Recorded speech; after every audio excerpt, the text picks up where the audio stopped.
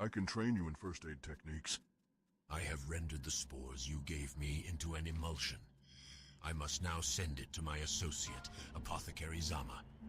If you were to carry this to her, she can offer you something from our stores of alchemical goods.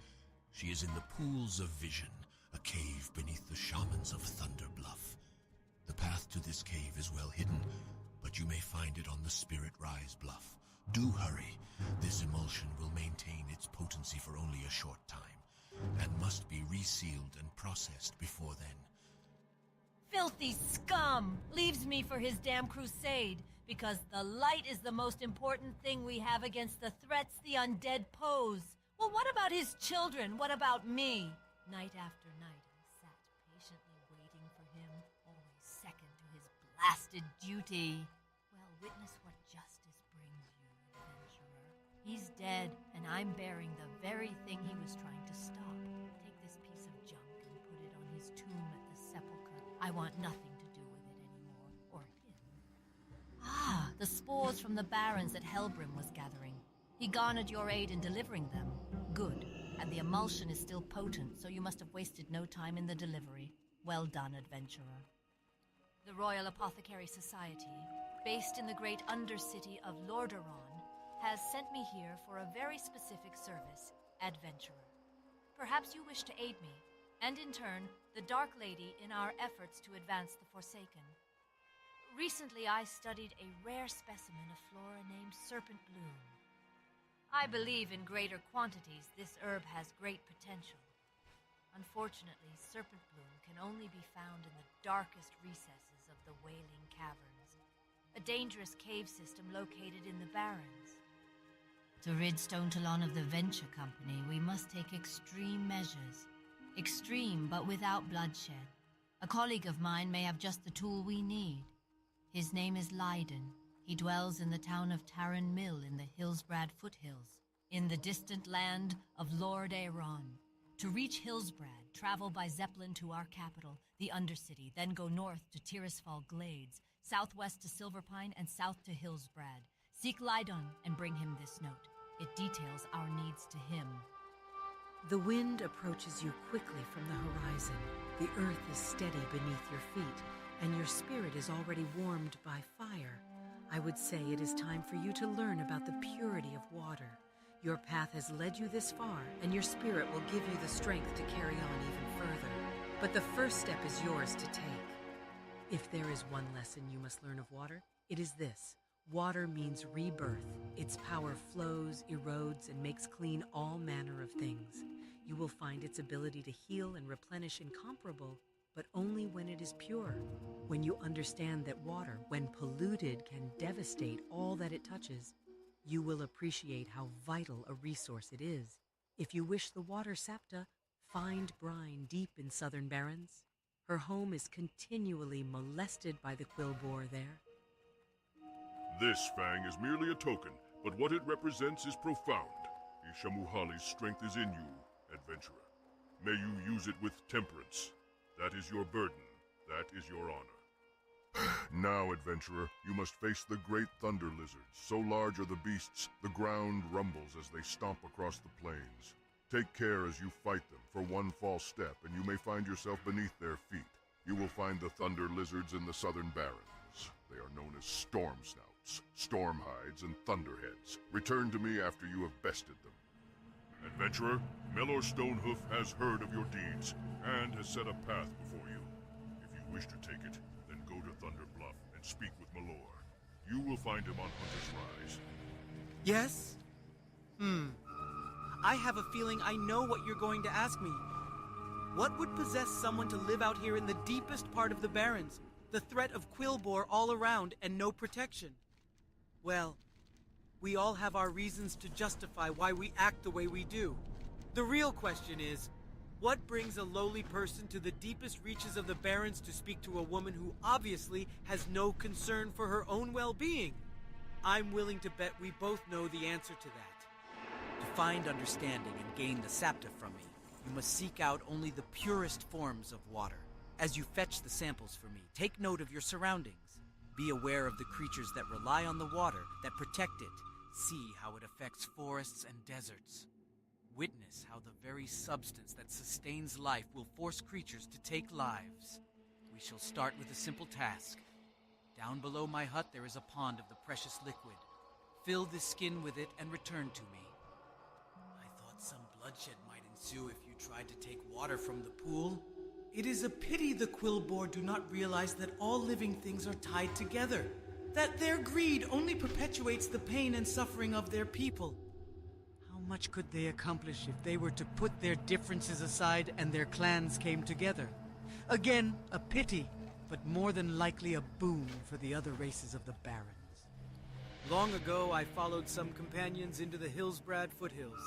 We defended ourselves from some tenacious humans who make their home there, and we found ourselves in a small town the Forsaken had taken over, Terran Mill. It was there I found a most peculiar thing. In the center of town was a small well of fresh spring water. I'm not sure the plagued citizens of the town even realize its value. It's a small holy vestige in an unhallowed sea. Bring me a sample of that water in this water skin. As you may know, the town of Ambermill remains a source of human opposition, mainly through the support they receive from the wizards of Dalaran. I don't know what their plan is, but for them to show interest in a backwater village like Ambermill indicates that it must have some greater importance. They've been shipping crates by the wagon from Hillsbrad. Many of those supplies end up at a small camp north of Pyrewood Village. Retrieve the contents of the crate and return them to me. I have received reports that a group of undead are holding up to prepare for an attack against us. Armed with this information, we can turn the tables and attack them first, nipping their little plan in the bud. Unfortunately, my information is spotty at best. They are reported to be hiding in a location known as Baron's Pool. The exact location is unknown, but it appears to be a cave in the hills near a pocket of Dalaran wizards. I trust your resourcefulness. Find them and put them down. The Royal Apothecary Society is under extreme pressure from the Dark Lady to develop a new plague. We are working diligently and have made much progress. It is our belief that the success will be achieved much faster if we share information amongst the Society. For that reason, I want you to deliver my latest findings to Apothecary Leiden in Terran Mill, a small town nestled in the Hillsbrad foothills. The journey will be a long one. Head south and stick to the roads. Follow the signs closely. Arthas's numbers are overwhelming, but with a new plague we could eradicate both the Scourge army and the human infestation once and for all. My studies have proven that spider blood combined with a toxin derived from a grizzled bear heart results in a deadly elixir. Collect samples from the spiders in the skittering dark to the northwest, and from the bears wandering throughout the Silverpine Forest. Deliver the reagents to Master Apothecary Farinell of the Royal Apothecary Society in the Undercity. Be silent and pay attention, adventurer. I was sent to this position in order to survey the town of Hillsbrad. My mission is one of reconnaissance. It is imperative that you send word to High Executor Darthalia in Terran Mill at once. Let her know that I, Deathstalker Lesh, send the following message. The raven's cry from the west doth beckon. Follow the road to the east and pay close attention to the signs. Now hurry! Off you go to Terran Mill, and with urgency, I might add. Most excellent. Apothecary Renferrell has my utmost respect. I am anxious to study his work. A note from Zama?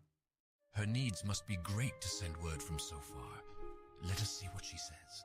Ah, splendid. I know exactly what to do. I will create a toxin to bleed the violence from the Venture Company, rendering them weak and docile. That should fix the Horde's problem in Stone Talon, yes.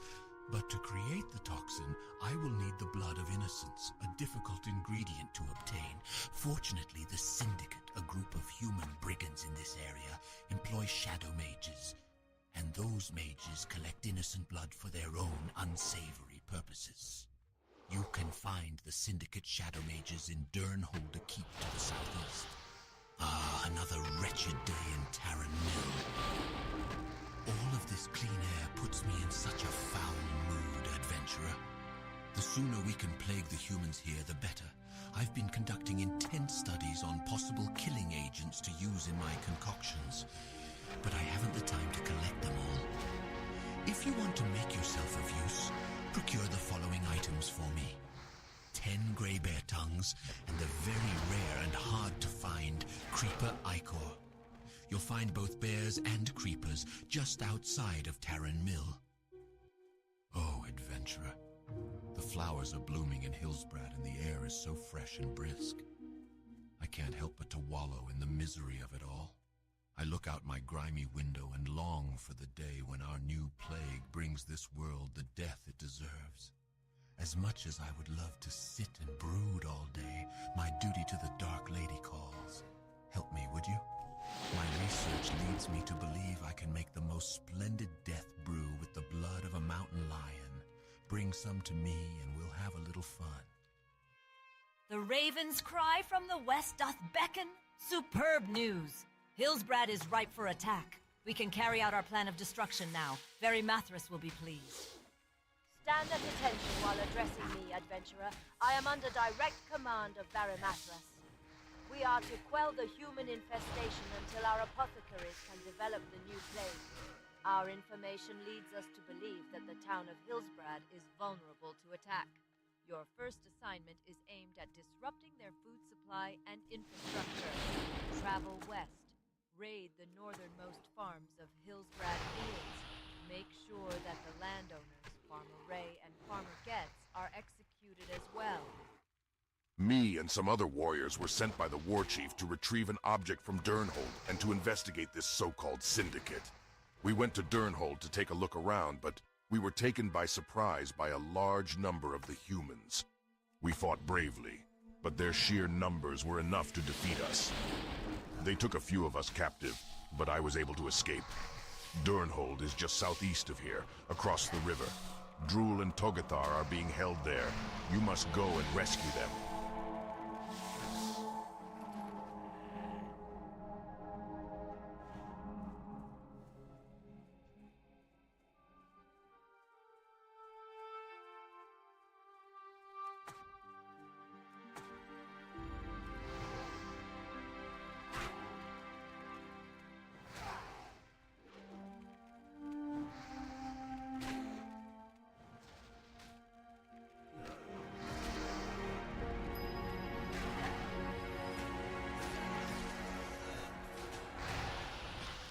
Anduin is the central character in WoW, having previously been the Prince of Stormwind and now the King, although he appears to be taking a break after the events of Shadowlands. In the game, Anduin is named after the famous hero, Anduin Lothar. In reality, the name Anduin was likely lifted directly from Lord of the Rings. That's not to accuse Metzen of being unoriginal, since it is nearly impossible to avoid such a monolithic influence on all the fantasy genre, and it makes sense as a fitting tribute, since so much of WoW has been influenced by Lord of the Rings, but that's an entirely different video. In Middle-earth, the continent Lord of the Rings takes place on, one of the biggest and largest rivers is named Anduin. The main characters even take canoes down the river for a while, as Frodo goes on his journey to destroy the One Ring in Mount Doom and defeat Sauron. While this is a vast oversimplification, it is important to know that many places and characters in WoW have been directly influenced by Lord of the Rings, and that you'll see a lot of Lord of the Rings come up in several other different names in this video. Tolkien invented numerous languages for his epic fantasy world. One of them is Sindarian, which was one of the languages of the elves. Anduin is Sindarian for Great River, but it literally translates as a long river. Naming a character in WoW after river is a bit odd, so let's delve a little deeper into how this influences Anduin's character. Well, if we look at the name thematically, we can draw several conclusions. The biggest realization is that Anduin is a key character in the Warcraft narrative, just as the Anduin River is a key feature of the geography of Middle-earth. Thus, Anduin the character can be seen as the main plot and, quite literally, a big part of the flow of the story. Just as the Anduin River goes through many different kingdoms, lands, and geography, so does Anduin the King. Both are major influences upon things that surround them and shape the landscape of both the land and story. In WoW, Anduin has helped other characters develop, whether directly or indirectly. Some of these characters include his father, Varian, of course, Bolvar, Velen, Gen, and most recently, Sylvanas. Another key feature along the Anduin River is two large sculptures of some of the early kings of Gondor, named the Argonath. The Anduin River itself flows near the capital city of the Kingdom of Gondor in the city of Minas Tirith, where the throne of the king is. This further ties the connotations of both Anduins to one of regality and kingliness. Just as the Anduin River grows ever larger and stronger as it flows south, so too does Anduin grow stronger as a character and as a person in WoW as the meta story unfolds. There's a lot more to discuss here, and we've only just scratched the surface, but this is a video, not a literature class, so let's move on to some other words. Our second word is Argus. In World of Warcraft, Argus was the planet and original home of the Draenei until it was taken over by Sargeras and his Burning Legion. Players visited Argus and Legion during patch 7.3, appropriately named Shadows of Argus. There are 3 reasons behind the name of this planet, all of which trace their origins from ancient Greece. Argus probably takes its name from Greek mythology, in which Argus was a giant with 100 eyes. This ties thematically to the Burning Legion, as the Legion and Sargeras are always on the lookout to capture and enslave more worlds. Kil'jaeden especially was always on vigil for getting back at Velen. In addition, Sargeras himself was enamored with Azeroth's world soul, and was constantly on the lookout trying to find a way to invade and capture the planet. The notion of an infinite army which can see all directions also makes sense when compared to Argus's 100 eyes, as the Burning Legion, quite literally, had eyes almost everywhere in the universe. Argus was also by some accounts the shipwright of the vessel Argos, which bore a slightly altered version of her name. Argos was the ship that Jason and the Argonauts set sail on to capture the Golden Fleece. Both Arguses in this sense can be seen as symbols of exploration and adventure into the unknown. The Burning Legion was always searching for new worlds and places in the Twisted Nether, and Argus was its command post, just as Argus the Sailor was the center of the expedition while Jason and the Argonauts were on their epic quests. Finally, Argos is an ancient city in Greece, and one of the oldest continuously inhabited cities in the world. This fits neatly into the idea of the Eridar being a very old and sage race of people. The third word on this list today is Azeroth. Azeroth is the main world most of Warcraft takes place in, and is, for all intents and purposes, the actual world of Warcraft. The most prominent work of fiction the name Azeroth appears in is from the 1979 science fiction novel called Fires of Azeroth by C.J. Cherryh. This novel also involves portals between worlds, a corrupted person opening a portal to allow an invasion of a world to happen, and various political factions squabbling amongst themselves uniting against a larger existential threat. As such, it seems to have been a large influence on WoW's lore and story, but we can really only speculate based on what little information we have. In fact, there's even an achievement that shares the same name. The Fires of Azeroth achievement is awarded when players pay their respects at their faction's bonfires during the Burning Blossom Festival across the Cataclysm, Eastern Kingdoms, Kalimdor, Northrend Outland, and Pandaria zones. A very similar word named Azeroth is also the name of a minor goddess from C.S. Lewis's hepatology, The Chronicles of Narnia. This goddess is briefly mentioned in the book Before Someone's Boy, and is described as being a god of the Kalerman Empire and part of the religion. Azeroth might be inspired by a Phoenician goddess known as Astarte, which in turn is probably a variant of the older Mesopotamian Ishtar. Azeroth's worship likely competed with early Judaism, and is the origin of several Abrahamic demons like Astareth. The next name is Azshara. In WoW, Azshara is the queen of the Naga, and used to be the queen of the Highborn. She and the Night Elves were turned into Naga by the old god N'Zoth shortly after the Sundering. While there is no literal transcription of her name, 3 deities in particular from ancient Middle East and South Asia do resemble some of the aspects of Azshara. First, Azshara's name bears a striking similarity to the real-world goddess named Ashura. Ashura was an ancient Semitic goddess that also appeared in the Sumar and Canaanite religions. In almost all of her iterations, she is one of the highest ranking gods and is the consort of the chief deity. This means she is roughly comparable to Hera of the Greek mythology. Second, another goddess which might also have an influence on Azshara's name is Ishara. Although this goddess is probably closer related to Ishtar, another ancient Sumerian goddess. However, she also shares similar traits with Azshara in that she is a powerful female associated with beauty and adoration. The final deity is technically a semi-deity named Asvatara from Hinduism and Buddhism. Asvatara is a Naga king in most traditions, and the Nagas of World of Warcraft take their name from the semi-divine Naga serpent people of South Asian mythologies. This link is further reinforced by the fact that there are several Azshara statues found throughout Azeroth, all of which look similar to statues of South Asian religions, which have multiple arms that are in circles around the deity. Now let's move on and talk about an old god. We've chosen Cthulhu for our first old god name, since it was the first old god introduced in World of Warcraft, all the way back in vanilla. Most old gods are heavily inspired by some of the Eldritch horrors created by H.P. Lovecraft. The name Cthulhu is no exception to this pattern. Cthulhu is likely an adaptation of the name Cthulhu. In Lovecraft mythos, Cthulhu is an eldritch being who lies in a death-like slumber beneath the Pacific Ocean in his sunken city of R'lyeh. Both the names of Cthulhu and Cthulhu seem to be inspired by the Greek word for chthonic. In Greek, chthonic is a descriptive word for things related to the underworld. It can be used in the context of chthonic gods, chthonic rituals, chthonic cults, and more. The idea of an evil subterranean god or being is very old. It can be traced back going thousands of years to Proto-Indo-European mythologies. Cthulhu's large eye is also somewhat reminiscent of the Eye of Sauron from The Lord of the Rings. The player even loots an item called the Eye of Cthulhu the first time they kill the old god.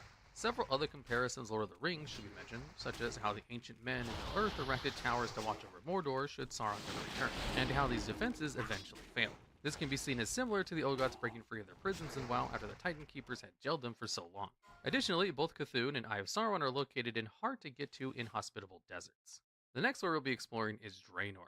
In WoW's in-game lore, the word Draenor means exile's refuge in the Draenei language. The word Draenei itself means exiled ones in Draenei. This refers to Draenei led by Velen, who left Argus after the Burning Legion invaded. The word Dran itself means exile in Draenei. As far as etymology from World War languages go, in the two Celtic languages of Breton and Welsh, the word Dran means thorn. The Draenei and Velen certainly were a thorn in the side for Kil'jaeden, Sargeras, and the Burning Legion. Additionally, the word thorn can be used more figuratively to mean a snag, hitch, or problem. There's not much else to say about the word Draenor, so here are two fun facts. First, if you ever wondered if the word Draenor or Draenei came first, it was Draenei. Second, the direct translation of Draenor as Exile's Refuge is quite similar to the starting zone added in Battle for Azeroth, which is called Exile's Reach. Whether these names are made similar intentionally or not is not known.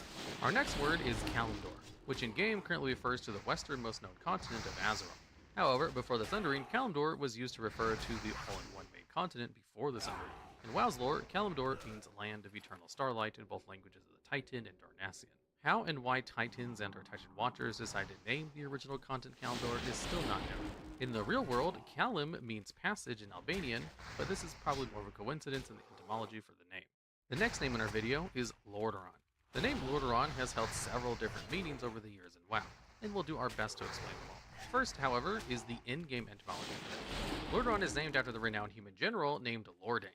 Lordaein was one of the first warriors in the game's lore and served as a trusted general to the first human king, Thoradin, and Thoradin considered him a brother.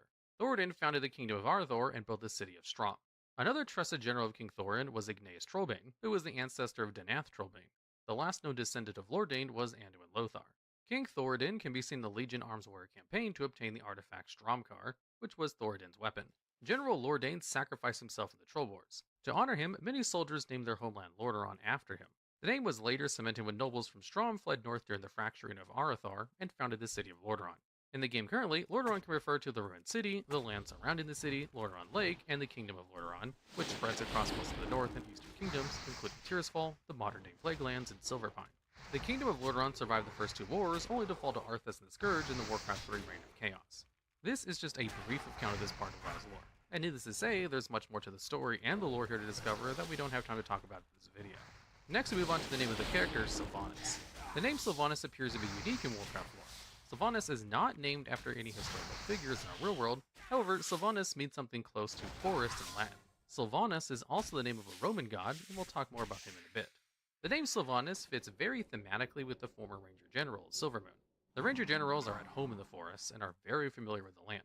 Sylvanas' master of the woods and guerrilla tactics allowed her to make quick work of her enemies. Through this manner, Sylvanas was able to inflict large losses upon the Scourge when Arthas invaded Quel'Thas in the Third War. This is a large reason as to why Arthas hated her so much and turned her into a banshee out of spite.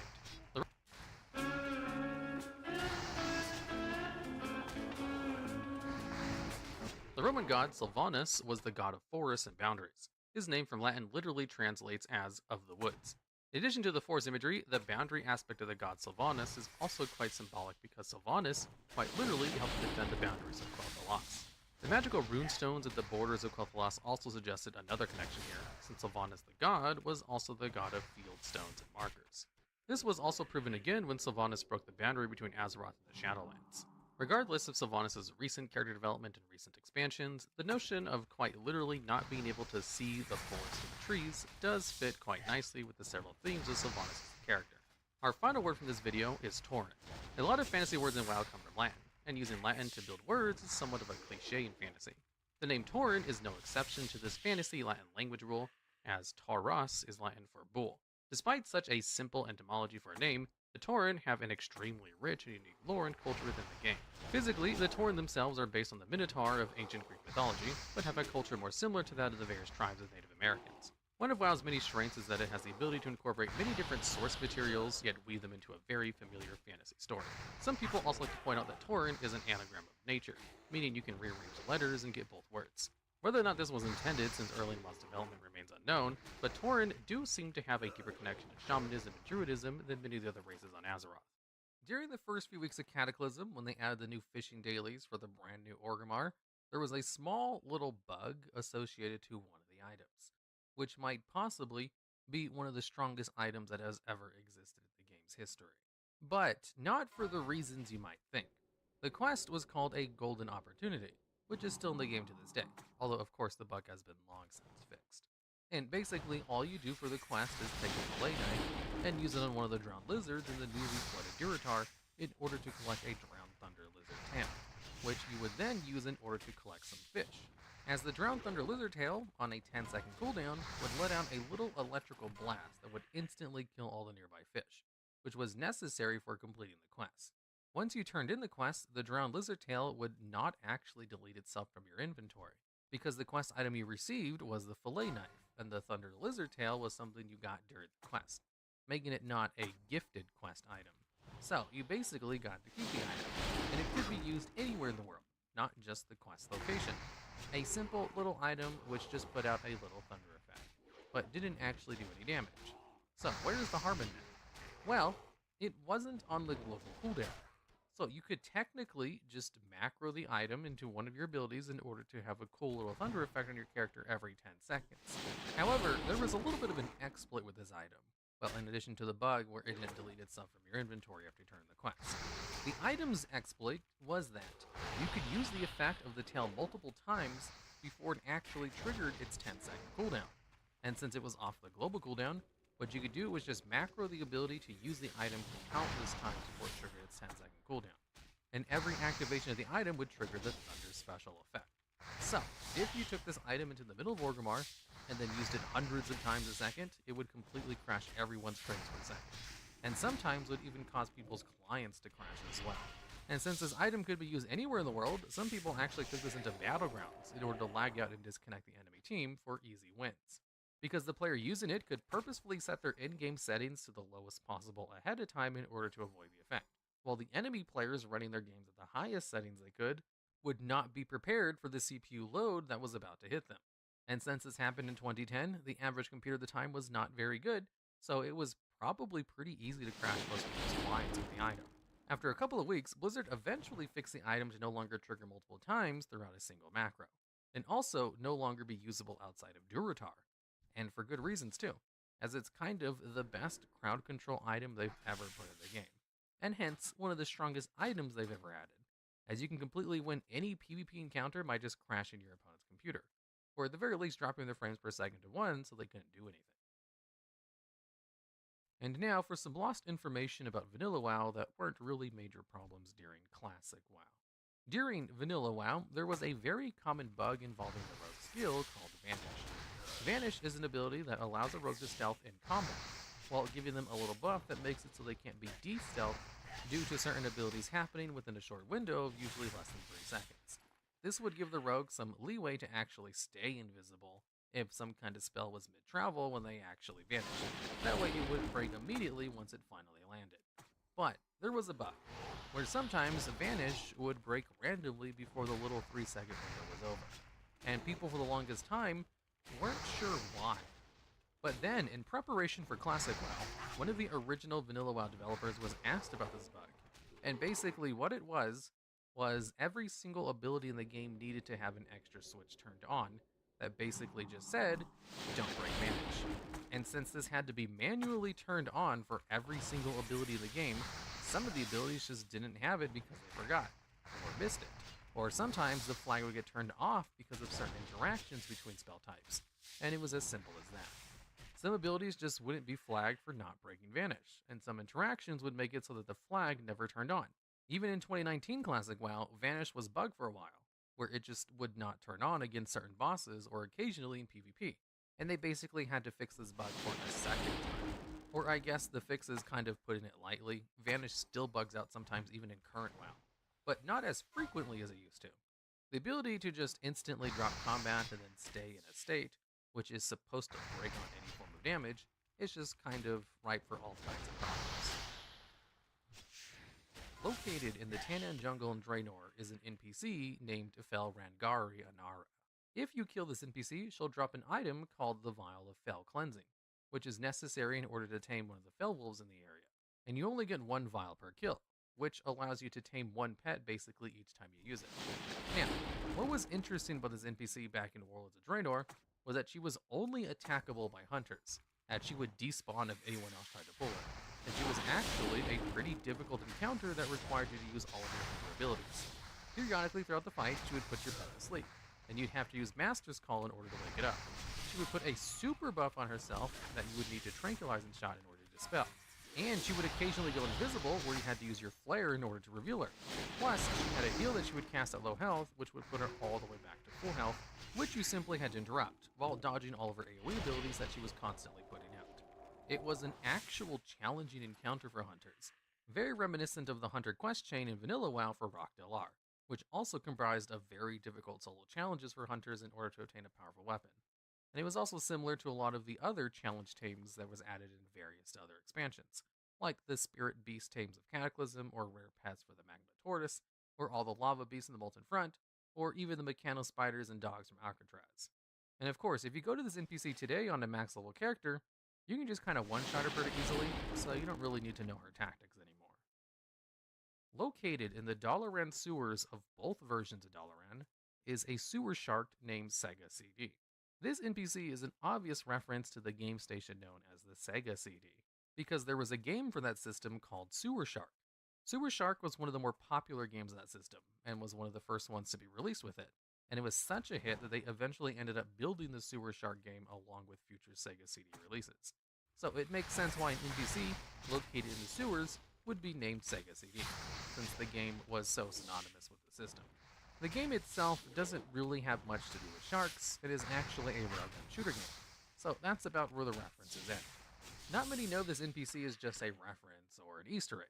However, it is actually used in the Purge of Dalaran, where a high elf mage is holding one of the Sun Ruler citizens above the Sega CD shark, and then drops a citizen to the sharks when you engage the elf to try to stop him, which indicates that this shark is definitely a canon part of Dalaran, and actually is involved in the story of the world, which is pretty rare for a lot of these references and scenes.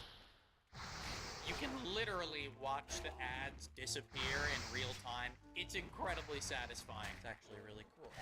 I like it. And now for some information about the earliest versions of the game. In Vanilla WoW, they had a couple of class weapon quests, more famously the ones for priests and hunters that had them go out in the world and complete very difficult solo challenges in order to be rewarded with a pretty decent weapon, tailored specifically for their class. It was such a popular feature that they basically used this mechanic for all of the artifact weapons in the Legion expansion, and it was definitely a very loved part of the expansion. Although players always found it funny that they kind of stopped doing it after only a couple of classes. And in an interview with a WoW dev who worked on the game during Vanilla WoW, in preparation for Classic WoW, they were asked about the class quests, and why there weren't more of them. And basically, what it boiled down to was they just took too much time to create. And after they did the first couple, they kind of stopped so that they could start working on the Burning Crusade, and be able to ship it in a timely manner. Although they did have plans to do more of them, they specifically cut the rest of them so that they could work on the Burning Crusade. And not because they thought they were an unpopular feature or anything. They just simply took too much time to make for how few people actually got to do them. Like how all classes were going to have race-specific abilities like Priest did, that was also cut for similar reasons. So they just weren't a huge priority, and were one of the first of many things that were cut in order to allocate resources to something more important. Telebim is an island which has basically been on the world map since the very beginning. However, most of its life in Warcraft has been as an unknown labeled island on the world map, and we've never actually been to the place, with there only being a few references to it in-game. The first reference is the Telebim banana, which is a very common item sold by vendors, which is just a low-level food item that basically exists as a way to feed fruit to your pet, back when that used to mean something for hunters. Now it's just kind of a useless food item that you can buy if you want a low-level food. And there's also a series of 3 damp diary pages that you can fish up in the open world if you're fishing in Azeroth. They depict the days 4, 87, and 512 of a person who was stranded on an island full of bananas. Diary, day 4. I have been stranded on this island now for 4 days, left alone with my thoughts. Bananas are pretty tasty, but what a long climb to reach them. When I'm not getting food or protecting myself from the periodic rain, all my thoughts are on rescue. I would not be so hopeful if it were not for the boxes of paper and bottles that washed up ashore with me, I laugh now to think of all the time I spent on that ship, cursing that I was stuck with a boatload of alchemists and scribes. The next entry is available for day 87, where it clearly depicts the writer of the diary is going mad, as he starts talking about how the bananas are after him, and how one screamed as he started eating it. Then on day 512, he talks about how the bananas have started talking to him, and he's stopped eating them, and that the banana civilization is actually quite a great one, and he feels sorry about destroying them in his early days. And then he goes on to note that he's finally running out of paper, so his diary will probably be ending soon.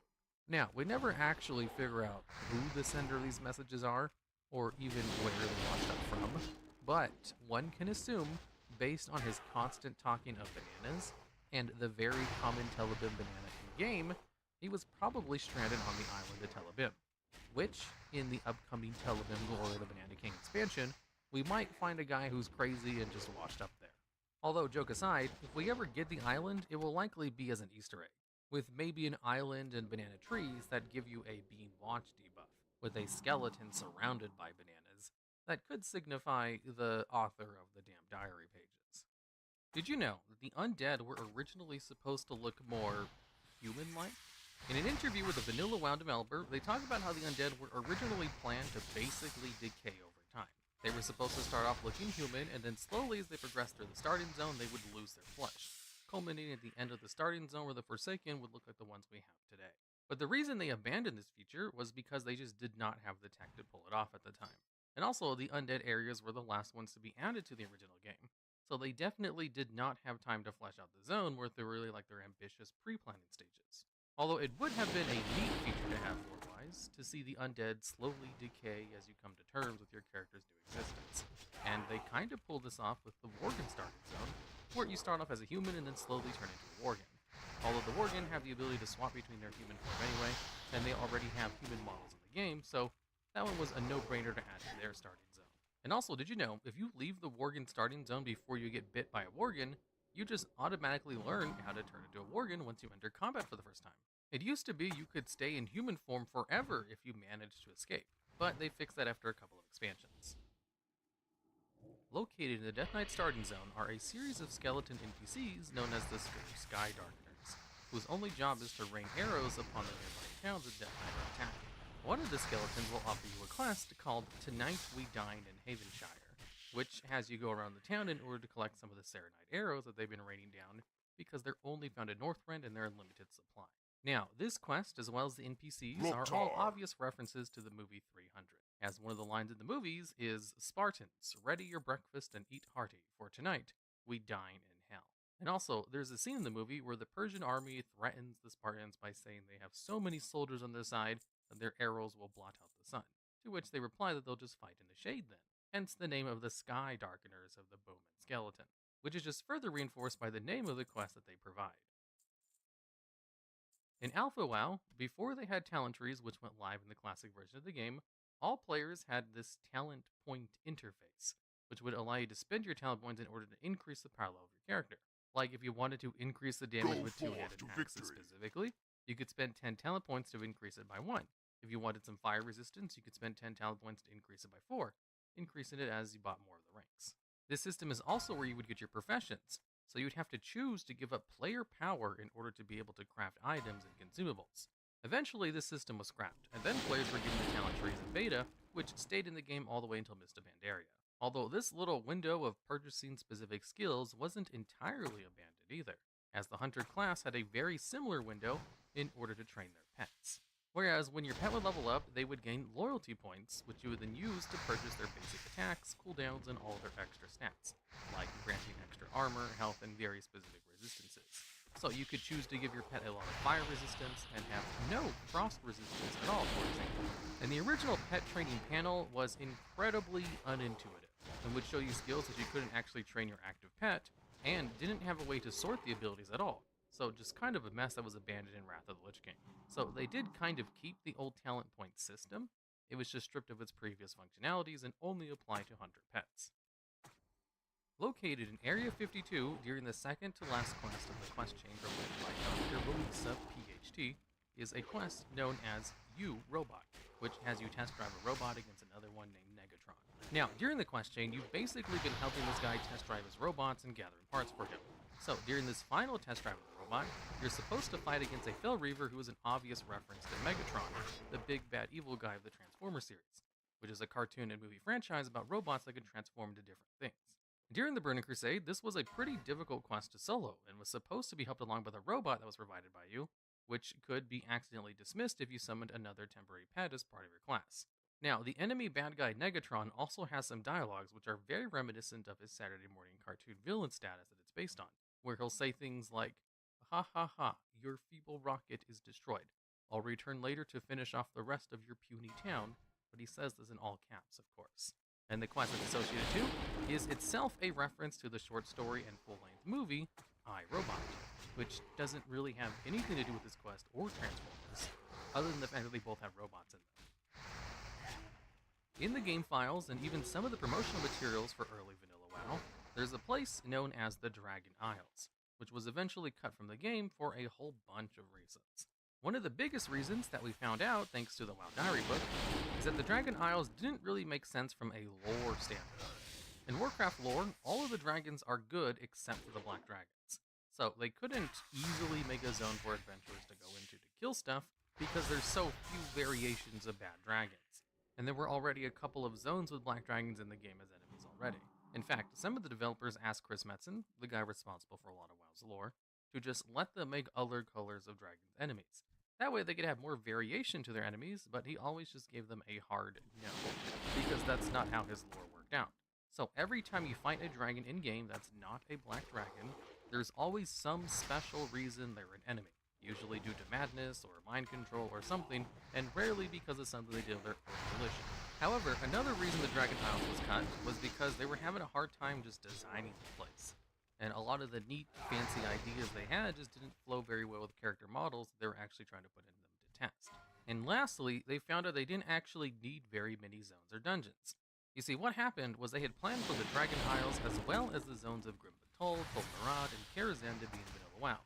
And one of the things Vanilla WoW did that no other game did at the time was trying to navigate players through a zone by giving them breadcrumb quests that they could send them places. And during the Friends and Family Alpha, players really loved the quest and wanted more of them. So they added extra quests to have players do more things inside the zones, rather than just send them to far reaches of the zone to explore and grind mindlessly. And as quoted by the WoW Diary book, the only way to keep players in an appropriate zone was by adding far more quests than originally planned.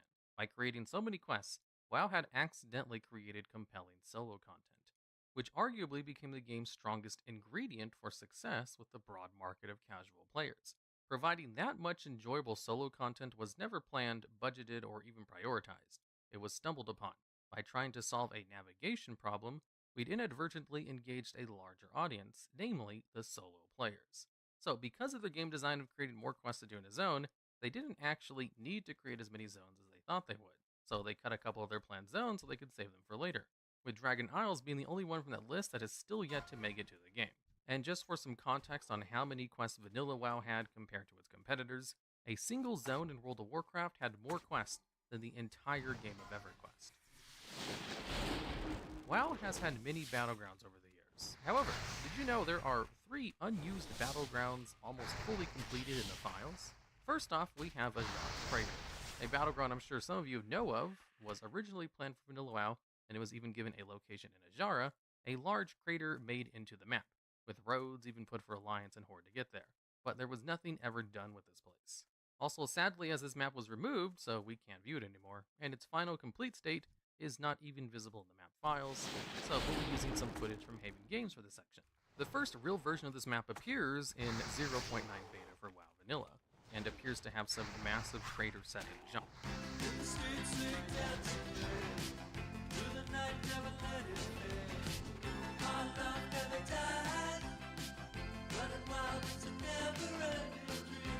Jara, with a Night Elf village and Orc town set within. On top of that, a couple of ruins, and that's about it. It was super basic, but quite large.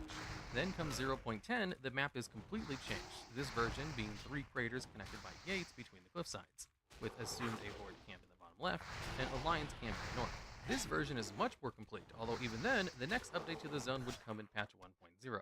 The Alliance camp would be massively reverted, becoming far more basic, oddly enough, which will be followed up by the final version, a complete version that's map file has been all too hard to acquire, giving a full scale to the area, but has yet to be used.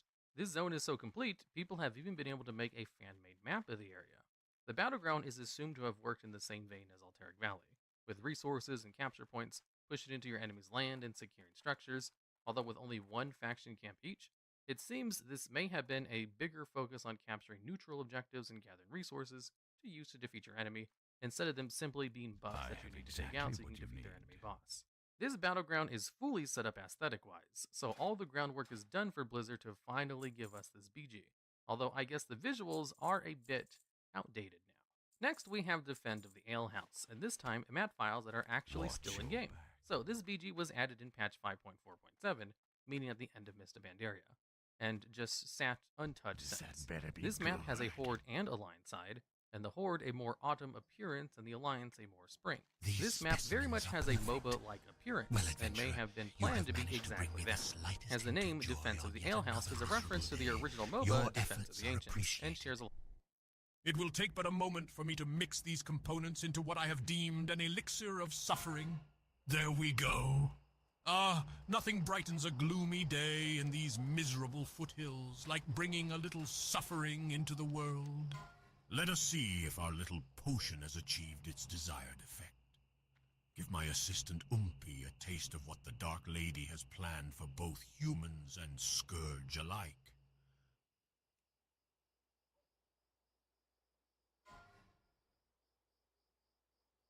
a lot of similarities. First off, with multiple lanes where NPCs would path down to fight each other, with players supporting them, while there is multiple side objectives, a Jade Tiger Shrine and Shaw-infested outcrop on the east, and a ruined tree husk and Mogu encampment to the west. This BG really does look well made, and with its somewhat up-to-date appearance, could be added if Blizzard figures out how to make a MOBA work in WoW. And our last of the three is simply called Warcraft Heroes.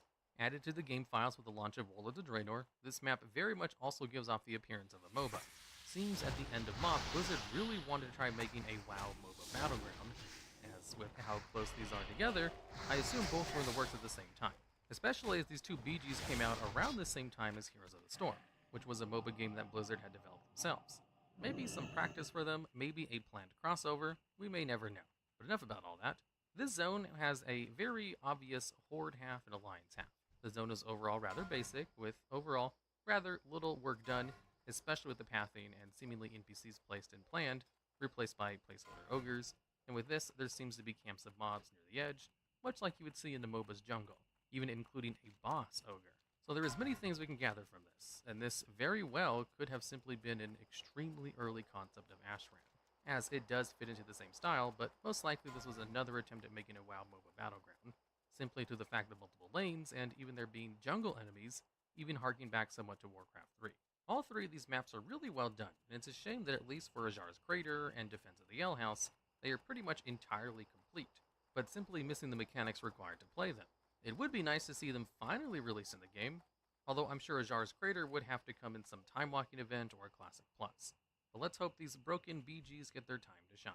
Maybe even in some kind of Warfront return, as the best way to make a WoW MOBA in the BG may be to amalgamize the Warfront system. Located in Fenris Keep in the Silverpine Forest is a rare undead Gnoll mob named Snarlmane. The only thing notable about this NPC during its appearance in the pre-Cataclysm world is that it had a chance to drop an axe called the Flesh Carver.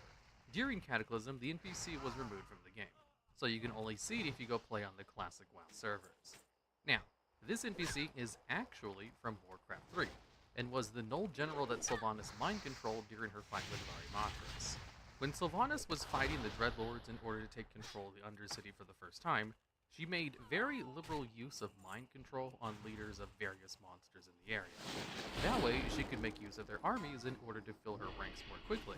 And Snarlmane was one of those monsters you took control of, where for the low price of only mind controlling a single leader, she gained a whole platoon of Gnoll warriors. Now, one can assume that he died fighting for Sylvanas, and then was raised as an undead and just ran off and joined the Rothhide Gnolls in Silverpine. But we don't actually know how he ended up in this location or why he's classified as undead. But that's a pretty fair speculation based on the lore in that time period. So even from the beginning, Sylvanas was not shy about using mind control to get what she wanted. just as long as that control is not directed at her specifically. Located throughout the Maw are a whole bunch of items you can find called Maw lore items. When you find one of these items, it simply gives you a quest to turn into Venari, and that's about it. Venari will sometimes note about the things you give to her, but for the most part there's not much more to these items, despite the fact that they do call themselves lore items. However, in the beta for Shadowlands, a lot of these items did have some lore associated to them, something which is even referenced by Venari with the Tormentor's note. When you turn this particular item into Venari, she'll remark, "Quite the vivid description. I suggest you consider this a reminder of what will happen should you fail in your efforts against the jailer." However, after you accept and turn the quest in, you don't actually get any description, and Venari is saying her lines as if you had read something. And in the beta, there was quite a vivid description attached to this, which was removed when the game went live. The description I'll be showing on screen, full of a lot of technical information, so I won't be reading it verbatim. However, what it does describe is the torture process of a Kaldorei female who wound up in the Maw, with their test number 1 mentioning that the target was highly resistant to physical pain. With test number 2, they tried to use sound in their experiments by exposing her to constant gnomish tavern jigs, and the notes that it was too painful for the guards administering the test, so they gave up on it. Test number 3 was titled Force Visualizations, where it states that the test subject was forced to relive a specific moment in their life, and that this particular subject broke on their 115th viewing of the burning of Teldrassil. And then it ends off saying that they were able to extract 10 times the amount of anima through this process. Now, this particular piece of Maw lore is pretty dark, and there were other similar descriptions in some of the other Maw lore items, although all of them were scrapped from the game at launch. And the launch of Shadowlands had quite a bit of problems, as it was delayed a full month after the promised release date, and the Maw wasn't even close to being finished when they got to that initial release date. So a lot of what ended up being in the Maw at launch was done during that last month grace period they gave themselves. And it's pretty obvious to anyone who played the game at launch that the Maw was obviously not finished, and it was a pretty barren wasteland and only subject to doing a couple of daily quests. So Blizzard could have removed these Maw lore pieces because they wanted to do something with them, but then scrapped whatever ideas they had and probably didn't have the other ones finished. Or it could have been scrapped because the pieces of information we did get in the beta were pretty dark, honestly. But it fits in with the lore of the zone of being a terrible place that you don't want to go to. Algalon the Observer is most likely named after Algol, the demon star, which was named such because it had an inconsistent brightness, and people considered it an ill omen when they see it. Modern astronomers were able to figure out why it had an inconsistent brightness, and it was basically because it was actually orbiting around another star, which would sometimes have it covered up and be less bright to the naked eye, which happened roughly once every 2 days. Algol is also an anagram for an early computer language, which could be why Algalon talks like he's a computer trying to reprogram something. So, when you add these 2 references together, you get the creature known as Algalon the Observer, a celestial made of stars that is also reminiscent of a robot with the way he speaks.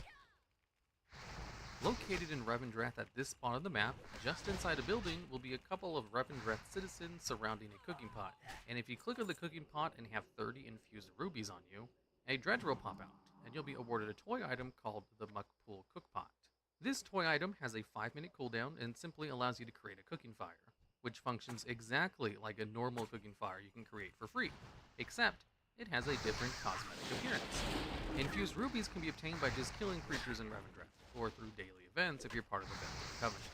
And obtaining 30 rubies could take a while, but really should not be that difficult to obtain if all you're trying to do is get 30 of them for this one item. And now, for some information about the earliest versions of the game. Did you know there were plans to have another event similar to the opening of gates of the AQ40? According to a Blizzard developer who worked on the original Vanilla WoW, there were plans to have a huge quest chain where Warlock players were needed to perform a collection effort in order to rebuild Medivh's spellbook and performing a ritual to open the Dark Portal. And the players on the server would have to protect the Warlocks from enemy attacks that were coming through this portal. Just like the AQ40 event, it would require the whole server to collect a whole bunch of resources, plus have a long quest chain in order to unlock the required item, and culminate with a day-long event centered around Warlocks doing something useful, while everyone else was playing second fiddle and had to help them out. and the event was supposed to herald the coming of either the Burning Crusade expansion, Naxxramas, or some unknown raid after Nax. The reason we don't know what it was really meant for was because the whole event was cancelled after they saw how the gates of the AQ40 event went, and how most of the realms were just unplayable during the day-long event because they didn't have the technology in order to hold that many people in one zone at a time. Even in Classic WoW, they had problems with this server lag during the recreation of the event, and this was after almost 20 years of technological advancements. So, it's pretty easy to see why they canceled the second event and never tried another event like this again. The AQ40 server-wide collection event was the first and last time they did something like this, and they kept all other events similar, really small in scale, like empowering one of 3 towers on the Broken Isle during Legion. In the beta version of World of Warcraft, before the auction house was implemented, there was a primitive auction house add-on called Auto Trade, which came bundled with a whole bunch of other add-ons as part of the Cosmo UI package, which was needed in order to have a second action bar before they made that a default feature. And basically, what the add-on did was allow you to post an item to the Auto Trade server. Then, other people who had the add-on could see the item you had posted and then choose to buy it. In which case, the add-on would notify you that a buyer was found, and it would designate a meeting place for you to get together in order to trade the item. As originally, the WoW team wanted World of Warcraft to have a completely face-to-face trading system, as that's what it was like in EverQuest, and they wanted the game to be a lot more social, and not allow people to just buy stuff from people who were offline. Although, since the add-on was so popular, the dev team kind of relented, as stated in the WoW Diary book. As according to John Stantz, one of the game designers of original WoW, the development team was kind of split on whether they wanted person-to-person exchange of goods, or an anonymous offline auction house. But the popularity of the add-on is what tipped the scales in favor of establishing the auction house eventually. And he also goes on to note that it was kind of disconcerting that they were changing the game because they couldn't prevent players from implementing their own systems to circumvent what they wanted players to do. So, if you enjoy not having to run to people in order to trade things manually for everything, you can thank the Cosmo team for implementing the Auto Trade add-on. First off, let's go over no Murlocs on the Dragon Isles. One of the most iconic creatures in all of WoW are the Murlocs. These fishy humanoids that are native to Azeroth have long been a fan favorite, and there are numerous pets, toys, costumes, and even mounts with Murlocs in the game. Their cries of Murgle Murgle can often be heard in tons of zones, and they're usually a staple of questing. One part of the popularity is simply due to the fact that they can be found almost anywhere in WoW. In fact, they can be found on any continent on Azeroth, with the exception of the Dragon Isle. That's right, so far in Dragonflight, there has not been a single Murloc anywhere to be sighted on the Dragon Isles. There are midi-quests in the Eastern Kingdom, Kalimdor, Northrend, Kul'Tiras, and Sandalar which focus on Murlocs. And even the Broken Isles had a few felled Murlocs in the Broken Shore. Pandaria technically does have Murlocs, since there are baby Murlocs to be found in the far east of the Cressering Wilds. Murlocs can even be found in Outland as well, even though they're not native there. While never explained in the game, it can be presumed that the Naga brought the Murlocs to Outland with them when they traveled with Lady Vash under orders of Illidan. And of course, there are no Murlocs in alternate Draenor, since Murlocs not evolved there. While the Dragon Isles do have Gorloks in the Waking Shore, the Unarun Plains, and the Azure Span, these slimy creatures are the predecessors to the Murlocs and not actual Murlocs themselves. Gorloks do come with their own haunting sounds, and have so far only really been featured on the continent of Northrend. Both Murlocs and Gorloks use the same language named Nurglish, which is further proof they're closely related. Another interesting fact is that the Makrura, which are the lobster and crayfish-like sea creatures, also share the same language of Nurglish. Jaina Proudmoore is one of the central figures to Warcraft's lore and story, so it's no surprise that she would appear in dungeons and instances, either as a boss or NPC. But Jaina takes the cake at being in a total of 15 dungeons and raids, the most of any character in all of WoW. Out of these appearances, she only serves as the boss twice, and an NPC for the other 13 times. We'll go over these dungeons and raids per expansion and briefly mention her role in each of them. Jaina's first appearance in WoW is from the Battle for Mount Hyjal raid. In this raid from the Burning Crusade expansion, players go back in time to the events of the Third War in Warcraft 3. This raid is unique in the fact that there's no real reason as to why players are here, other than the use of Bronze Dragonflight time magic. The devs just wanted players to be able to roughly relive the Warcraft 3 end battle in WoW, and loot, quote, fat purples. In the Battle for Mount Hyjal raid, Jaina serves as the central leader during the first 6 waves of the instances and the 2 bosses. Perhaps the Battle for Mount Hyjal is one of the least liked raids in the entire game due to its long and holdout nature, and the fact that defeating enemies in the raid is the only significant way to gain reputation with the Scale of the Sands. In fact, the Battle for Mount Hyjal actually made it onto our video of the top 10 least good raids in all of WoW. The next time Jaina makes an appearance in an instance is in the dungeon called Stratholm. In this dungeon, players help the Bronze Dragonflight to restore the Time Waves which have been corrupted by the Infinite Dragonflight. Chronologically, this is the first time in Jaina's life story that she is featured in an instance, since the events of Battle for Mount Hyjal are at the end of Warcraft 3, whereas the Call of Stratholm is at the beginning of the game. Added in Wrath of the Lich King's expansion, the Call of Stratholm dungeon gives the players a first-hand view of the moment in history in which Arthas kills an entire city of innocent civilians out of mercy, and to stop the contagion of the undeath from spreading further.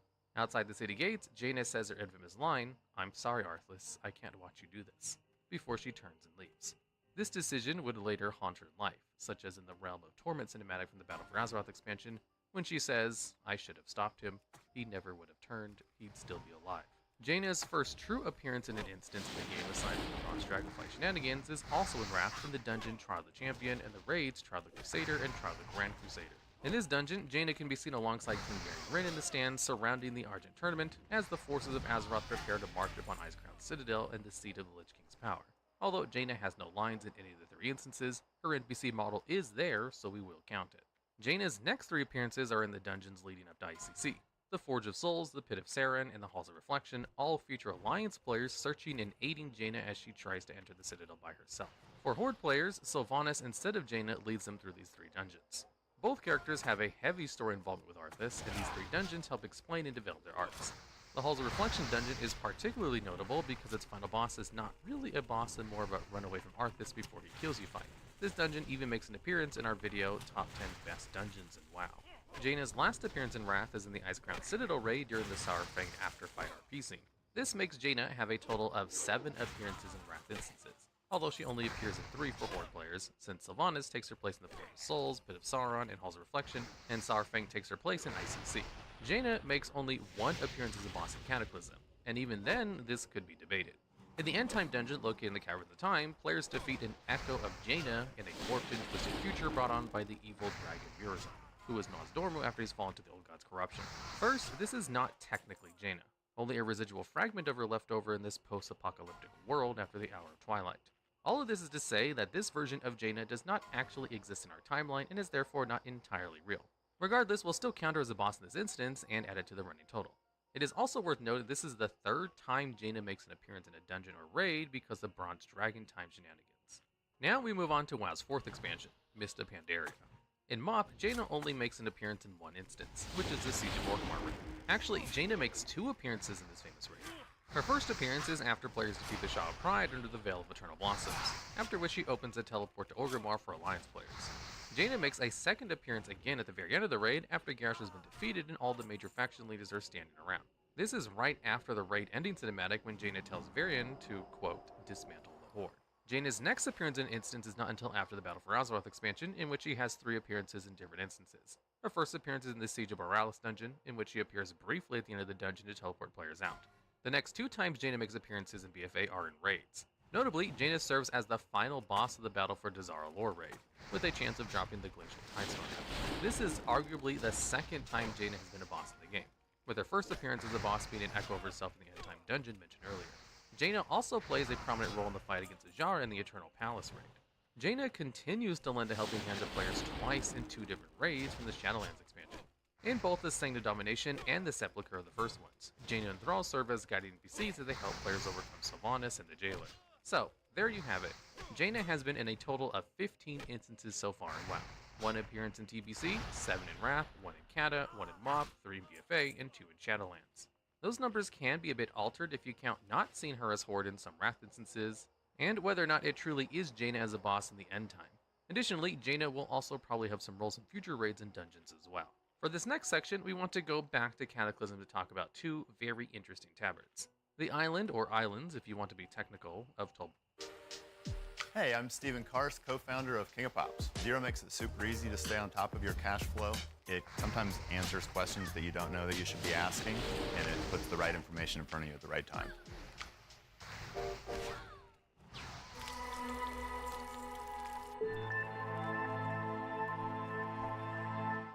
Tolbarad were added in Cataclysm as an open-world battleground and daily questing hub.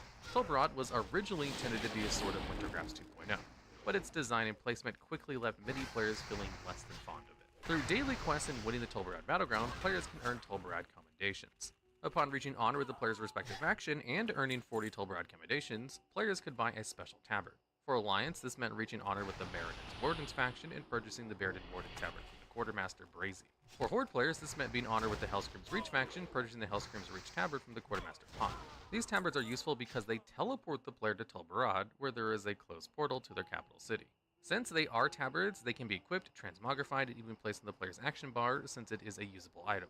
All this means that the Baronet's Warden's tabard and the Hellscream's Reach tabard are essentially teleports to capital cities. The only other similar items to have these are the 3 Guild Cloaks, which teleport the player to Orgrimmar or Stormwind. In fact, there is only one other tabard in the entire game that teleports the player, and this tabard is the Tabard of the Argent Dawn. For more information on useful teleporting items, check out this video on this subject, which will be linked in the video description below. Did you know there are 3 achievements in the game called Death from Above? The first of these 2 achievements are from the patch 4.2 Rage of Firelands. To earn this achievement, players must bomb 10 different fire elementals during the daily quest Fire in the Skies. Unfortunately, this achievement is not as easy as it may sound. Not only is this quest locked behind other dailies and requires some progression to the Firelands campaign, but only 3 of the Fire Lords spawn each day, and they spawn at random. This pesky achievement is a criteria for the meta achievement Veteran of the Golden Front, which awards the title the Flamebreaker. The next achievement, entitled Death from Above, interestingly comes from the Firelands raid. This achievement is easy to solo now, since it just requires the player to kill some adds in a specific place during the Bethelak encounter. Bethelak is a giant fire spider, so if you have arachnophobia, you might want to skip this achievement. However, this achievement is required for the meta achievement, which rewards the epic Corruptic Firehawk mount. The third and final achievement is from PvP. Added at the end of Legion, the Seething Shore Battleground has players battling for Azeroth off the coast of Moralis. In this battleground, players start off flying on gunships and parachute down to the battleground. To get this achievement, you have to slay an enemy within 30 seconds of landing. This achievement is part of the meta achievement to master the Seething Shore, which awards the title the Prospector. In the early development of the Cataclysm expansion, Deathwing was actually supposed to physically erupt from the ground to actually create the Cataclysm. This was later changed to Deathwing emerging from the Maelstrom, but there are several remnants of this plan still visible. The area where he was supposed to erupt was planned to be south of Dun Morogh, north of Stormwind, and to the west of the Searing Gorge and the Burning Steppes. In fact, there is even an early alpha map showing this new area. This area was going to become a new mini-zone where the actual entrance to Deepholm would be located, directly where Niltharagon was hitting his head in the cinematic. This mini-zone would have been called the Deathwing Scar, and the destruction of Deathwing would have been extended all the way to the Twilight Highlands. While most of this plan was abandoned early on, there is still quite a noticeable scar in the Badlands. In fact, this subzone is named the Scar of the Worldbreaker, so if you ever wondered why this scar was just limited to the Badlands, now you know. Following this course, it then makes sense that Deathwing would fly north over Loch Modan and fly over the Stone Rot Dam, breaking it in the process, which you can see in the Cataclysm intro cinematic. From Wetlands, Deathwing would enter the Twilight Highlands on his way to Grim Batol to capture Alexstrasza's eggs. In fact, he even bisects Grim Batol, which can be seen in the dungeon along the top of the map. The walkway throughout the dungeon is even called the Scar Terrace. So even though most of these things did not make it to the final version of the game, some early iterations and ideas can still be seen in several zones in the middle of the Eastern Kingdoms. There was a lot of cut content from Cataclysm, as you can see all in our previous video of the channel, which is linked in the video description going over it. There are many companions and battle pets in WoW, but among the rarest is the simple Firefly. This seems rather contradictory, and the story behind it is pretty fascinating.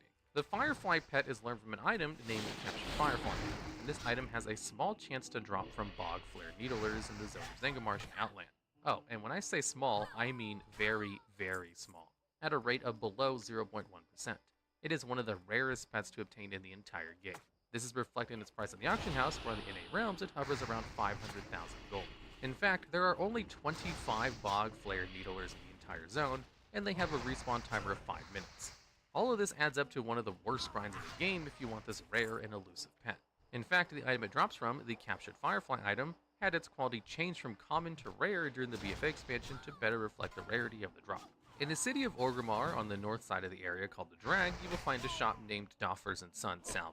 In this shop, you'll find a father and son orc who don't sell anything. These characters and their shop are a direct nod to the 70s sitcom Sanford and Son. In WoW, the orc father is older and named Droffers, which is an anagram for Fred Sanford, the father of the show. Similarly, the son of the game is named Malton Droffers, which is an anagram for Lamont Sanford. Dran also refers to people as dummies, just like Fred does on the show. Perhaps the show is today most remembered for a running gag in the series, in which times during distress, Fred looks up, as to the heavens, with his hands across his chest, faking a heart attack and saying, This is the big one, Elizabeth. I'm coming to join you, honey. But Lamont knows that it's merely a dramatic ploy. The Drawfers also have some other interesting tidbits in the game. Occasionally, they will sell their wares on the black market auction house, truly proving that one man's junk is another man's treasure. Both Drawfers have cameos in the horrific visions of Orgrimmar, in which Molton is carrying around a tire for some reason as a shield in order to protect the shop as it's being used to create a teleporter. Let's travel to the northwest part of the Jade Forest. Here atop a hill, which is appropriately titled Shrine of Friendship, you will find a broken incense burner. Based on the surroundings and setting, it can be assumed this is the same incense burner that is seen in the Mist of Pandaria expansion cinematic trailer. In this cinematic, an orc rips the incense burner off to use as a weapon against a human after they're both shipwrecked. As they fight, the Pandaren monk Chen Stormstout easily takes the incense burner back from the orc and places it back on its pedestal and slightly corrects its positioning with the bamboo pole. In-game, the player can right-click on the incense burner to correctly straighten it. This is a nice little Easter egg, as it's the first time to date the player has been able to interact with something directly from a cinematic trailer. Upon straightening the incense burner, the player will earn the achievement Restore Balance. The achievement's description reads, visit the Shrine of Fellowship in the Jade Forest and follow in the footsteps of Chen Stormstout. The burner eventually resets itself to a broken state, so you can wait around to click it again if you want to for some reason. It'd be awesome if Blizzard can make the mob cinematic play every time you click the incense burner. Clicking on objects to have them play a cinematic is much more interesting and engaging than choosing from a list of dialogue options for some random NPC after the end of an expansion. In the Calling of Strathholm dungeon, added in the Burning Crusade, towards the middle of the dungeon after defeating the third boss, Arthas will open up a secret passageway to allow the group to progress to the last boss of the dungeon, which is Mal'Ganis. The line Arthas says is, I'm relieved to see this old passageway still works. While certainly the Prince of Lordaeron would know several secrets about the kingdom, it is never stated how Arthas knew of this passageway. Did someone tell him? Did he find it out on his own? Did he already know about it for good reasons or nefarious reasons? However he came to know about it, it's a nice touch that keeps Arthas as a character just a bit more mysterious. The next item on our list is a quest reward classic called Dartle's Rod of Transformation. This item was added in patch 1.13 and became somewhat famous in vanilla. Unfortunately, Dartle's Rod of Transformation could only be obtained by Alliance players. Later on, the wand was removed entirely from the gaming Cataclysm because of the zone revamp. Dartle's Rod of Transformation is from a quest called Reen's Cleansing in Ashenvale. This questline has the player help a dryad named Sheldrin who is trying to remove some of the corruption from the local furbolgs. What makes this wand so unique is, as the name implies, it can transform the player into a furbog for 3 minutes. Originally, the wand had a limit of 5 charges, but this was changed to infinite uses later. The cast time is only 2 seconds long, and it had a 1 minute cooldown, meaning you could effectively constantly keep your form as a furbog, provided you did not mount or shapeshift or were in combat. With this wand on your hotbar, you could go around the entire zone of Ashenvale as a furbog. Unfortunately, the wand only worked in Ashenvale for some reason, although we do not know if this was done intentionally or if it was caused by restrictions from the game's engine. At the end of the questline, Dartle's Wand of Transformation gets removed from the player's inventory. To circumvent this, many players started the quest but never completed it in order to use the wand whenever they liked. Due to its popularity, this can be considered somewhat of a prototype toy compared to the more modern uses of toys in WoW. This item was so popular, in fact, that Blizzard in essence re-added it as a toy in Cataclysm called the Stave of Fur and Claw.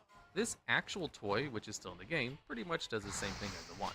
The toy requires the player to be exalted to Timbermaw Hold and can be bought from the quartermaster named Ameliosh. The toy version of Dartle's Rod of Transformation has 3 major downsides. First, the rep grind of Timbermaw Hold can be a challenge. Second, taking any damage after you use the toy will cancel the effect. Finally, the toy has a cooldown of 1 hour, which is way longer than the 1 minute cooldown in vanilla. The only silver lining with this toy compared to the old Dartle's Rod of Transformation is the Horde players could now buy the toy and use it too. The only similarities between the Staff of Fur and Claw and the Dartle's Rod of Transformation is that the Furball costume still lasts for 3 minutes, and they both take 2 seconds to cast. The Stave of Fur and Claw has only been altered once since the toy was added to the game in Cataclysm. At the beginning of Warlords of Draenor, the item was turned into a rare item and was added to the toy box, which was a new collection tab for toys that went live with WoD's release. The Staff of Fur and Claw currently remains much further behind than its vanilla counterpart in terms of fun and how long it lets you be a Furbog for. Of course, one way to solve this furry dilemma would be to add Furbogs as an allied race. This would give us the ability to play as Furbogs without need for a cooldown. Would you play as a Furbog? To be honest, I know I'd probably play as one if they were added as a race. Now that we're done with Furbogs, let's move on to our next item in the video. Added in Cataclysm, the Crystalline Tier of Loyalty is a 100% drop from several rare elites. Only 35 rare elites in the entire game drop this trash item. It can be sold to a vendor for 25 gold. While listing all 35 would be a bit too much, it is rather interesting that most of the rare mobs that drop the Crystalline Tier of Loyalties can be found in the Hydral, the Northern Front, and the Twilight Highlands. Almost all of these mobs that drop the Crystalline Tier are from the 5 new zones in Cataclysm, with only a handful in old, revamped zones. The Crystalline Tier of Loyalty is one of the few pieces of trash items in the game with a detailed description. The text reads, "The desire to serve as a loyal companion coalesced into a single priceless crystal." While happiness as a mechanic was removed from Pets and Cataclysm, this happened at a late patch, and the Crystalline Tiers had been in since Cataclysm's launch. This means it is highly unlikely to reference the happiness being removed from the game. Blizzard devs foresaw that hunters would want to tame these special, unique, rare mobs, so it makes sense to feel bad when you kill a rare elite with a hunter while trying to tame it. Unfortunately, this didn't really stop anyone from killing these rares. I'm offering you the opportunity of a lifetime. Get Max for $2.99 a month for 6 months. While these rare mobs do not drop any loot, getting 25 gold for just killing a rare mob isn't something that's going to deter players from killing it. Seeing as how nothing quite like this has ever been implemented in the game again, it's no stretch to think that this little experiment failed in its goal. After all, that would also require the average WoW player to ever look at the trash item and, even worse, read the flavor text on a Crystalline Tier of Loyalty. Now let's head into Grand and Outland. Here above Sky Song Lake, on the northwestern part of the zone map, you can find one particular floating rock with a secret. On this floating island, you will see a tree with a skeleton sitting at its base, leaning up against the trunk. The skeleton has a shield on one side of him and an axe in his skull, and the ground around him is littered with apples, presumably from the tree above. This is likely a reference to Isaac Newton, a famous scientist from the 17th century. While Newton contributed a lot to the fields of mathematics and science, one of the things he's best well known for is a story that says he supposedly first started thinking about the idea of gravity after an apple fell on his head while he was sitting under an apple tree. With all the floating islands and rocks in the Grand, it's clear that the Newtonian gravitational physics do not apply to the Grand. Newton's view of gravity would later be replaced by Einstein's theory of relativity, but WoW is a video game with magic and time travel, so it doesn't really matter anyway. So, if you ever wondered why there's floating rocks in the Grand, this little Easter egg is trying to explain why. Quite cheekily, Blizzard killed the man who first thought of gravity as a force in order to allow the zone to have such a unique visual aesthetic. Of course, this also might be a mistake since Zereth Mortis is the first ever zone with floating trees and islands, as we all know from the development preview video of Zereth Mortis, which also included such exciting other things like water that you're able to walk on. Our next item is the Lore Walker's Lodestone. This item was added in the Pandaria expansion and is tied to the archaeology profession. The archaeology profession got a rework in MoB, and one of the major changes to the profession was the items created through pieces of artifacts could be turned into restored artifacts, which are used as a currency. The player needs to be exalted with the Lore Walkers and have one restored artifact to buy a Lore Walker's Lodestone from Tanshin Tayo in the Seat of Knowledge in the Veil of Eternal Blossoms. Now, what's so special about this item is that it allows the player to teleport to any active archaeology dig site in Pandaria. This is quite handy for getting around the continent, especially when you're farming restored artifacts. The Lore Walker's Lodestone potentially saves the trouble of having to fly across the whole continent to get to the other side where other active dig sites are. Pandaria is a big continent and takes over 10 minutes to fly from one end of the zone to the other. Like with most teleportation items, Blizzard hates fun, and there are several restrictions on the Lore Walker's Lodestone. First, the cooldown Lodestone is 30 minutes. While that might not seem too bad, it usually takes less than 5 minutes to complete one dig site, so its usefulness is immediately decreased since you still have to fly to the next dig site while the Lodestone is on cooldown. Second, the Lodestone is only usable in the continent of Pandaria. Finally, the Lodestone says in its description that it teleports the player to a random dig site, not one in particular. So the dig site you're teleported to could be anywhere in any zone as long as it's up. This means you could use a Lodestone to end up in the same zone near where you were if there was already an active dig site there. Another aspect of the random dig site is that you cannot focus on any particular archaeology fragment type, although this can sometimes be changed using Lord Walker's map and the Manted Artifact Sonic Locator. Both of these two items are in a chest called the Manted Artifact Hunter's Kit, which costs 2 restored artifacts. This kit is available for purchase from the same vendor you can get the Lodestone from. The Lore Walker's map randomizes your active dig sites, so you have a chance of getting a new dig site for the culture or zone you want. The Manted Artifact Sonic Locator turns all of your new active dig sites into manted ones. It is a little strange you can only make one more of a type of dig site instead of all of them. For example, there is no equivalent for Pandaren or Mogo Artifact Sonic Locators. Additionally, the Manted Artifact Sonic Locator only lasts for 24 hours in the player's inventory. Finally, if you have more than one Lore Walker Lodestone in your inventory, they share a cooldown. The one upside to both the Lore Walker's Lodestone and the Lore Walker's map is that they both have 20 uses. This means you only need to spend one restored artifact to get 20 uses out of the item. Aside from the nitpicking, this item is very unique, and it's a shame more people don't know about it. Archaeology is by far the least done secondary profession, to the point where it's even just abandoned in Shadowlands. Hopefully with the revamps of professions in Dragonflight, they might finally try something new with archaeology. Next up, we have a toy called the Summer Cranial Skillet. When used, this toy puts a large bronze skillet on the player's head. The skillet acts as a campfire, meaning other players can now cook atop your head. The toy's description reads, "Kneel down and allow others to cook over you." The buff the players receive is called Cranial Cooktop and lasts for 5 minutes. There are two major downsides to this toy, however. First, the player is briefly stunned when they initially use a Summer Cranial Skillet. Second, moving or taking any action cancels the toy's effect. Because it cancels upon any player action, you cannot actually cook on yourself, which is a bit disappointing. Luckily, the toy also only has a cooldown of 10 seconds, meaning you can use it again pretty quickly. The toy was added to the game in patch 9.1.5, but didn't become available until 9.2.5 because it could only be bought during the Midsummer Fire Festival. The Summer Cranial Skillet can be bought from any Midsummer Festival for 150 Burning Blossoms. Burning Blossoms can be acquired by doing quick little quests, honoring your respective faction's bonfire in the zone, and extinguishing the opposite faction's bonfire if your zone is contested. Each bonfire gives 5 Burning Blossoms, so you need to honor or extinguish at least 30 bonfires to get 150 Burning Blossoms for the Summer Cranial Skillet. This is roughly all of the zones in the Eastern Kingdoms or in Kalimdor, so it might take a while to do, but not nearly as long as doing every bonfire in the game to earn the achievement of the Fires of Azeroth. The second, more unknown summer-related toy is called the Hosen Beach Ball. The rare mob this toy drops from is not Goklock, however, but rather a Hosen named Ik the Nimble. Ik lies sleeping in a cave in the middle of the southern part of the zone, and he has a roughly 15% chance to drop the toy. There are several reasons why this toy is so unique and special. First is the effect itself. When the player uses the toy, they gain a buff called Beach Bum, with its text description reading, "Ready for fun in the sun." This effect turns the player's weapon into a shovel, places a little bucket in the other hand, and adds a tank top and beach pants to the character. Second is the toy's buff, which actually acts as a costume, not a shapeshift or other toy effect. The Beach Bum buff lasts 10 minutes, and during the entire time you can still mount, engage in combat, and do most other things while using the toy. It even persists through druid transformations and shapeshifts. There is another toy that drops from a rare in the Dread Waste, called Goklock Shell, but this toy was already covered in an Unknown Side of WoW video previously. We're only bringing it up here because it can be used in combination with the Hosen Beach Ball. If you use the Hosen Beach Ball, then Goklock Shell, and then cancel Goklock Shell, there used to be a minor bug where your character would still have the shovel and bucket, but without the armor changes. So if you ever wanted to make sandcastles while waiting for a raid pull, you now know what toy to use. Most players will be familiar with the Black Dragon I Rathion. trust the Syndicate gave you little trouble. As I mentioned, the blood of innocence is not an easy thing to obtain. We are lucky the Syndicate Shadow Mages did the difficult work for us.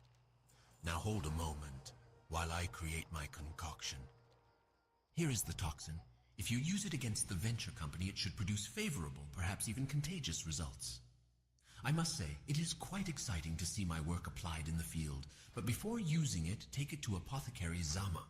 She must create a delivery method for the toxin to maximize its effect. Excellent, adventurer. At this rate, the Syndicate pest will be rid from the land in no time. Stand at attention while addressing me, adventurer. So the humans thought to turn our warriors into slaves, did they? We'll show them. It would seem that they have taken Goldir, our leader, to another location. We must find him and rescue him, but we currently have no clue where he is. When we have a lead, I will be sure to tell you, adventurer. Do not seek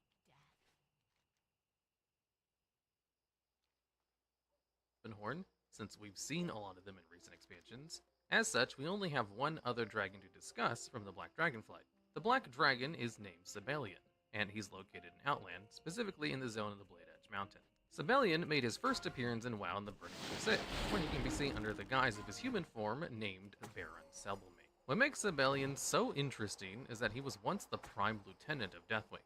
He followed Deathwing to Draenor before it was destroyed and became Outland.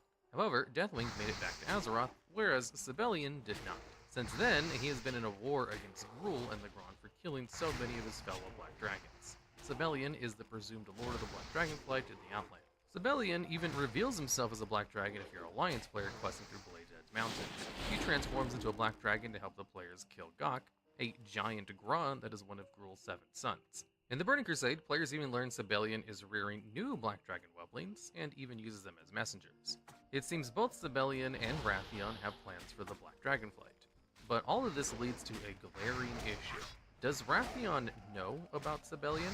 In the Exploring Azeroth novel, even Matthias Shaw, the head of the SI-7 security for the Alliance, knows about Sibelian, but says he's not a threat.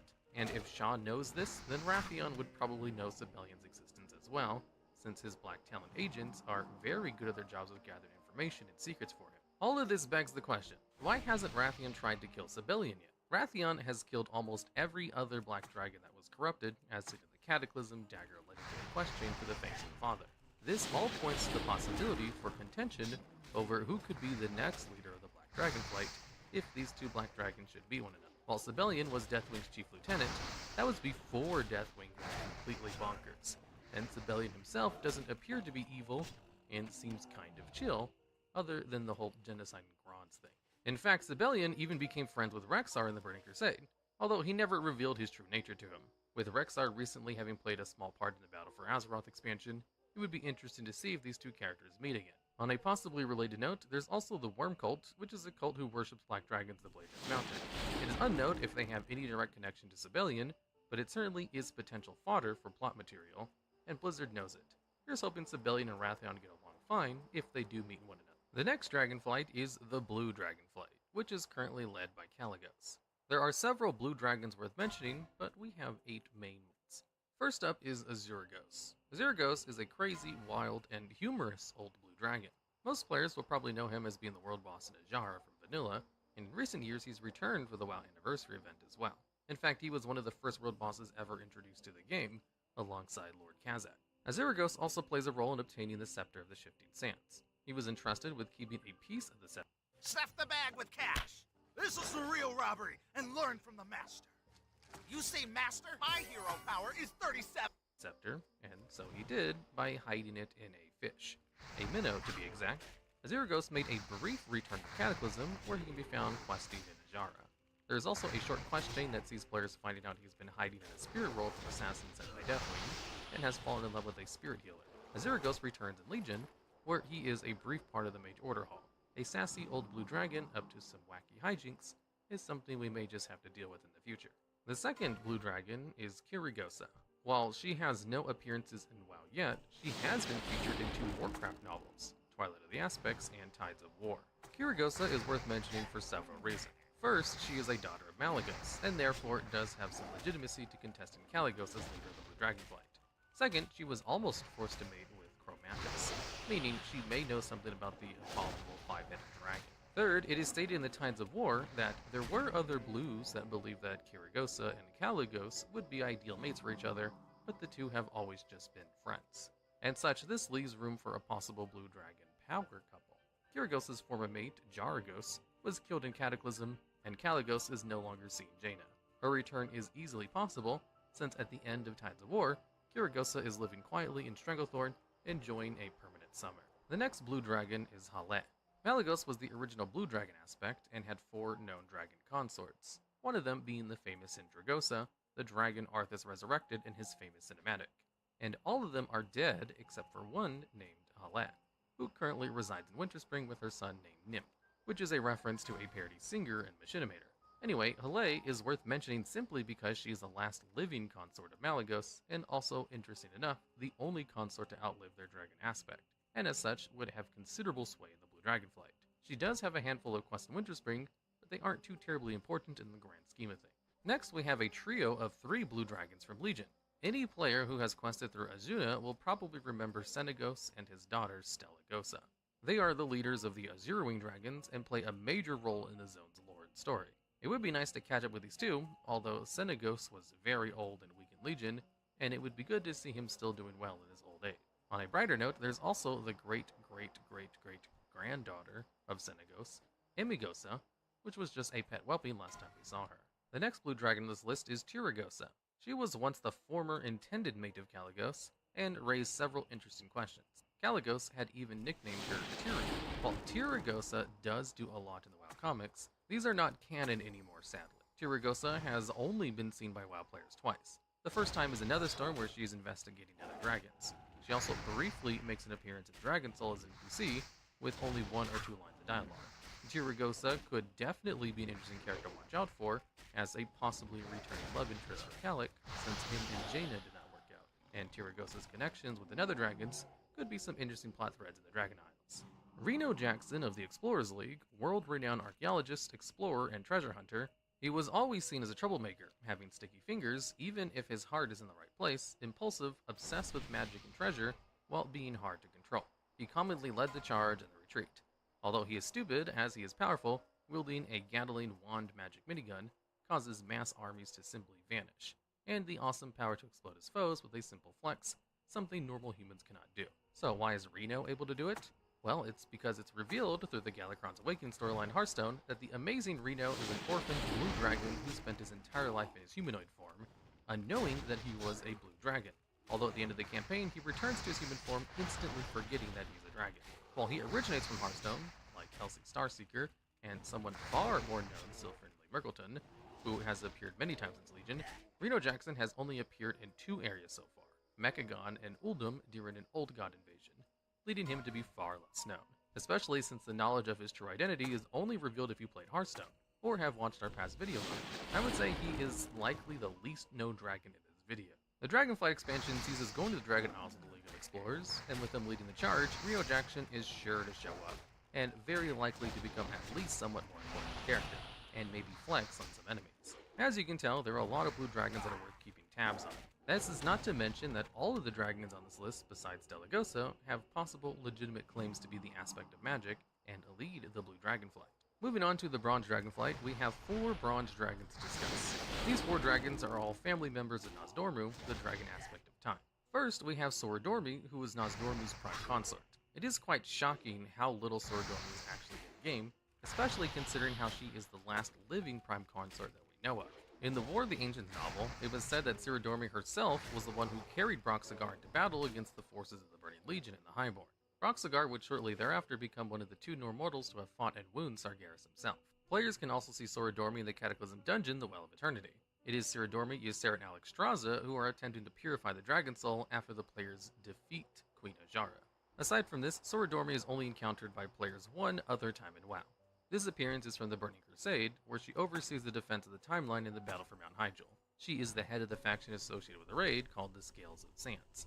Sorodormi is sorely missed in the game, and she certainly deserves more screen time for being such an important character. Next up is Anachronos. This is the eldest son of Nozdormu, and thus the heir of the Bronze Dragonflight. His mother is presumably Sorodormi, but really he could be the son of any of Nozdormu's consorts, as it's not often specified which consort is the parent of which child.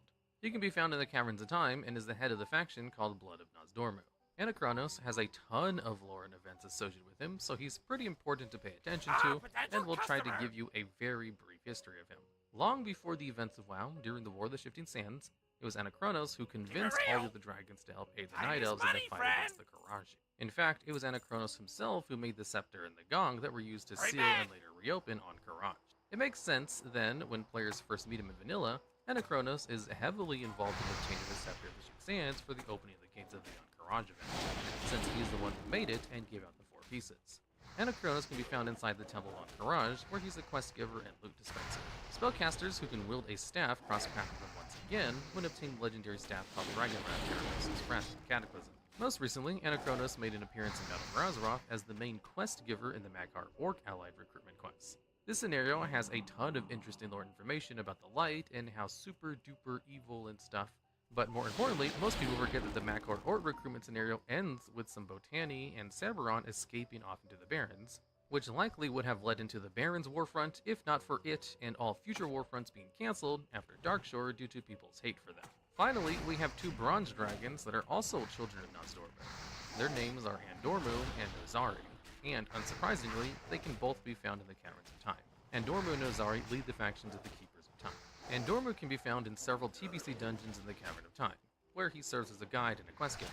The 2 dungeons he appears in are the Black Morass and Old Hillsbrad, so it's no surprise many players don't know him, since those are some of the most unpopular dungeons in the entire game. These 2 dungeons can be long and arduous, but are some of the most unique dungeons in the entire game, as they send players back in time.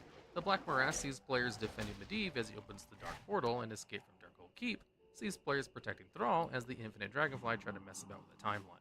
Now that we know these 4 family members of Nozdormu, it raises some interesting questions. Anachronos is the only known heir to the Dragonflight, but it makes sense since Nozdormu knows one day he'll become Mirazond, and wants to make sure they will know who will take charge when he is lost. The biggest question for all 4 of these bronze dragons is, do they know that Nozdormu will become Mirazond? They probably do, but still, how would you feel if you knew that your husband or father will eventually go insane and try to destroy the universe? Would they try to stop it? Would that be what makes Ms. Derma go insane in the first place? Hopefully, Dragonflight can answer some of these questions. Next is the Green Dragonflight. Players should be familiar with Merithra, the daughter and current de facto leader of the Green Dragonflight since Ysera died. Merithra also has appeared in several recent expansions. However, there is one other Green Dragon who has done quite a lot in lore, and should not be forgotten about, as his name is Itharius. Itharius is an important member of the Green Dragonflight, but has kind of been doing nothing since Cataclysm. He was a very old friend of Aranicus, who was Ysera's only known consort. They were such good friends, in fact, that Itharius only woke up from sleeping in the Emerald Dream after Aranicus went insane to try and save him. Aranicus went insane when he entered the Temple of Atal Vakar, which Ysera had charged him to govern over. Aranicus eventually sacrificed himself to help Malfurion Stormrange and Tyrande Whisperwind in the war against the Nightmare, redeeming himself in death. However, it is not hard to imagine that Itharius may hold a bit of a grudge against Ysera for being somewhat responsible for his best friend's death. This will be an interesting point of contention that could be expanded upon in Dragonflight, perhaps even making him a villain. Lord Itharius has made several appearances in WoW, so we'll give a brief history for him. He first appears in Vanilla, where he's a quest giver in the Swamp of Sorrows. You help him clear the Temple of Atal Vakar and kill some of his fellow Green Dragons who have been corrupted. Itharius later appears as the Lord Itharius in Wrath of the Lich King. Here he can be found atop of the Wormless Temple, where he serves as the Green Dragonflight's ambassador. In Cataclysm, Itharius returned to the Temple of Atal Vakar, where he serves as the main quest giver in the updated dungeon. Following the final defeat of Deathwing in the Maelstrom, Itharius now resides in the Horde capital of Orgrimmar and allows members of the Horde to witness the events that transpired at the end of the Dragonsoul raid if spoken to. He next makes a brief appearance in the Deaths of Chromie scenario from Legion. In BFA, when the Void invaded the Emerald Dream, Itharius appeared with Merithra in the Emerald Dreamway. He later assisted in empowering the reforged Emerald Essence for the Heart of Azeroth. Itharius seems almost to be babysitting a flock of rather cantankerous green whelps in the classic Swamp of Sorrows. These whelps can now be found in Feralis. This pet has a 1 in 1,000 chance of dropping from noxious whelplings, and in its description reads, once bred and raised by the Green Dragon Itharius, this unique breed has settled in the jungles of Feralis. Finally, we turn our attention to the 5th and last Dragonflight. The only way to build what should be. The Red Dragonflight. Andre Strauss can be found in a cave off the coast of Ahn'Qiraj, the Fallen Kingdom. He was added in patch 5.3, and to date, no one has figured out why he is there. When found, he is always sleeping, and he has been that way since he was added in Mist of Pandaria. It's kind of suspicious he's still sleeping even after Sargeras' sword caused an atomic blast at the end of the Legion expansion. And that's not even to mention his proximity to the old god Cthulhu. Besides, it's the Green Dragonflight's job to do the sleeping, not the Red's. There was some speculation this dragon could have been homage to one of the children of the employees at Blizzard, but this has never been confirmed. While not very important in lore, it would be interesting to finally know more about this mysterious red dragon and why he's still sleeping. Blizzard may have already set him up to do something because he makes an appearance in the book exploring Kalimdor. In the book, Zakhan and Rexar meet the dragon, who insists that they call him Andre. At the end of their meeting, Zakhan promises the dragon he will visit him again. This could be useful for bringing him into the plot for later. There are some other important things to point out that players have found out about this dragon. Using the Wisp in the Bottle toy and the Yellow Conservatory Scroll toy, both of which are toys from Legion, will cause Andre Strauss to stand up. However, still with a ZZ end. These might be bugs, or just some developers trolling the players. Andre Strauss appears again in Shadowlands. If a player with the experimental Anima Cell toy randomly rolls and then chooses an anima power called Portal to the Unknown, they will be teleported to a random location around the universe. However, they will sometimes be teleported to him.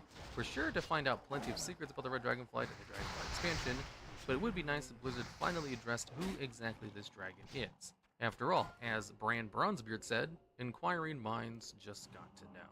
World of Warcraft has countless raids, ranging from the smallest single-boss raids to the biggest scene across the WoW universe. And while Wrath of the Lich King is well known for its many small raids, like Eye of Eternity, Onyxian Slayer, Vault of Archivon, Obsidian Sanctum, Chronicle Crusader, and the Ruby Sanctum, it is more well known for its largest raids, which is also the largest raid in the game, and seen by a large portion of the community as the best raid in the game's history, Ulduar. Ulduar is a massive Titan facility kept guard by the various Titan Keepers in order to keep track of the planet's corruption and to contain the old god Yogg-Saron. And because of this, the raid would have to be huge to compensate for the building-sized denizens towering above you like the ant you are. And while it would be easy to say Ulduar is huge because it needs huge rooms for huge bosses, which to be fair is partially true, there is a few other things that lead to the raid's overall size. Mimiron, while the smallest of the Titan Keepers, smallest of all the bosses in the raid, and possibly the smallest boss in any raid, he is not to be messed with. Using his giant canopy device, he summons various parts of his Voltron in order to fight you, instead of taking you on himself. And while his area is a decent size, it is not the area itself that takes up so much room, but the massive cosmic train you ride to get to his arena. Straight out of Stormwind and Ironforge, this tram covers massive distances very quickly. Unlike those trams, this one actually has you in full control of when it leaves and arrives. No worry of it leaving just before you get on, unless your raid members are very funny people. This tram acts how you're supposed to get to this far remote facility. And while this section is large, it is nothing compared to the other path. That being the Expedition Base Camp, Iron Concourse, and Formation Grounds. This area alone is as big as many multi-boss raids, and yet this entire area is just for one boss. Starting off with you gathering your allies into various vehicles and sieging countless iron dwarves, golems, and giants, even taking on various mega-sized mechs, all leading to the eventual fight against the super tank Flame Leviathan, in a massive vehicular base siege on the gates of Ulduar. And while we could go into much more detail about this amazing boss fight, you should go to our top 10 fights with vehicle mechanics video for more in-depth details on it.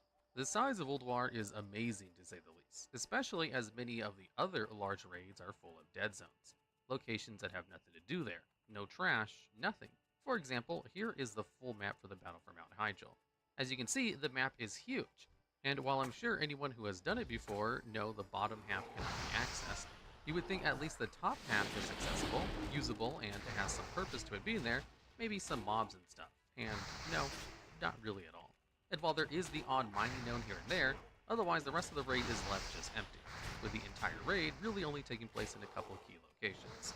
And really, looking back to the Wrath of Lich King raids, it really is a mix box. Naxxramas and Uxia's Lair, Recycles, Eye of Eternity, Obsidian Sanctum, and Ruby Sanctum, all just one room, Trial of the Crusader, just one room, except the last boss, and the Vault of Archivon, one room per patch, all the same, just connected together. Although I guess putting with all these mediocre raids is more than enough worth it for the amazing raids that came beside them of Ulduar and Icecrown Citadel, a pair of raids that if you did not experience while they were current content, you would be doing yourself a disservice not to do in WoW Classic. Northrend was once intended to be an entirely frozen wasteland, choosing to not give us Snow Zone 1, Snow Zone 2, Snow Zone 3, based on only the very north and south glaciers. They instead chose to also include some great north climate-like regions, like from Canada and Greenland, leading to wonderful landscapes like Boran Tundra, Howling Fjord, and the ever-amazing Grizzly Hills, the #1 zone and ambience for most players, except Shulzar Basin, which is just its own thing. But those were just the launch zones. Every expansion has their launch zones, and then their eventual post-launch zones, introduced to add new stories and content that could not be done in prior existing areas. The Burning Crusade added the Isle of Koldanis, the Cataclysm introduced the Molten Front, Pandera the Isle of Giants, Thunder Isles, and the Timeless Isles. Warlords of Draenor added the Tannin Jungle, although that was intended to be at launch, it was added post-launch. Legion added the Broken Isles, and the 3 Arga zones. Battle for Azeroth added Mechagon and Nazjatar, Shadowlands added Porthia and Zereth Mortis. You may have noticed I missed one expansion there. Yes, Wrath of the Lich King, the one and only expansion to have not added a new zone. An expansion so front-loaded it was able to keep people invested and preoccupied with the world without ever adding a new zone to explore. And even without any post-launch zones, it is still known for its amazing lore and zones, a favorite expansion by many players, especially with the wonderful leveling and questing experience. Wine is well known around the globe, a fermented alcoholic drink made usually of grapes that is aged for years, sometimes decades, getting better and better with the years. And at least for Christy Stockton of One More Glass within Dalaran, a city of snobby mages, the perfect place for wine snobs. Christy sells Dalaran Red, both in bottle and cask form, each with a flavor text of improves with age, and a duration of 365 days. These white quality drinks will actually age in your inventory, and after having purchased either the bottle or cask of Dalaran Red, and waiting an entire real year, you receive a bottle or cask of aged Dalaran Red, now green quality. And while these items are also available on the vendor, aging them yourselves you save 5 times the gold. So if you really wish to get some aged Dalaran Red and are fine waiting a year, you can save a lot of gold. However, this is not all. While the vendor only sells these 2 versions of the drinks, you will notice the green quality versions still have a duration and flavor text. So holding on to them yet again for another year will yield you another bottle or cask of peaked Dalaran Red, a blue quality item that finally has its duration removed, and the flavor text, aged to perfection. And while these items have literally no actual use, they do at least let you enjoy a nice drink, either alone or with up to 24 other raid members. So, if you're entering the Frozen North and wish to have a cask of perfect wine, you may wish to buy it as soon as you have the goal. That way, the day you kill the Lich King, you have the perfect drink to celebrate with your fellow raid members. Something extremely special, proof of time. Although the fact there's no purple and then orange quality wine that ended up taking 3 to 4 years is kind of sad, really. Legendary wine is something we desperately need these days. Wrath of the Lich King had many cut features, the most well-known being the infamous dance studio, something that has become a joke in the community, and even Blizzard themselves with the Garrison mission referencing it. But there was many other things cut from the expansion, 2 of which we feel the most notable are the rune crafting system and aerial PvP combat. Wrath of the Lich King made vehicles much more of an actual mechanic on its own, with many raid fights, dungeon fights, and quests utilizing the vehicle system, so it's obvious to see why they would want to make a PvP use of it too, and what they did with the Isle of Conquest and Wintergrass for ground-based vehicles, they also plan to do so with air-based vehicles. However, for one reason or another, it was cut, seemingly pretty late into development too, as it actually made it onto the Wrath of the Lich King box art. The only time the expansion box has shown a right-out lie advertising something that is not in the game, even to this very day. Although there is some argument for the Demon Hunter and the Vanilla Wall box art, that was more so just a character and not an advertised feature though. Now onto something much less known, the Death Knight rune crafting system. Originally announced at BlizzCon, the Death Knight would actually be able to customize the runes on their weapon, and not in the way you may think. As of launch, Death Knights got their own class-specific enchants to add to their weapons and rune forges. However, originally it was planned to work far differently. The original Death Knight rune forging system had you, upon collecting a new weapon, go to a rune forge to transform it into a rune blade, allowing you to carve runes into it and then outside of combat be able to enchant runes into the blade. Like live, you would be given 6 rune slots with Blood, Unholy, Frost, and Death runes. However, unlike the Death Knight we got, you would actually be able to choose whatever runes you wish to inscribe and add special. My Wind Riders are trained to fly quickly through the hot Baron's air.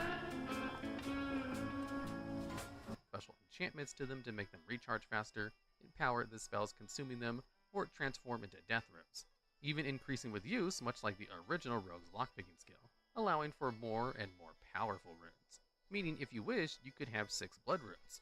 However, with Blizzard's goal to try and de-incentivize people choosing all of one type, they seemingly just could not make it work, and locked it to 2 of each type, putting the special effects onto the rune forging system as special weapon enchants, which overall is a good thing.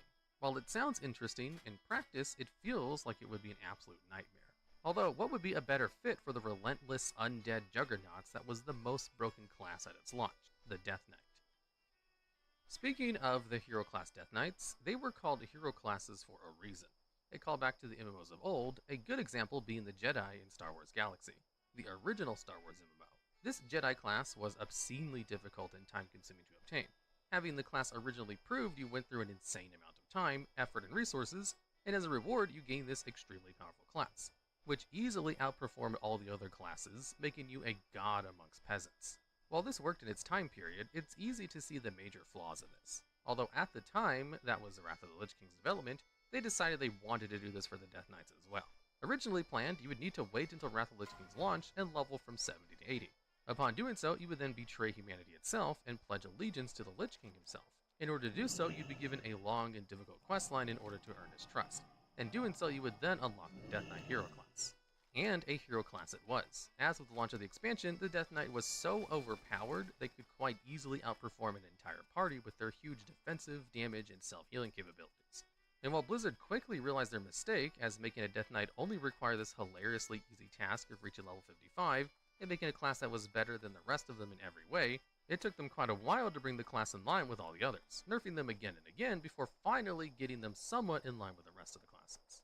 The idea of a class being overpowered as a reward for completing a difficult and time-consuming task may have worked out one time.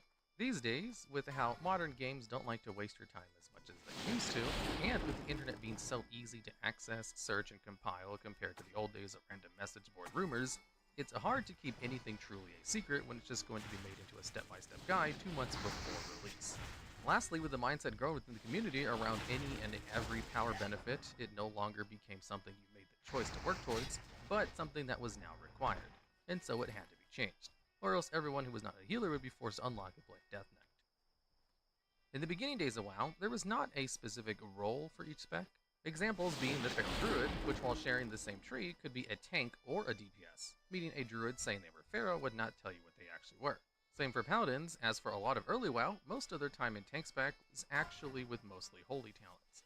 Death Knights were the final experience of this, however, as with the very next expansion Cataclysm, they redid talents, forcing you to choose a tree to specialize into, with each of them having an assigned role, requiring you to then fill these trees to a specific point before then being able to put points into any of the other trees.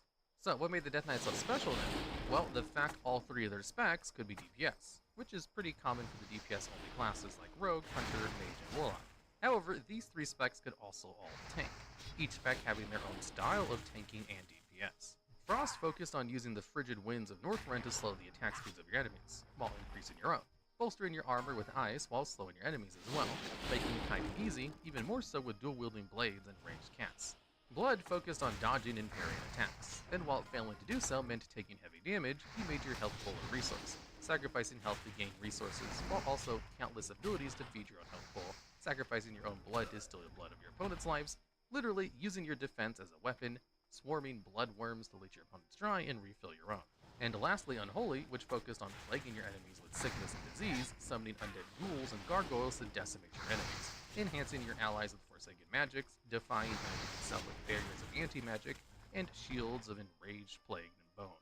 With each spec having its own style for not only DPS but also tanking, this meant each spec had its own niche of boss fights it was best suited for. Unholy, for its anti-magic capabilities, dealt with tanking mage-based boss fights that dealt lots of magic damage. Frost was great at dealing with physical bosses, who usually cleave through the average tank's armor, now glanced from their tainted armor, sedated by the swirling colds, and Blood with its ability to sustain itself when healers had issues, able to act well as an off-tank, tanking constant low damage, sometimes able to go entire fights without needing any focused healing at all, allowing for more healing to go elsewhere, although suffering if bled too deep. And while they all had their use as DPS, as well with Frost's rapid attacks and ranged attacks, and Unholy's undead and decay, Blood was the weakest of the three for DPS. Having a few good times here and there, it acted more as the best solo content spec, especially for leveling. And to end off the video on a quick fact, something few remember, but the actual Cataclysm expansion was announced at BlizzCon 2009, 3.5 months before the release of Icecrown Citadel, and then another 4 months until the Wrath of the Lich King's death. A major part of that being the obscenely long time gating of Icecrown Citadel, taking 3 whole months from the raid's launch, for the heroic version of the raid to open. This caused quite some oddities at said BlizzCon, an example being many people asking about not the upcoming expansion, but the upcoming raid against Blizzard's most famous villain. No, not Illidan Stormrage, he's not a villain, he's an anti-hero. The Lich King. A good example of this being that during the Cataclysm itemization panel, while speaking about changing how stats worked and what stats appeared on what gear, for example removing mana per 5, replacing it with Spirit, decided to randomly announce Shadowmourne, again in the middle of a Cataclysm itemization panel. Something that is just obscenely odd to me, really. They didn't even speak about its stats or anything to have it mesh with the panel, they just sort of announced a new legendary out of nowhere, showing just its name and appearance. Although they did later make an official preview showing the special effect it had, while explaining a general idea of the process of obtaining it through going into the raid to gather resources in order to craft it. They weirdly again did not share its stats, so just kind of odd. There are 2 specific NPCs that were added to WoW from Hearthstone that players have interacted with so far. And these 2 characters are Sky Captain Crag and Sir Fingley Murgleton. Sky Captain Crag is the first boss in the BFA dungeon Freehold. Before his canonical introduction in Battle for Azeroth, Sky Captain Crag was a then unnamed parrot mount which was first introduced as a card in the Grand Tournament, the second expansion for Hearthstone. Sky Captain Crag is a neutral legendary card with a base mana cost of 7, 4 attack, and 6 health. The parrot he was riding on the card was later named Sharkbait and has a chance to drop as a mount from the last boss of Freehold, Hearthland Sweetie. Sky Captain Crag would reappear in Hearthstone expansion Galakrond's Awakening as Sky General Crag, in which he is much weaker, costing only 4 mana and having 2 attack and 3 HP. However, he can summon Sharkbait as a legendary token minion, where Sharkbait was also featured as a boss card in Galakrond's Awakening Adventure campaign.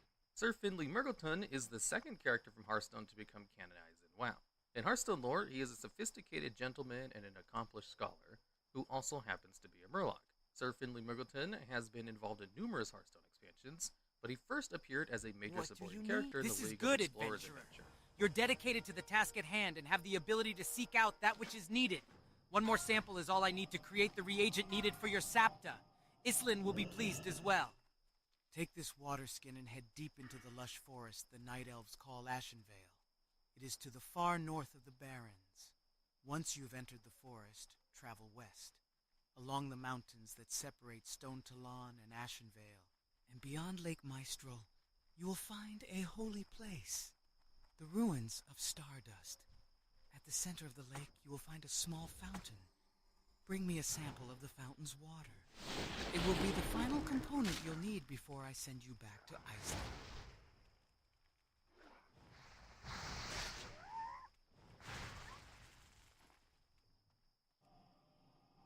Which is the third expansion for Hearthstone. He is a legendary neutral minion card that costs 1 mana to summon, and the battle cry allows the player to discover a new hero power.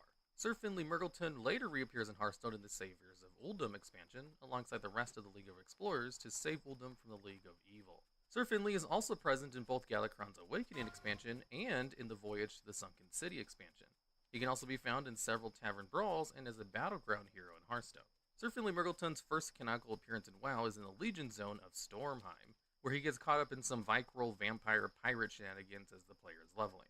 He returns in the next expansion, Battle for Azeroth, as a quest giver alongside his fellow members of the Explorers League, including Elsa Starseeker, Reno Jackson, and Amnesiac Blue Dragon, and acts as a companion to Mechagon in patch 8.2, and all of them can be seen again together during an Uldum assault in patch 8.3.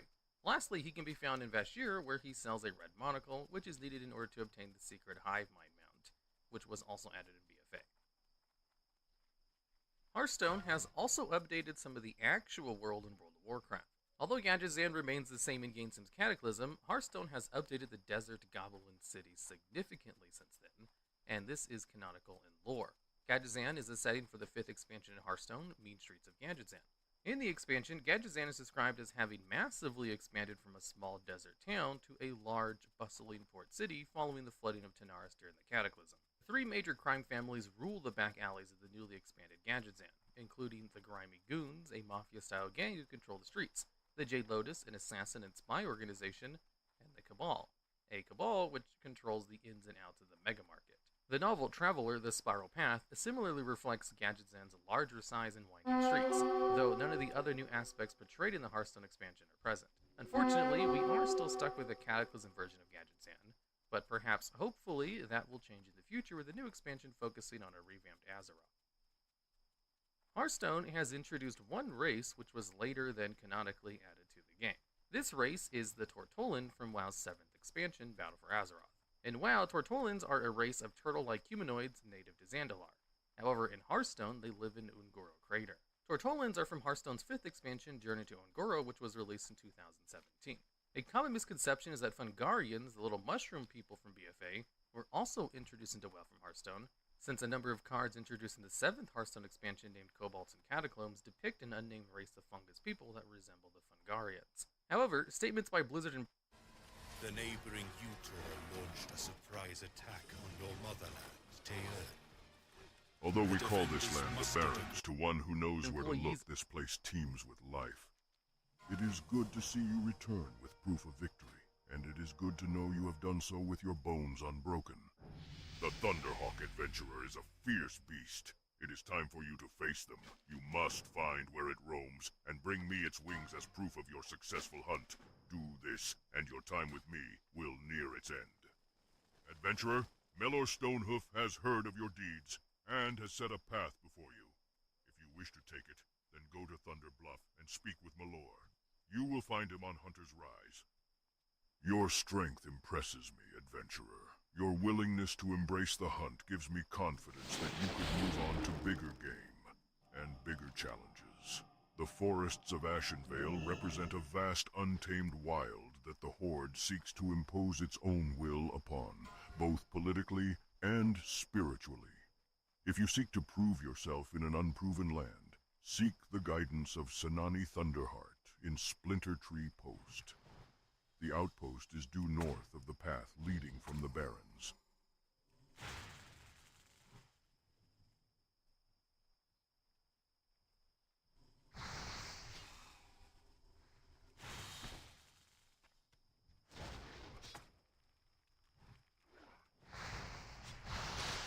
indicate that these creatures and the Fungarians were created independently from one another, with the Fungarians being invented and named by World of Warcraft artist Christopher Hayes as a personal passion project, whereas the Hearthstone Mushroom People were apparently created by Hearthstone concept artists when doing the initial exploration and style guide for the Hearthstone expansion, Kobolds and Catacombs. Finally, the most important piece of lore that WoW has obtained from Hearthstone has been the appearance of not one, but two old gods, N'Zoth and Yasharaj. First, we'll focus on Yasharaj, the most fearsome and the Earth Mother. You, like the Thunderhawk, should be proud. You have bested every foe we set you before and have done so with strength, courage, and honor. But your path, adventurer, continues. In fact, you will find the true hunters forever strive, forever walk their path with the same pride you have shown me. Now it is time to move on. You have hunted the beasts of the barrens. Your spirit is strong. But a hunter must always be prepared. A true hunter can stalk prey down any path. Mountains and swamps will not sway him, not even the sea. Find my sister Marin. She hunts the great water beasts along the coast. She will be your teacher in their ways, but be wary in your search for her, for the Baron's coast is held by humans.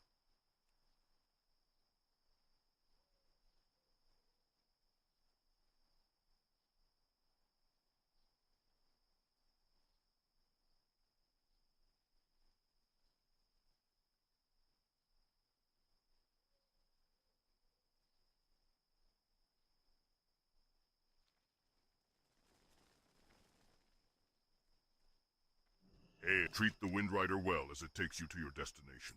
May your ancestors watch over you, adventurer. Powerful of the old gods. He was so powerful, a Monthul plucked him out of Azeroth and yeeted him into the Twisting Nether, creating the Well of Eternity. Yasharaj has never been directly depicted within WoW, although he is often said to have 7 heads. Although long dead when players first heard of him as the Pandaria expansion, his remnants alone caused great chaos and destruction. In the climax of Mr. Pandaria, Garrosh takes the Old God's heart and players see how insidious the dead Old God can be at the end of the Siege of Orgrimmar raid. Yasharaj appears as a legendary card in the 3rd expansion, Whispers of the Old Gods. The full card name is Yasharaj Rage Unbound, which is a 10 mana 10/10. His appearance on this card has been confirmed as canon, although the card only shows one head of him, and we do not know what his body looks like or if he has other heads. This card would later reappear in Hearthstone's 16th expansion, Madness at the Darkmoon Fair, as Yasharaj the Defiler. Yasharaj is seen in several other cards for Priest and Druid cards in the Whispers of the Old God set, as well as being associated with Garrosh in the Book of Heroes. The final Old God in WoW, N'Zoth, was first mentioned in Cataclysm, but it was not until BFA when players finally saw him and defeated him in the Ny'alotha raid. N'Zoth was chiefly responsible for corrupting Deathwing, and therefore it was he who caused the Cataclysm. N'Zoth the Corruptor appears as a legendary card in the Whispers of the Old God expansion, which was the first time the Old God had been depicted in any mead. He was a 10 mana 7/4, and his flavor text reads, has not been able to get under the sea out of his head for 5,000 years. The inspirations of N'Zoth's appearance in WoW came directly from this card, and the actual end boss in I've been Ny'alotha sent to raid. the crossroads to watch over the land and take note of its happenings for my masters in Orgrimmar. One object of my studies are the insect-like creatures found to the south in the Field of Giants. We know little of the creatures, so I'll be making it a point to discover more. They seem to have intelligence to them, more so than any normal animal. Take this digging claw and collect some of the creatures' eggs from their mounds, but be careful. If alerted, they will attack you. It actually has the exact same name as the card, N'Zoth the Corruptor. Similarly to Yasharaj, N'Zoth reappears in the Madness of the Darkmoon Fair expansion as N'Zoth, God of the Deep, but with significantly different stats, where this time around it's a 9 mana 5/7. N'Zoth has several minion cards that are related to him from the Whispers of the Old God expansion, but it would be too long and boring to list them all here. Finally, players who pre-order the Mega Bundle for Madness of the Darkmoon Fair also receive N'Zoth as an alternative Warlock hero, whose flavor text reads, when someone asks if you're an old god, you can now say yes.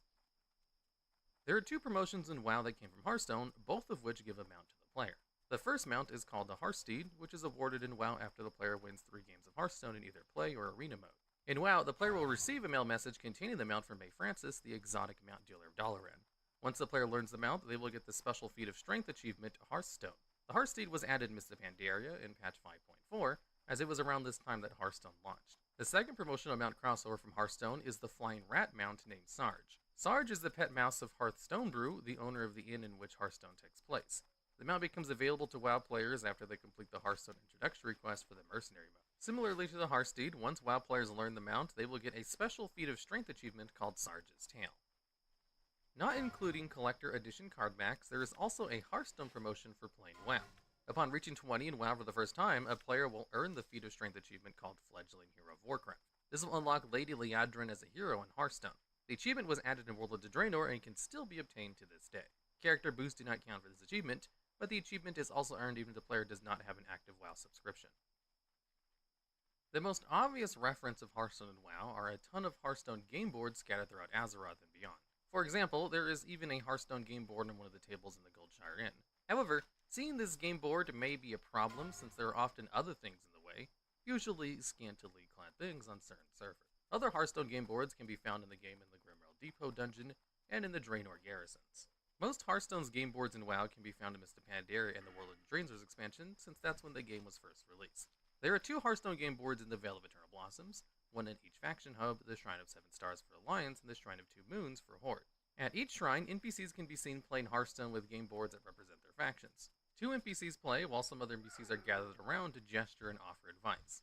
Periodically, there will be an arcane explosion animation signaling the end of the game. The final influence of Hearthstone and WoW is a set of 4 toys. These toys are the Hearth Station, the autographed Hearthstone card, the Hearthstone board, and the winning hand. The first toy is the Hearth Station toy, which when used spawns a cute little Hearthstone board in front of the player, but it also has a very long cooldown of 1 hour. It is one of the few toys in the game that has a different version for the Alliance and Horde. The Hearth Station toy can only be obtained during the Feast of Wintervale from underneath the Wintervale tree in the Gently Shaken Gift.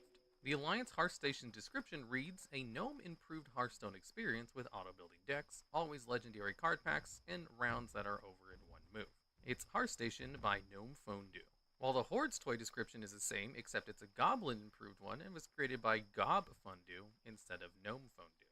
The Hearth Station toy was added in Legion in patch 7.3, and as a side note, this toy has suffered from a handful of bugs. When the toy was first introduced in 2017, the quest for the Gently Shaken Present had not been reset from the year prior, meaning players could not open the gift. A year later in 2018, the toy was available to players in the loot table. It wasn't until Wintervale 2019 that all the bugs were finally ironed out and the toy began to drop like it was supposed to. The next Hearthstone toy is the autographed Hearthstone card. When a player uses the toy, they get an emote saying what card they received. The toy has 10-second cooldown and, according to the toy's description, was signed by Trump and Wreckful, not too shabby, which is a reference to 2 popular Hearthstone streamers. The autographed Hearthstone card was added in the Warlords of Draenor expansion and can be obtained from a special garrison mission quest called Hearthstone Tournament. Successful completions of this mission awarded the toy the Hearthstone Strategy Guide, which can be used to reroll a garrison follower's mission traits to the Hearthstone Pro trait, which increases party members' experience gain by 35%. The final 2 Hearthstone toys are also from World of Draenor and can be bought from Benjamin Brode. This human NPC is named after Hearthstone's ex-senior game designer, and he wanders around your garrison. In the Horde garrison, he can be seen trying to blend in by wearing a cartoonish orc mask and talking excitedly. The Hearthstone board toy costs 1,000 gold, and the winning hand toy costs 100. Using the Hearthstone board creates the Hearthstone game board at the feet of the player, and causes the emote, throws down a Hearthstone board. Who's ready to play? As a short sample, the Hearthstone's introductory music is played. The board will fade after 1 minute, and any player can right-click on the board to flip it, with the pieces scattering and the Hearthstone logo revealed on the board's underside. The toy uses the same model as the Hearthstone boards found in the faction shrine in the Vale of Eternal Blossoms. Jaina is in a strong position against Garrosh, with what appear to be 2 Murlocs in play and 3 cards still in hand. The 4th and final Hearthstone-themed toy is the Winning Hand toy. Using the toy causes a trio of fireworks to be launched over the head of the player as the victory music of Hearthstone is played. The player also performs the /cheer emote before beginning to dance. The emote, player's name just won a game of Hearthstone, is also produced. Before we end off, there's one final thing to note. Added to the files in 8.2.5 was a map called the Hearthstone Tavern. This tavern is a replica of this one shown in the Hearth and Home cinematic and the Win or Lose cinematic short. The tavern is fully modeled and set up in-game, however it is inaccessible, even having a secondary room, a more private side to the tavern, likely for the more noble guests, as well as a massive library filled with various books and Hearthstone collections. This tavern contains countless assets from around Azeroth to portray a tavern for adventurers from all around, while even including some unused assets, like a wonderful portrait of an Archmage Antonidas. Did you know that flasks in vanilla WoW were incredibly incredibly overpowered? Most people know what a flask is, as it's still one of the few consumables that is widely used in endgame content. You use one and then you get a buff of your choice that lasts for an hour, even through death, longer if you're an alchemist. And in Vanilla WoW, the process of obtaining a flask was just way more convoluted and difficult that they probably made it more powerful to compensate. Flasks required Black Lotus in order to make, which were on strict shared zone cooldowns, so there was a limited amount that you could even farm on a server per hour. You also could only craft a flask at an alchemist table, which could only be found inside Scholomance or Blackwing Lair, which required you to run a raid or dungeon in order to even get to them. And even worse, before 1.7, if you spent all this time to get a flask and used it, and then died, it would go away, as flasks would not persist on death until patch 1.7 fixed this abysmal idea. So, because the design philosophy behind flasks were that they were enormously expensive buff that not everybody could use, the stats on them were definitely worth all the effort. The Flask of Supreme Power from Vanilla WoW gave a plus 150 spell power bonus for 2 hours. To put how huge of a bonus this is into perspective, in the next expansion of the Burning Crusade, the Flask, which gave spell power, only gave a plus 80, and only worked for specific schools of magic. If you wanted the Flask that worked for all spell power, that was only a plus 70. And even in Wrath of the Lich King, the spell power flask only gave a plus 125. And Wrath was also when they reduced the base duration of flask to 1 hour, down from 2 hours. And since this was before there were stat squishes every other expansion, say goodbye to boring water and say hello to the Ninja Thirsty. Now you can turn water into 0-calorie, 0-sugar fountain fresh sodas right on your countertop. Enjoy ice. This did mean that a flask from Vanilla WoW was actually better than an endgame flask from Wrath of the Lich King 2 expansions and power creep worth of gear later. Although this does not mean there were people using a vanilla flask in Wrath of the Lich King, because Blizzard nerfed the vanilla flask during Burning Crusades patch 2.1 to only provide a plus 70 spell power bonus. That way they wouldn't be better than the Burning Crusade flask. So, if the bonus of the flask from Vanilla WoW was actually higher than the flask from Wrath of the Lich King, that should tell you how powerful the original vanilla flask was, and why guilds were able to blow through content in Classic WoW when they were going into these raids and dungeons with full world buffs and full consumables like the old school flask. Next up, let's go over a fun little fact about how stats are distributed. When it comes to a piece of equipment, some of them have a lot more stats than the other ones, but it's kind of surprising just how much better some pieces of equipment are. When it comes to items that have the most amount of stats, we have the helmet, chest, legs, which come in second behind the necklaces and rings. Ever since Legion, Blizzard has done this thing with necklaces and rings, where they just put a whole bunch of secondary stats on them in lieu of primary stats. Generally, a primary stat is more valuable per point than any secondary stat, but over the years the primary stats have gone down in value when compared to the secondaries. So, if you take the primary stat on a helmet, add all of its secondary stats, and then compare it to the secondary stats of a ring, it actually has 10% less stats overall. Although if you add stamina into the mix, then it kind of balances out when it comes to the stat distribution. And outside of the 5 power items which have the most stats, second place is the shoulders, gloves, belts, and boots. These 4 items have 25% less stats on them total than the previous ones. And then we have the capes and bracers, which have the least amount of stats out of everything, having almost 45% less stats than the helmet, chest, and legs. And then when it comes to weapons, a main hand plus offhand combo has about the same amount of stats as a two-handed weapon, which has about 3 times as much stats as a helmet, chest, or leg. Definitely making your two-handed weapon the highest stats that you can obtain, which is why getting a better weapon is usually a huge upgrade, and why they tried to limit Fury Warriors so much because they can use 2 of them. So if you're crafting specific pieces of gear to fit a specific slot, like say a Shadowlands Legendary, and want to get the biggest upgrade of stats, just remember the helmet, chest, and legs technically have the most amount of stats. The rings and necklaces are just about the same, but are heavily inflated in secondary stats. Then you have the shoulders, gloves, belts, and boots, which are 25% below the previous 5, and at the very bottom you have capes and bracers, which is 45% below the higher slots, making them the lowest amount of upgrades you can get, where you would need 5 bracers to match the stats of a two-handed weapon. And just a side note, seeing how random this information is, you can definitely see why it belongs in a video like the Unknown Side of WoW, and would probably never come up in a more conventional video. In Borealis, there's a group of cadets under a building playing a game of D&D. The 4 characters are standing around the table with one of them having a big screen in front of them, obviously making that person the game master. And they have quite a bit of unique dialogues, all of which are references to Dungeons & Dragons. Like the game master having to tell them that Bard isn't a class, as pretty much every other main class from Dungeons & Dragons is also in World of Warcraft, except for the Bard and Artificer classes. Bards, of course, being a spellcaster who uses music and talking as part of their weapon arsenal, as well as other normal magic and other normal melee abilities, while Artificer is basically just a tinker. Although, there are many other dialogues that just reference common D&D things, like the quote, "Stop antagonizing the quest giver," is a reference to D&D murder hobos, a term for players who constantly kill everything they come into contact with, including the game's versions of quest givers. Because in D&D, you can do basically whatever you want. And sometimes what players want to do is kill everything they come into contact with. But that usually involves antagonizing the quest giver first, so that they have a reason to kill them.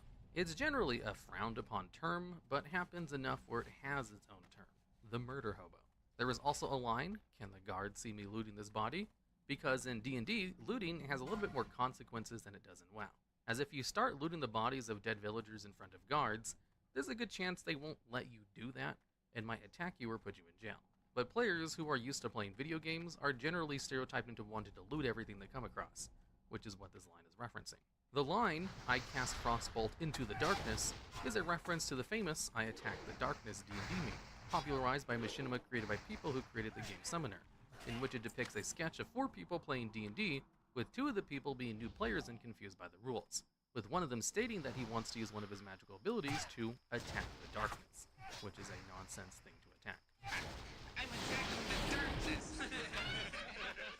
There's also another reference in WoW, a quest that takes place in the Blood Mist Isle called "I Shoot Magic into the Darkness," where you run around and kill void creatures.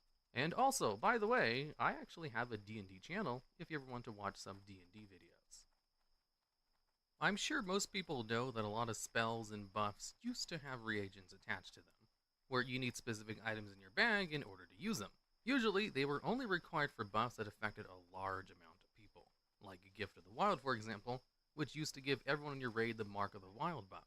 And usually, only the mass AoE buffs required a reagent, as I guess it was a way to make it so that you would actually prefer to use some of the normal target single buffs on yourself, and not just use the AoE buff for everything. And nowadays, if a class does have any kind of buff they can give another player, it's automatically an AoE buff when they use it. However, for a very short time in Vanilla WoW, Blizzard tried adding reagents to a lot of single target major buffs in the game. More specifically, the final ranks of Mark of the Wild, Arcane Intellect, and Power Word Fortitude. In patch 1.1, Blizzard added reagent requirements to these 3 spells, as lots of spells in Vanilla WoW had reagents, so it kind of made sense. Although immediately in the very next minor patch, in patch 1.1.1, they removed the reagent requirements from these 3 spells, because people were used to being able to use them whenever they wanted, and didn't like having to spend a whole bunch of reagents on the single target versions of their spells. And this is something that a lot of people probably don't even know about, since this was only in the game for a very short while. And the 2019 Classic WoW never had any reagents on their max level versions of spells, since it was kind of a bad idea that was reversed pretty quickly. In Vanilla WoW, there's a secret quest chain that you can acquire randomly by collecting various messages and bottles along the shore of Stranglethorn. Normally, these lost messages might have random junk inside of them. Sometimes they have letters detailing the captivity of a princess stuck on an island, and one of those will give you a quest called Message in a Bottle. When you finally obtain the quest, you get a message which reads, "The note reads in fairly good handwriting. To any that can aid me. Please, my need for help is dire. A great sky mane holds me captive on an island in the South Seas. The stars at night are foreign to me and obscured by the jungle trees. But on the clearest days, I see wild shore to the northwest, and what seem to be large sailing ships to the southwest. I beg of you, my would-be savior, please help me." If you swim over to Jaguro Isle, you'll eventually be able to find the person who wrote the note, who is a female Tauren princess, who will tell you that she's been imprisoned by the great Skymane King Mukla, and that he commands all of the beasts of the island, and that if you are to free her, you need to defeat King Mukla and get the key to her chains. However, King Mukla was a level 51 elite, whereas the quest itself only requires level 45 to accept it. So you definitely needed to group up in order to defeat the giant ape, because of both the 6th level difference and the elite status. Once you manage to defeat King Mukla, you'll be awarded with a ring that has a whole bunch of stamina on it, and she'll thank you for freeing her. This short quest chain isn't really necessary to complete if you're questing through the zone, and in fact I'm sure a lot of classic WoW guides will tell you to avoid the questline because it's so difficult. So, I'm sure there's many people who've never actually completed it. In Cataclysm, when they updated the zone, they actually kept the quest chain in, and just extended it by adding a couple of other side quests to the main one, where you go and defeat some of the creatures on the island, as well as get back some of the princess's items.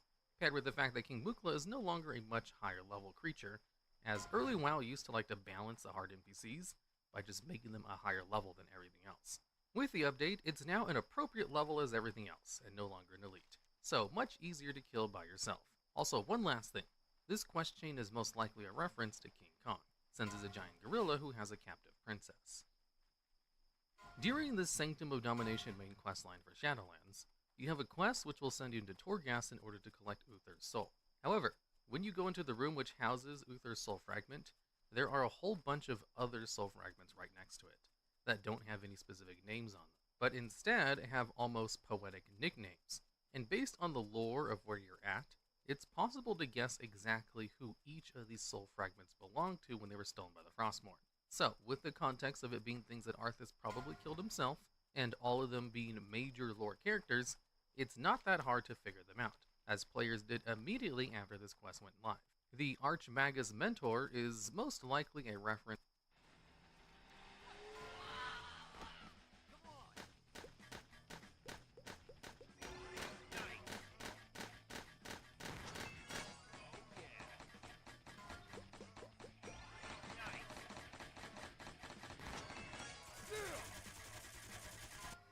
to Antonidas, who was the leader of Dalaran and killed by Arthas when he sacked the city in order to get the Book of Bendiv needed to summon Ashenvale is a divided land, but our most recent efforts have been very successful. We not only have an outpost at the Zoram Strand, but another just north of here called Splinter Tree. I recently deployed a few scouts into Ashenvale, and I need a runner to take them their orders and bring me back a report of what they have observed. Your first stop should be the Zoramgar outpost, along the coast to the west, at the Zoram Strand, to locate the first runner. You also need to stop at Splinter Tree Post to the north and along the road to the east near Ajara. You will find a scout and an outrider there. Give them each a report, and from them, get an update on their findings. Great Father is obviously Arthas' father, Tyrannus Menethil II, who he succeeded in a very famous cinematic in Warcraft 3. The Blood Queen is obviously Blood Queen Lenethil, who was one of the bosses in ICC, and was killed by Arthas during his Northrend excursion when he was fighting against Illidan's forces, including Kel'Thuzad's Blood Elves, then transforming them into the vampire-like Sandland we see within the raid. The Champion of Peace is most likely the character Gavinrad, who was one of the original first 5 paladins created during the Second War, and was the one who gave Arthas his hammer known as the Lights of Vengeance, and was then killed by Arthas when he was defending the buried remains of Kel'Thuzad.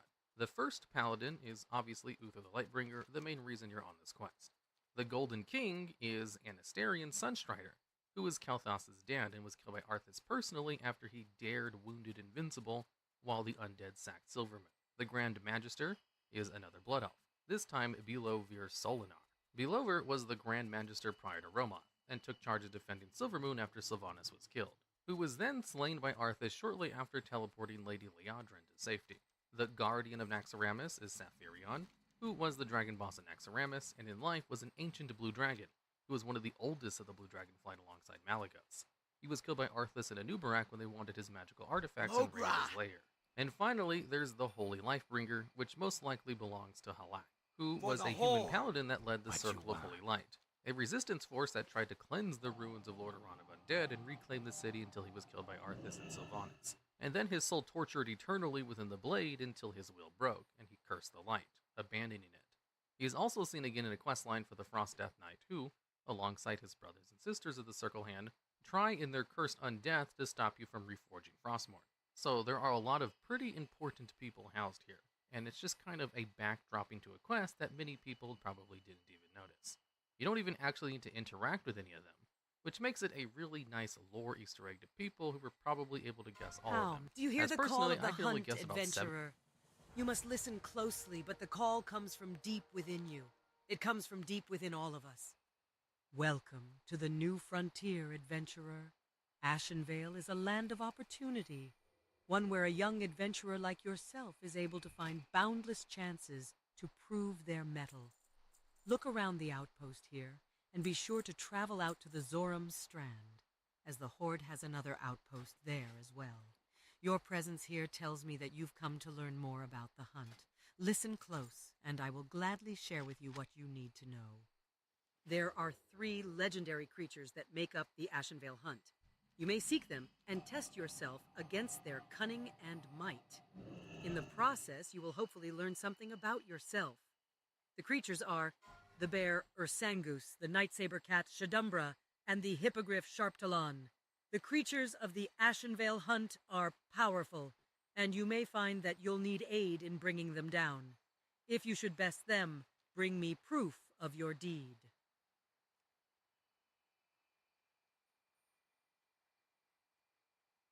$25% of them went. Strength. Let Kadrak know of the success we have had here holding off the Night Elves. Our plans are going well.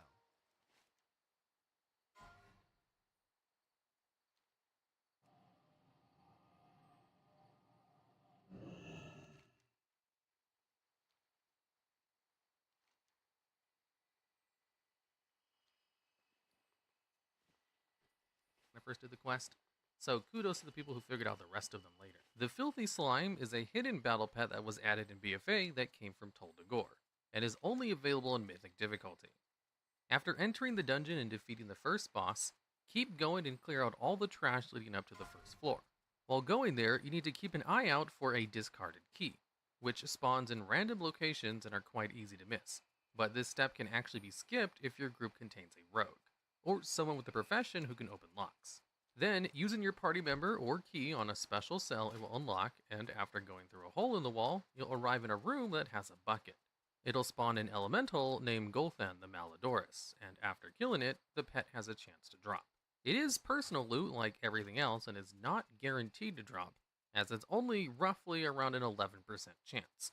But it can be bought on the auction house if you don't want to farm it, or if you just get really unlucky.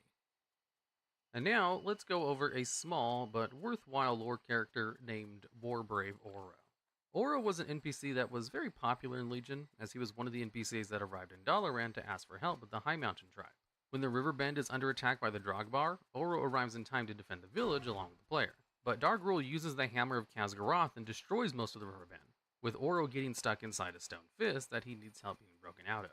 Oro tries to get revenge and kill Dargul, so with the help of a small group of other Warbraves and the player, he confronts Dargul inside the Bitestone Enclave. But Dargul uses the hammer once more and instantly kills the entire group, except for you, by impaling all of them in earthen spikes. Oro had a family that lived at a place called Oro's Overlook, and after his death, Oro's wife, Kura, said that she knows that he wouldn't want her to lose herself in sadness.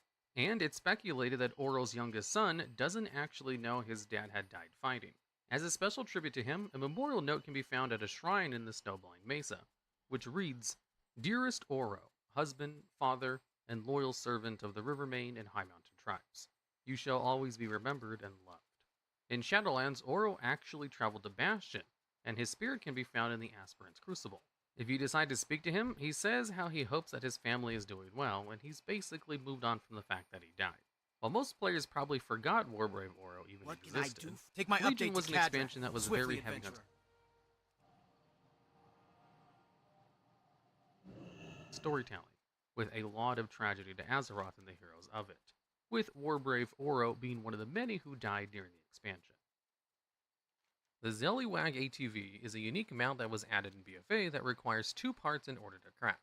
The first being the supercharged engine, which is crafted from a schematic that has a chance to drop from the boss named Kujo in Operation Mechagon, and the second being the monolite reinforced chassis, which is crafted by blacksmiths. The unique effect with this mount is the fact that you can actually change the color of it. Very similar to the X995 Mechanicat, the player can obtain bottles that cover Mechagon, called Nuclear Red, Goblin Green, and Electric Blue, all changing color to their respective names. With Nuclear Red coming from certain lockboxes in the western spray area of Mechagon, Goblin Green coming from random chests in Mechagon, and Electric Blue, which has a chance to be inside the small metal box, which also comes from a chest. And as a note as well, Zilliwag is just Galliwick spelled backwards. And even though this mount has 2 seats, for some reason it's a single person mount. Possibly an oversight by Blizzard, but I guess we'll never know.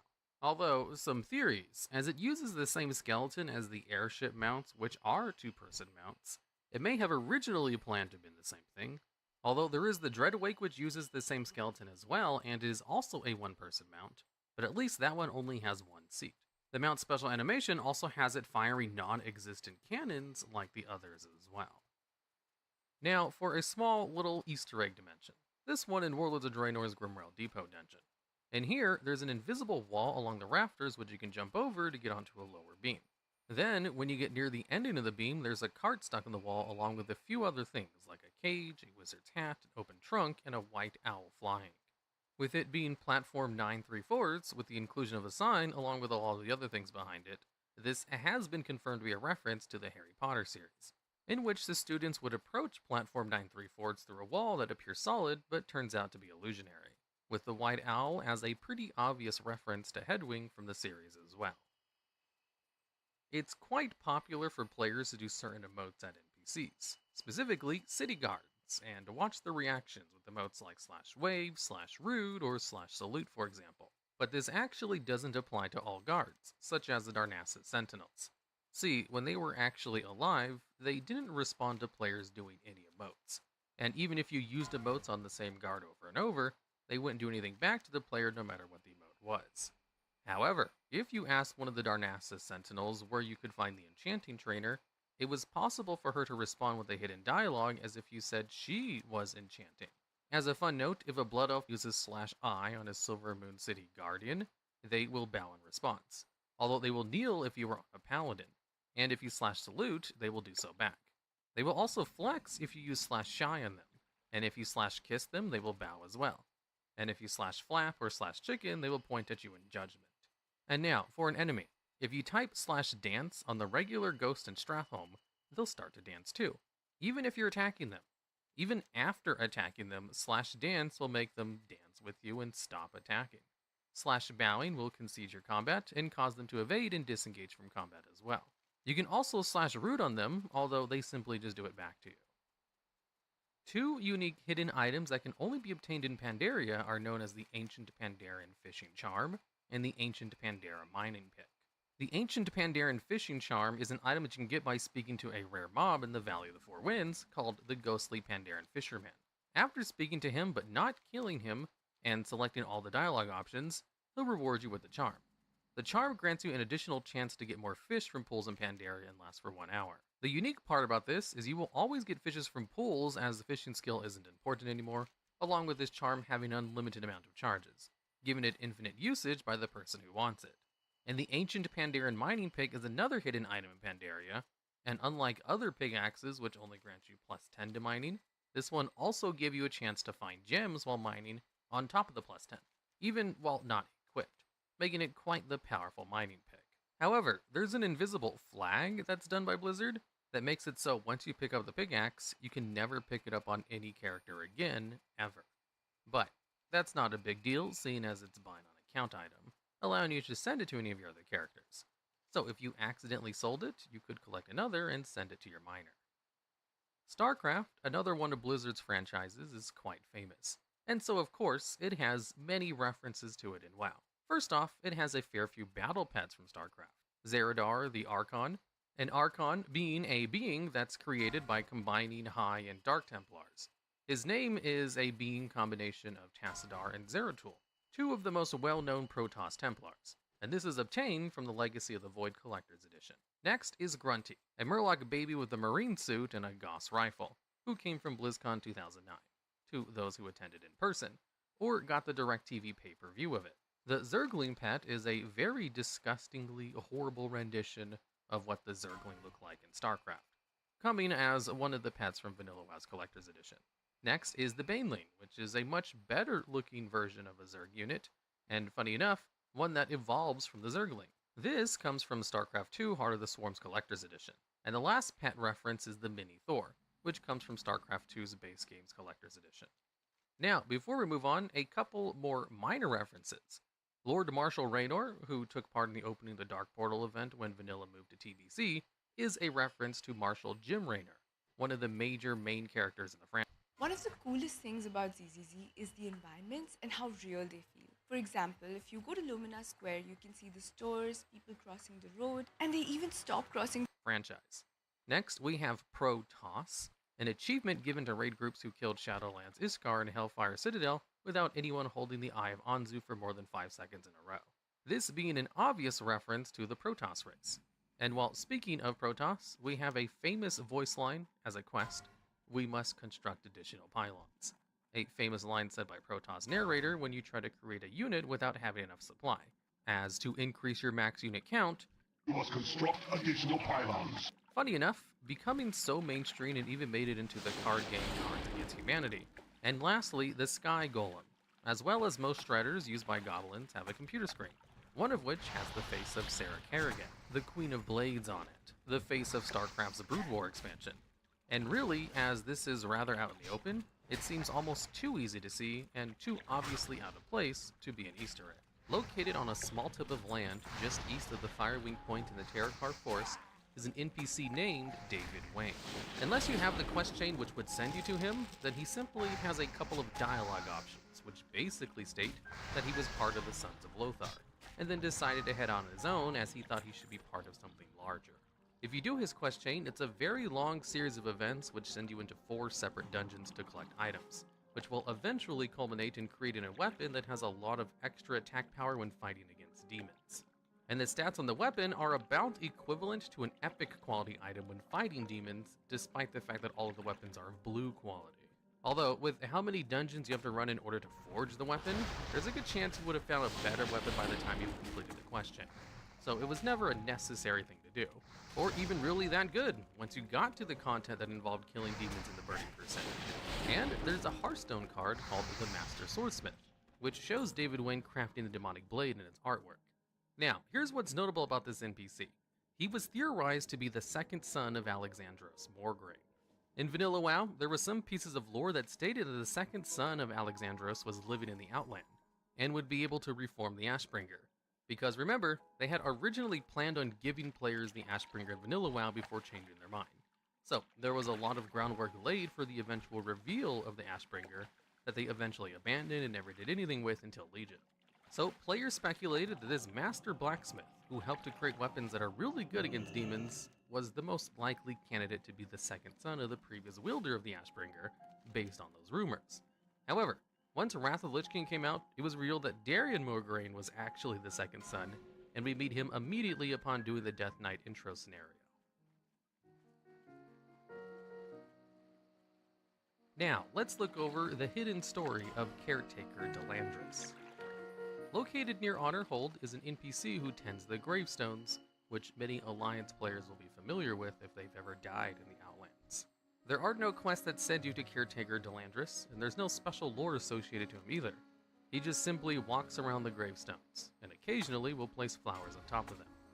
If you go up and talk to him, he'll tell you that he was actually born in Outlands, and as a boy, he always dreamed about going back to his homeland in Azeroth, and had heard all kinds of stories about how much nicer it was, with actual grass, oceans, and big blue skies. Unfortunately, both of his parents passed away when he was young, and as he grew up, he joined the Sons of Lothar, and took it upon himself to take care of his parents' gravestones, as well as all the others from the family members lost at Honor-Hold. And he laments that he no longer wishes to leave this place, as it's his duty to take care of this one little job, as there's even piles of gravestones nearby waiting to be used, as Outlands is a pretty dangerous place. Now, there's nothing really else known about Caretaker Delandris. There's not even really a reason to talk to him. He was basically put in by Blizzard in order to fill out the world more. And there's lots of NPCs like this, which is one of the joys at looking at the unknown side of WoW. And now for some information about the earliest versions of the game. Did you know Paladins did not have a taunt in Vanilla WoW at all? And the reason they didn't have a taunt is actually kind of funny. Some Blizzard class designers from the time said they intended for the Protection Paladin to have the ability to tank, but they were afraid that it would be too powerful. You see, Paladins were kind of rushed out in WoW's launch, as they had a whole bunch of reworks right as the game went live and they had no time to actually test any of them. so Paladins were kind of infamous for being incredibly weak on the damage front. But even with this, they thought Paladins were going to be too strong because they could heal themselves. And they said that the biggest reason they didn't give them a taunt is because they thought a Paladin would just tank everything and then heal themselves up, and they would be too overpowered. Once they saw players in raids though, they knew this wasn't actually a concern at all. That's why the Burning Crusade, they gave them the ever so important taunt abilities, and even allowed them to have the niche of being the AoE tank, which made Paladins one of the best tanks to have for dungeon runs. It's kind of funny that they thought having the ability to heal would make them too good as a tank. But really, that cast time on healing made it not really a viable thing to do at all, and a Paladin wouldn't heal themselves unless it was an instant cast, or they had some way to bubble or literally crowd control an entire group of mobs first, as you can't use any of your passive mitigation while casting either, which means you take extra damage while channeling or casting abilities because you can't dodge, parry, or block. And now, let's take a look at a forgotten and named NPC. Located in the southern portion of the Hellfire Peninsula, walking back and forth on a broken bridge segment that is not accessible until you get a flying mount, is an NPC named War Boss Necrog. It's just a lone fell orc that walks back and forth. Doesn't have any dialogues or quests associated to him, his name isn't a reference to anything, and he's not important to lore. However, he did have a quest associated to him in the Burning Crusades beta. There was actually a whole quest chain surrounding this area, and a couple of the quests in that 10 quest long chain directly involved interacting with War Boss Necrog. Basically, he was a leader of some of the fell orcs in the area, and had taken a scout captive. So what you were supposed to do was build a bomb and use it in order to get his attention, which would cause him to climb down from the bridge in order to investigate, which then would allow you to attack him in order to recover the key necessary to free the scout. And seeing as there were Horde and Alliance versions of this quest chain, it's kind of a wonder why they removed it from the live version of the game. It could be because the lore is kind of spotty. War Boss Necrog is said to be a commander of some of the fell orcs in the area, even though they all work under the Shattered Hand clan in Kargath Bladefist. Or it could be because the quest was kind of complicated. In order to obtain the quest line, you had to find a random item and then use a bomb when the NPC was close to the area, since it did patrol back and forth, which maybe caused some pathing issues with having to climb down from an inaccessible vantage point from really high up. He's like 50 yards in the air. Or it could be any number of reasons. We don't actually know why it was removed. Just that when it was removed, they left the named NPC in the game, still walking in his pathing location. It probably even still has the programming from the quest on the NPC. But since there's no way to trigger it, it's relegated to lost and forgotten status. Kind of out of the way too for people to even notice him. And not an NPC you can even fight until higher levels when you unlock flying, when he's no longer even a challenge. And now for the hidden side of WoW. Located on the southern edge of the Hellfire Peninsula is an object called the Jar of Ashes, right in front of a skeleton. The skeleton is commonly called the Hellfire Peon in the WoW community, and if you click on the Jar of Ashes in front of him, you'll get a bit of flavor text, which reads, "Here is a jar of ashes. These are the ashes of my sanity, my passion, and my drive, all utterly destroyed by themselves. May all those who look upon these desolated lands of Hellfire remember this fallen peon. He shed blood for the Alliance and sacrificed for the Horde, only to be driven utterly mad by the wicked and soulless ones who devoured what he held most dear. As they feast from his toils, may they suffer his wrath. Maybe not in this world, but in every world hereafter. It is my declaration, my solemn oath, and my everlasting promise. I will avenge my suffering." Now, this little piece of flavor text doesn't really relate to anything specific in lore, and it's just another piece of flavor added to give more personality to the zone that you can discover, as this little jar is located way out of the way, and while it is accessible to players without flying mounts, it's hard-pressed to actually go to this location accidentally. So it's just a nice little Easter egg of someone in Hellfire Peninsula who probably died in some terrible way that made him just hate the world and write a very lengthy, passionate letter. There is some speculation about what this could be relating to, though. Shortly before the Burning Crusade launched, a CM on the WoW forums left the company after going on a bit of a rant. You see, in the era of the end of Classic and the hype for the new first expansion, the Burning Crusade, World of Warcraft was receiving a lot of attention. Way more than the WoW development team probably expected they would ever get, as it just continuously got bigger every month and wouldn't stop growing until Cataclysm when it hit its peak. And so during the early transition period, when they were having a huge wave of people hitting the forums before they'd hired the appropriate amount of staff to deal with them, the people who were there before weren't really expecting to have to deal with a massive amount of trolls. And so it caused a couple of incidents with some of the CMs, and the CM Tesseract in particular wrote out the following in response to people calling him a douche. Unlock the world's largest, most liquid financial market with Forex.com. Douchebag in a way that circumvented the profanity filter, and he lashed out at that person. When some of the other people in the forums then started making fun of him for defending himself, this was his response. You can't help it. Posted impassionately, they say you don't care. Posted nothing, they say you ignore. Posting with passion, you incite trolls. Posting fluff, you say nonsense. Post with facts you have, they whittle down with rationale. Where would you like to fly to? There is no win. There is only slow degradation. Take note, it is the first and only time you'll see someone in my position make that position. You can be me when I'm gone. And then after this, he was called out for being unprofessional. And this was his response to those lines of messages. When you can understand how a group of belligerent and angry posters can drive away... Yes, adventurer? Are you reporting in? Well, my update will explain all of this to Cadrak. You must return this to him as quickly as possible.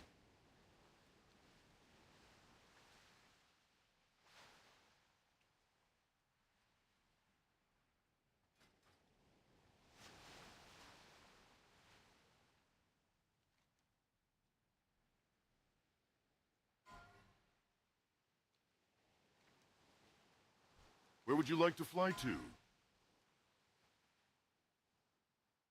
Are the Horde!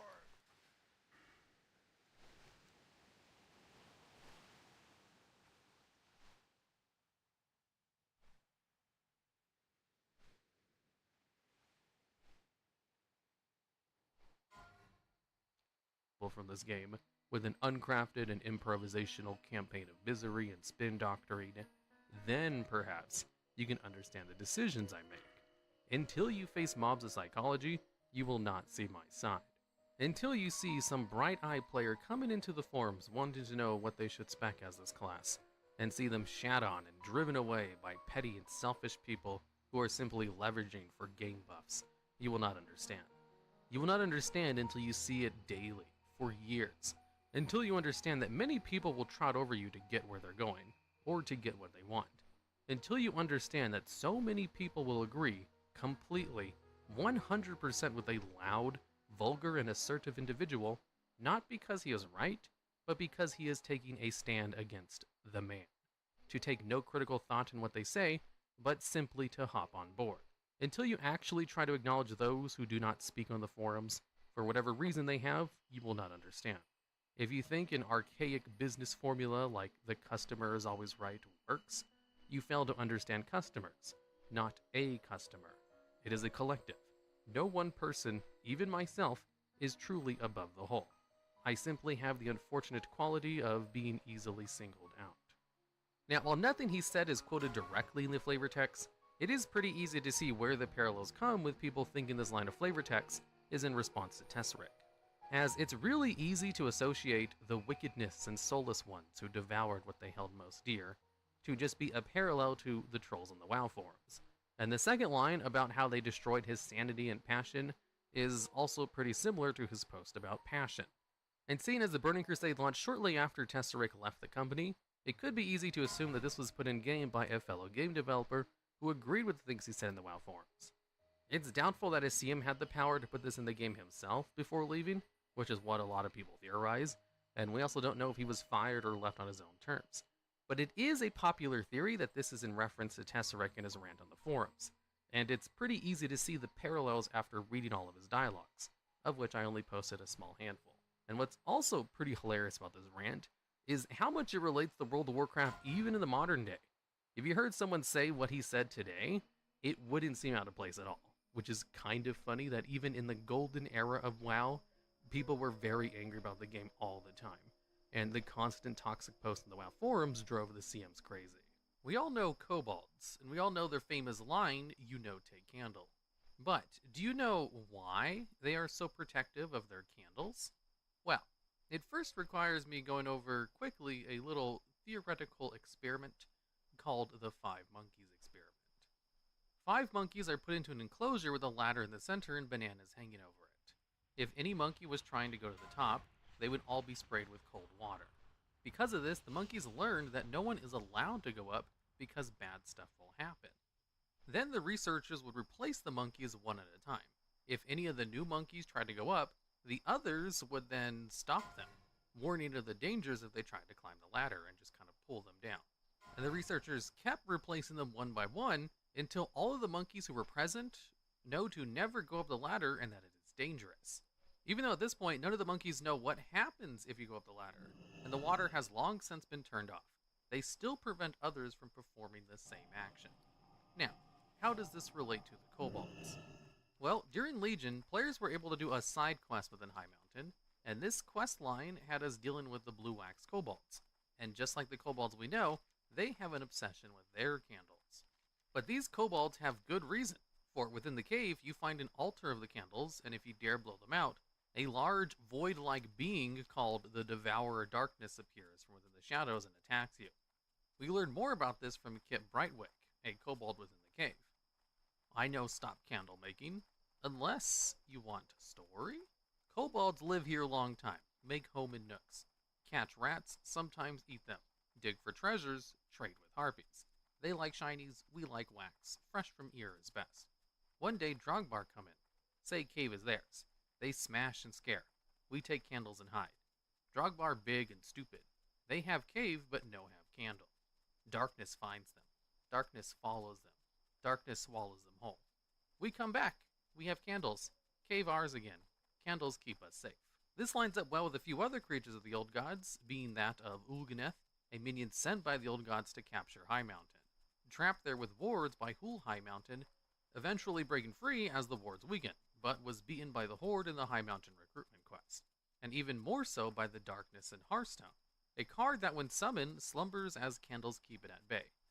But if all three candles are drawn and extinguished, it is then summoned, a massive destructive beast that can tear through enemies. So what does this have to do with the 5 monkeys? Well, while the Blue Wax Kobolds still have to worry about the impending Void Beast because of the unique situation of High Mountain, its caves apparently filled with beings of the Old Gods. The rest of Azeroth does not. People are mostly free to wander caves without worry of being attacked by the Void, something that was likely not as common during the Black Empire's reign, or for a while afterwards. And the kobolds are an ancient race, so they still pass down the requirement to wear candles within their caves, fearing the dangers that lurk in the shadows, ready to tear their minds and souls to shreds, knowing that if I take off my candle, I die. Even if the danger is no longer there anymore, the kobolds in other parts of the world still keep with the tradition, even if they don't actually know why they do it. We all know the old gods of Azeroth, Cthulhu the Eye, Yogg-Saron the Maw, Y'Shaarj the Head, and N'Zoth the Tendril. However, there has always been hints at a hidden 5th old god within Azeroth, including Xal'atath, or better known as Naifu by the community, possibly having been one as well. However, come Chronicles Volume 3, we were given a rather amazing looking page showing some rather simple and yet wonderful artwork of the old gods. In the bottom right, you can see N'Zoth, his tendrils leading into a watery detail, then connecting to a massive pillar of various old god structures, including many insects and Karaji, eventually leading to Cthulhu within the center. Returning back down the left side, it leads to a massive rock and cliffs and jagged stone, maybe even ice, until we reach Yogg-Saron. Going up from it, we get more insects and twisted buildings before reaching Y'Shaarj, and its massive serpent-like body crawling all the way up to the page. But then the real big thing is in the top right. First off, we start with a massive Cthulhu-like head, straight out of H.P. Lovecraft, a pair of wings, and massive amounts of tendrils. Until you look closer, these are not tendrils, and actually vines. Covered in leaves, and these tendrils are surrounding piles upon piles of skeletons. What could this mean? Well, it could mean there might be a hidden old god, one that has powers over both life, represented by nature, and death, represented by the skulls. And while this is just a minor detail in one page of Chronicles, these updates are crucial to our could just plans be to a further our mistake, presence in or Ashenvale. mean nothing. We can now plan our next move.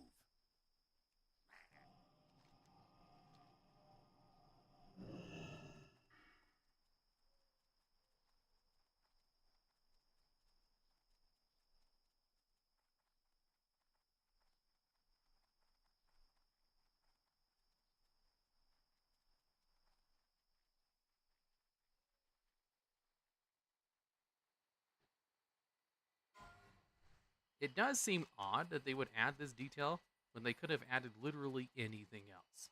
A tiny detail that many have missed, but could lead to a massive revelation within the Old Gods lore on Azeroth. Next, we'll talk about the continents of Azeroth. Originally, Azeroth had one massive continent. This continent included all of the land masses of Azeroth we know today, although it is confirmed that while there were more land masses, this one was the largest. During the War of the Ancients, the Well of Eternity in the center, a hole filled with the planet's blood that was created when the Titans tore Y'Shaarj out of the crust, was destroyed. This massive world-shattering explosion is what created the Azeroth we know of today. Huge amounts of land was destroyed, pushed below the sea, and yet somehow the land does not make sense. The shapes of the land seem far too oddly shaped. Chunks of land that should not have collapsed seemingly did, and weird parts of chunks of land, islands near the center that somehow survived. Well, these landscapes surviving are... Harry, I will train morning, noon, and night! Are likely thanks to the Old Gods. See, the Old Gods are like trees. Their main bodies sit at the center, but their tendrils, their roots, they seep deep into the planet, and very far, too. The Emerald Nightmare, for example, exists because of these tendrils. Yogg-Saron, all the way in the north of Ulduar, was able to reach the newly created World Tree within Grizzly Hills, and because of this, it was granted a way into the Emerald Dream. And all of the Old Gods have these roots. We have this nice map from Chronicles that details the territories that each Old God controlled. This map giving us some insight into where the Old Gods' roots may have been able to expand. And they are awfully close to the general shape of the different continents. Especially since this map is the visual before the Old Gods were able to be captured and contain the Elemental Lords, allowing them to expand into their territory. And these roots may have been the main reason, or at least helped, in holding the continents we know together, which, funny enough, the dead Old God Y'Shaarj had the territory that lost the most amount of land. While the living Old God's roots were able to hold together most, if not all, the territory, the dead Old God Y'Shaarj's roots were only able to hold together small pieces of land. While this is not confirmed, it seems pretty likely this is one of the reasons why the land still exists. There is 4 known Old Gods in Azeroth. Cthulhu, who was revealed and fought in Vanilla, and Yogg-Saron, who was revealed and then fought within Wrath of the Lich King. However, the same cannot be said for the other 2, as they have a much more troubled history. N'Zoth was introduced to us in Cataclysm as the big bad behind a ton of stuff in Azeroth, like the Naga and Deathwing. We actually would not get to see it until 4 expansions later with the final patch of BFA in 8.3, finally revealing the Old God's appearance to players. Outside, of course, the tiny border art that we mentioned before within the Chronicles only a year before. However, we did get to see it non-canonically beforehand, with it having appeared in Hearthstone's Whisper of the Old Gods expansion in 2016. While not official at the time, as even Ben Brode himself said, we collaborated a lot. One of the lead artists on WoW actually did the illustrations for the Hearthstone card. Hard to say what N'Zoth would look like if it ever appears in WoW, but it's intended to be a canonical image of it, yes. It seems the WoW team loved how they made it look so much they decided to stick with Hearthstone's artwork making it official, and years later chose to make N'Zoth look that way in WoW. And yet even worse in the final Old God Y'Shaarj. Revealed in the expansion Mists of Pandaria, however, already dead when he was revealed, killed by the Titans eons ago. Outside of the tiny bit of artwork from the border of the Chronicles page, we actually have no canonical appearance for this Old God.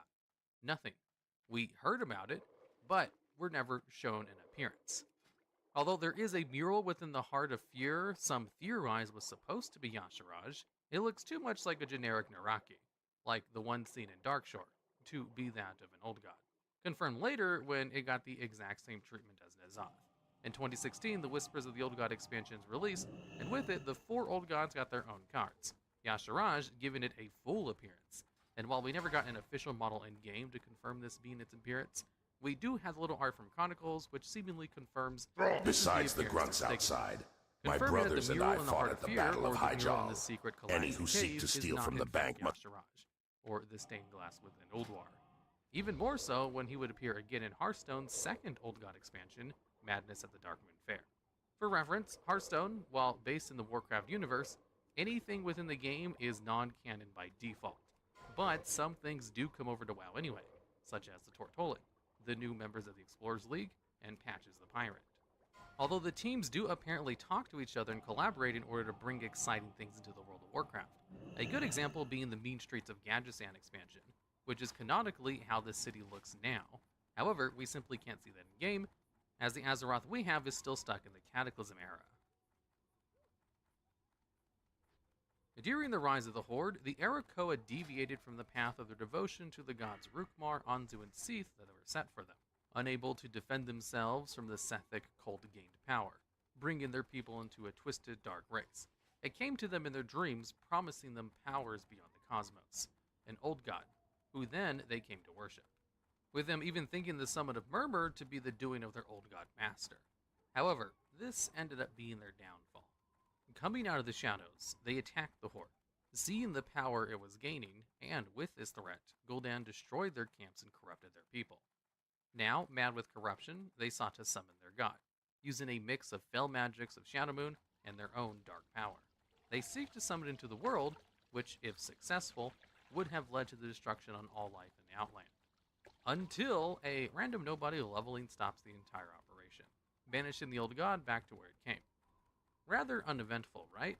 While this is seemingly the only appearance of an old god on Draenor, one that is summoned and not there naturally, Yeah, what do you there is want? a possibility You got of the Draenor manual. having I can't had wait an to old read god. it and find out how Within to fix Shadowmoon the Sam Valley, you can flange. find an ooze I called the spoke Black with Blood of Sputter Draenor. Valve in Ratchet.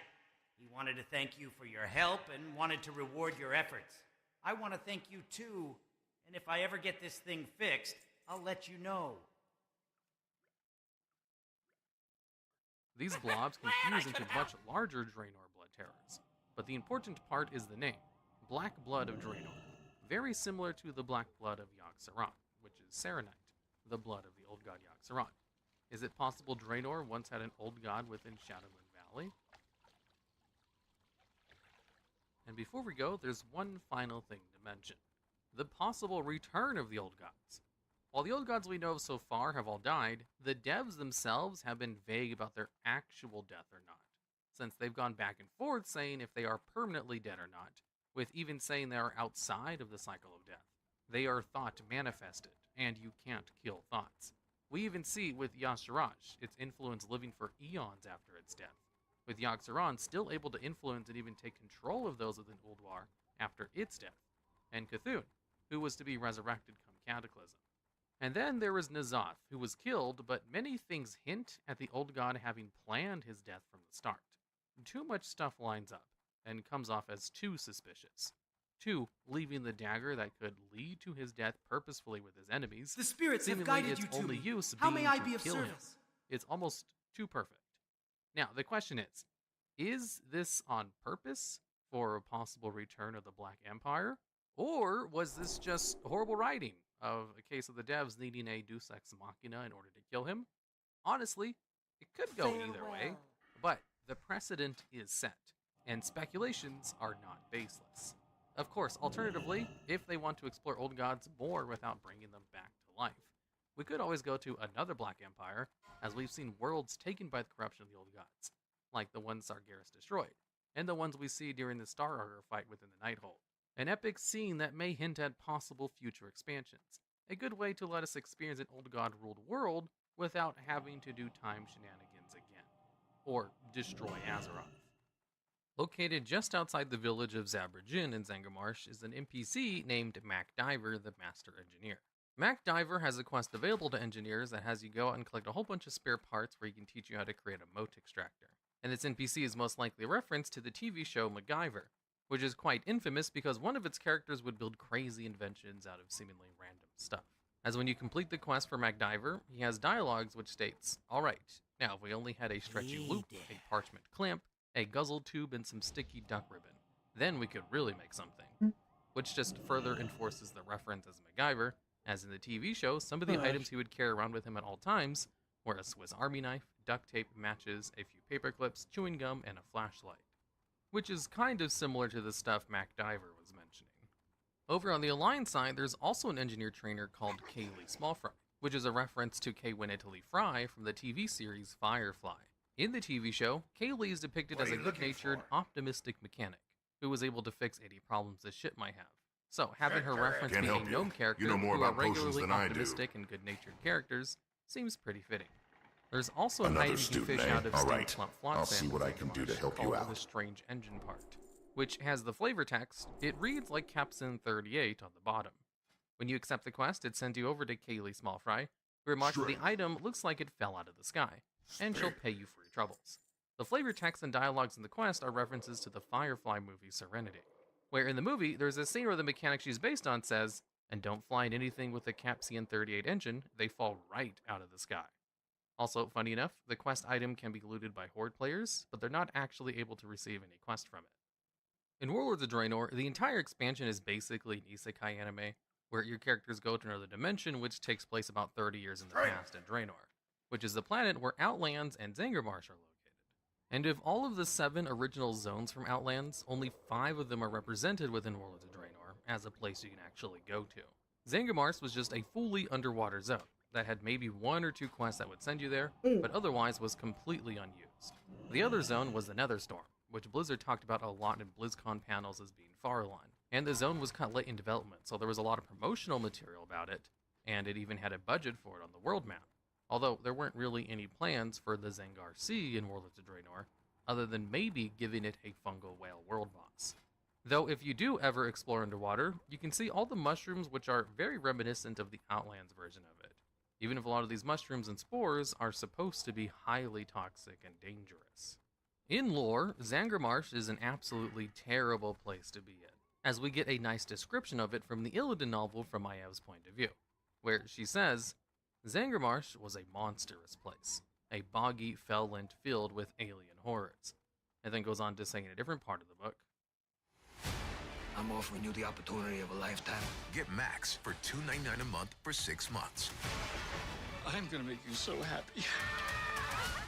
She had thought Hellfire Peninsula was a terrible place, but this was far You worse. haven't lived until The you've entranceway looked to down on the Outland world was from a the back of a desert Wind hell Rider. filled with fell orcs and hideous creatures.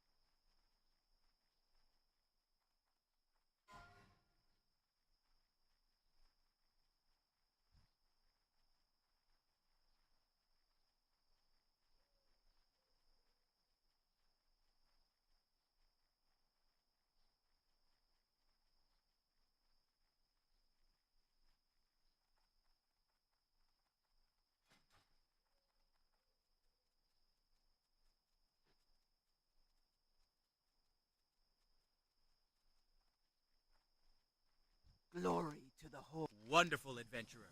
With all 3 samples gathered, I can create for you a vial of the purest water any living creature will find. It will be used in the next steps of your rite of passage. I am pleased to count you among our kind, adventurer. You do all adventurer proud, and I look forward to hearing about your exploits in the future. Islan will have one more task for you before rewarding you with your next totem. The vial of water I've given you is necessary for whatever that task is. Go now and find her. We shall meet again someday. Strength.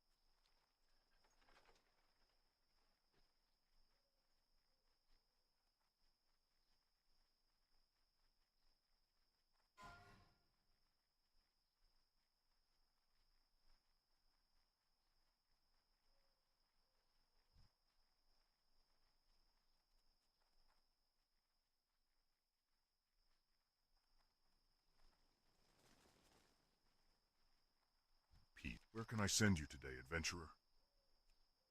Go in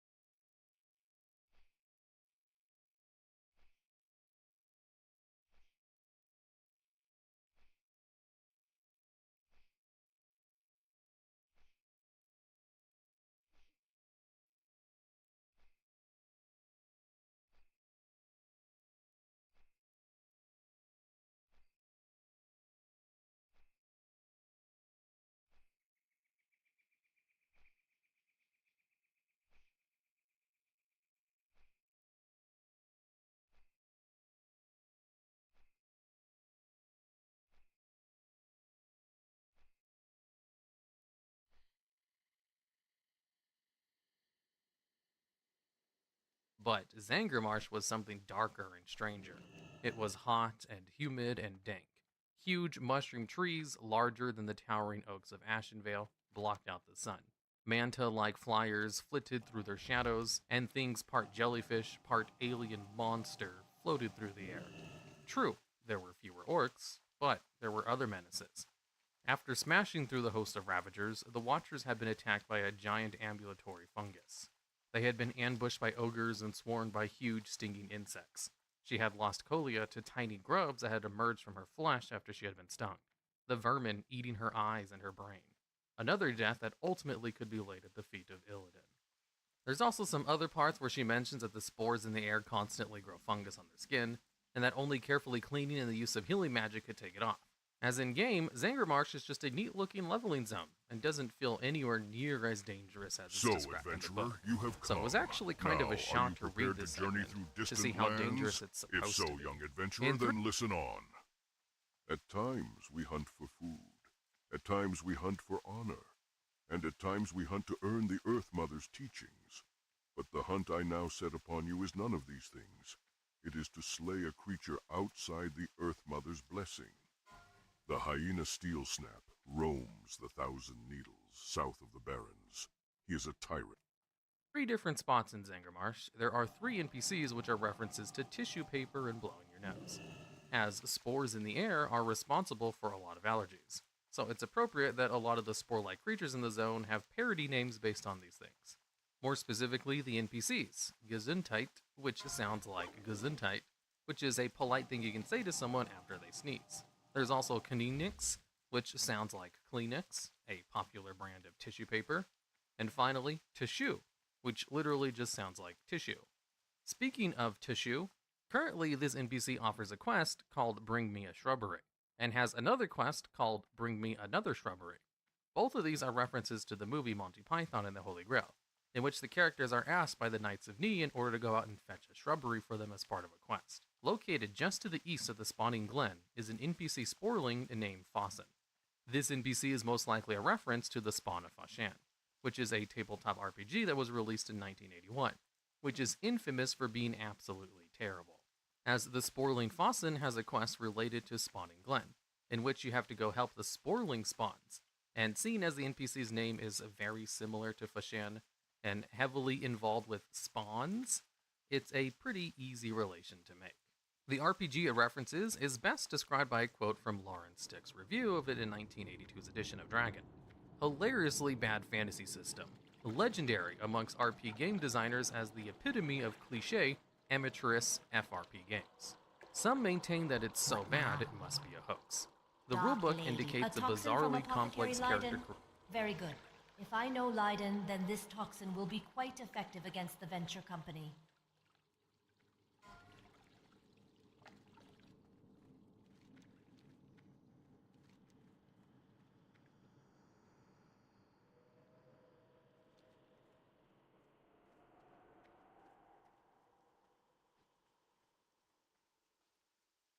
System, painfully cumbersome combat rules, and monster descriptions with names like Makel, Foktlum, Finkror, and Raltmurut. Seeing as the names of the monsters in the Spawn of Fashan were so weird and random, it definitely fits the Sporling Fussin and most of their naming conventions. The captured gnome is an NPC located in the Horde-controlled village of Zaberjin. The NPC will offer repair services for Horde players and even sell a couple of engineering Life items. is a struggle. And while the And the gnome is saying going that about which its does not business, kill you banging on the makes you anvil, stronger he will is occasionally not be always taunted by true. some of the passing by Sometimes guards, wounds act telling slowly, him to work faster, which is why we to have which he'll bandages. Panned Stonebinder of the Spirit Rise can teach you the art of first aid. Looking for something special? reply in common. Although, Horde players won't be able to understand what he's saying. If an Alliance player is nearby and spying on the village, they will be able to see the gnome is saying, "Please don't kill me." There's also some dialogue where a guard will tell him that if he's no good at fixing things, then he'll be good for eating. To which he'll also reply, either, "I don't understand you," or, "Please don't beat me." Now, the captured gnome in this village could be a reference to how gnomes are treated in WoW Machinima, where there was a large emphasis in early WoW Machinimas to always punt gnomes, or use them as the butt of many jokes. Although if it's not a reference, then it's just a pretty dark scene of a captured gnome who's just scared for his life. Located in the Ledgerman Lounge in Legion Dalaran, while you're playing a rogue who's doing the Rogue Order Hall missions from Legion, there's a section which will send you to investigate and look for the dead body of Amber Kernan, another uncrowned member who went missing. Once you get to the upstairs room and activate stealth, there will be two SI-7 agents named Agent Smith and Agent Jones who will walk around the room and talk about how it's totally crazy that the leader of the SI-7 himself told him to kill one of their best agents, which eventually leads the rogue to finding out why this happened, and basically the whole story of the Rogue Order Hall campaign. Amber is holding a decoded message, which eventually you have to deliver to the Uncrowned, where you find out that Matthias Shaw has been taken captive and you have to go free him eventually. Now, the two NPCs in this particular part of the quest chain are obvious reference to the two agents in the Men in Black movies, as the real-life actors who play the two Men in Black are named Will Smith and Tommy Lee Jones, hence the names Agent Smith and Jones. And also, during the Shadowlands, you can actually meet Amber and Maldraxxus, and if you're playing a rogue who went through the quest chains, you can actually tell her the message successfully went through, to which she'll remark that it's a good thing her last efforts weren't in vain. If you are an alchemist, there is a pattern you can get with a little bit of work which allows you to create a cosmetic head item that places a red candle on top of your head, called the Red Noggin Candle. In order to obtain the pattern, what you need to do is collect 10 infused rubies, which drop from random NPCs around the zone of Revendreth or from Venthyr reputation boxes. Then you need some atonement crypt keys so that you can open up some of the crypts in this location on the map, where the Board Dredger NPC has a chance to spawn every time you open up one of the crypts. It's RNG how long it will actually take to find the NPC you need, but if you have 20 extra infused rubies, you can head over to this waypoint on the map, where there's a bell that you can ring, which increases the drop rate of atonement keys for 20 minutes. Then, once the NPC spawns, you have about 30 seconds to buy the pattern you want, as eventually he'll just run off. So you have to be quick and make sure you have the required amount of rubies and empty backspace to actually purchase the item. It is a pretty unique transmog though, and I was able to get the NPC to spawn after opening only a single crypt. Although I probably just got lucky, as I saw a lot of reports of people taking at least a few hours to get the NPC to spawn. And in today's segment of Lore Reader Tales, we will be going over Leonid Bartholomew, an undead warrior who plays a role in a whole bunch of different expansions, even if only a pretty minor one. Before his undead state, Leonid used to be a paladin before he was later killed and resurrected by the Lich King into a mindless undead. He was later freed by the Banshee Queen, but is loyal to the Argent Dawn.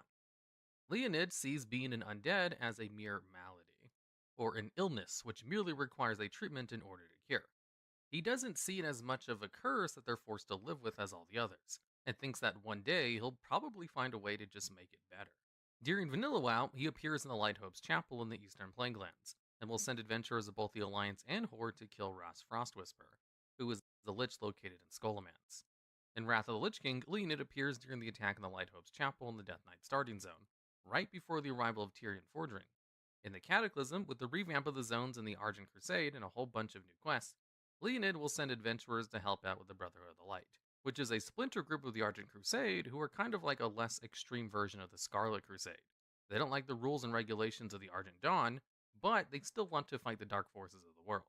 And in Warlords of Draenor, Leonid appears in the Lunarfall Inn and the Frostwall Tavern for Horde and Alliance players, and will ask adventurers to go into Auchindoom in order to find the Soulweave vessels, which he believes can help aid in the Argent Dawn investigation into the world of the transition from life to death.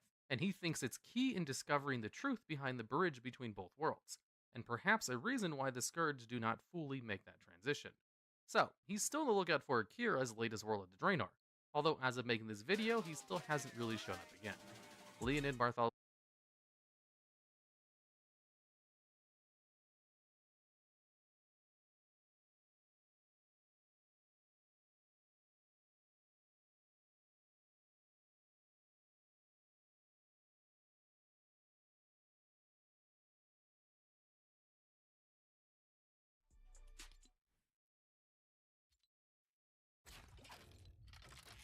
Bartholomew is notable for being one of the few good aligned undead in the world. And whenever lore aficionados like to bring up good factions of undead, Bartholomew would usually come up in that conversation as a possible leader of this good aligned undead faction. That and Lillian Voss. And after the events of BFA, we know which one of these two Blizzard eventually went with. Well, until Kalia takes over more officially anyway. And now some information about the earliest versions of the game. Did you know the earliest design of druids was for them to constantly switch forms during battle? They wanted them to be in bear form if they were taking damage, going into kitty form to deal more damage, and going to caster form in order to use their mana from range, while also giving their innervate to the healers. So they had a lot of talents and abilities that synergized with them swapping forms. And even the capstone talent for the Feral Tree was a mana reduction to their shapeshifting. But there were a few problems with this design. The biggest was that shapeshifting costs so much mana that it literally disincentivized players from wanting to shapeshift during battle at all. The capstone ability for Feral Druids was supposed to offset this, but even with a 25% mana reduction, it was still too expensive to constantly swap forms. And they didn't really pull competitive damage doing it anyway. You're best off just sticking to one form and not swapping during battle. It wasn't really until later on in WoW that they finally got this intended design philosophy down, or at least in PvP. In PvP, druids shapeshift to different forms all the time, and they've been doing that for many years. But in PvE, they finally got druids to shapeshift mid-battle with one of their talents called Affinity. Druids have 4 specs, and they're able to pick one of their affinities that gives them traits and features from one of the other 4 specs. So, a Resto Druid who takes Feral Affinity, for example, is much more effective when they're in cat form, and is actually a completely viable option to take when running Mythic Plus dungeons, as druids are able to pull some of the highest healer damage by just going into cat form. Now, whether druids want to constantly swap forms all the time in a raid, though, is another issue. But outside of raiding environments, there's lots of incentives for druids to shapeshift constantly that wasn't there in vanilla WoW at all. So it seems they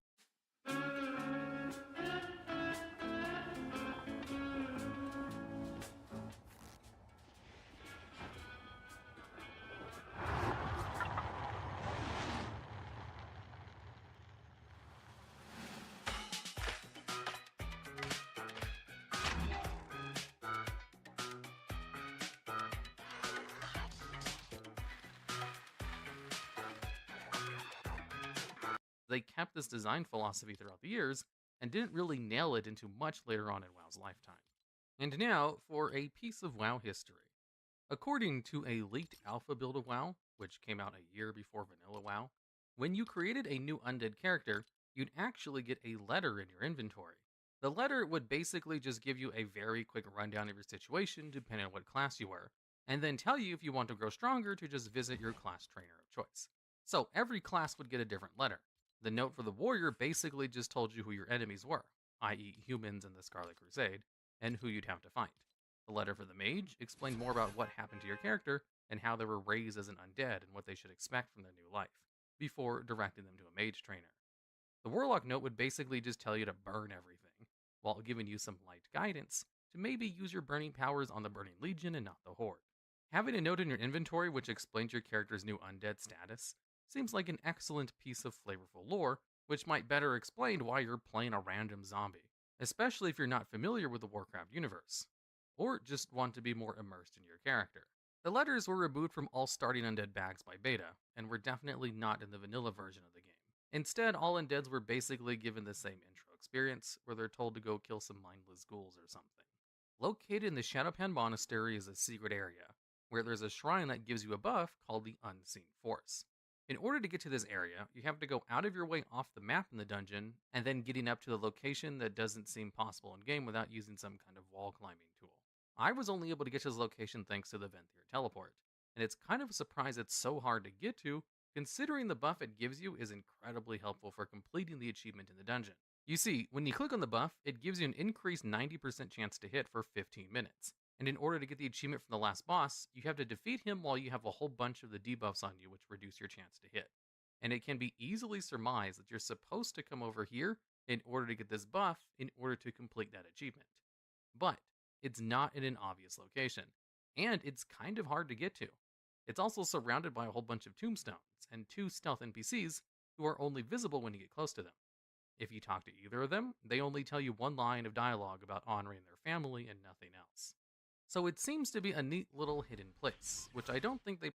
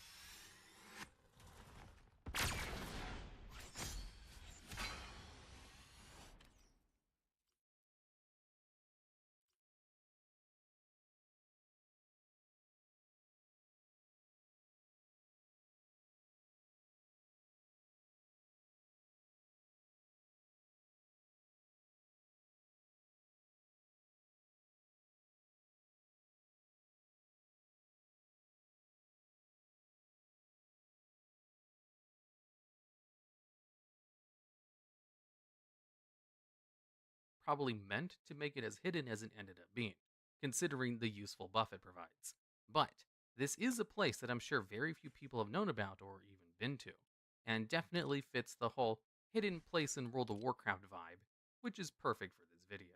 Starting off, let's go over a hidden Easter egg located inside of 2 of the lost relics you can recover. The Book of Binding, the Tormented Sorcerer, and the Book of Binding, the Mad Witch.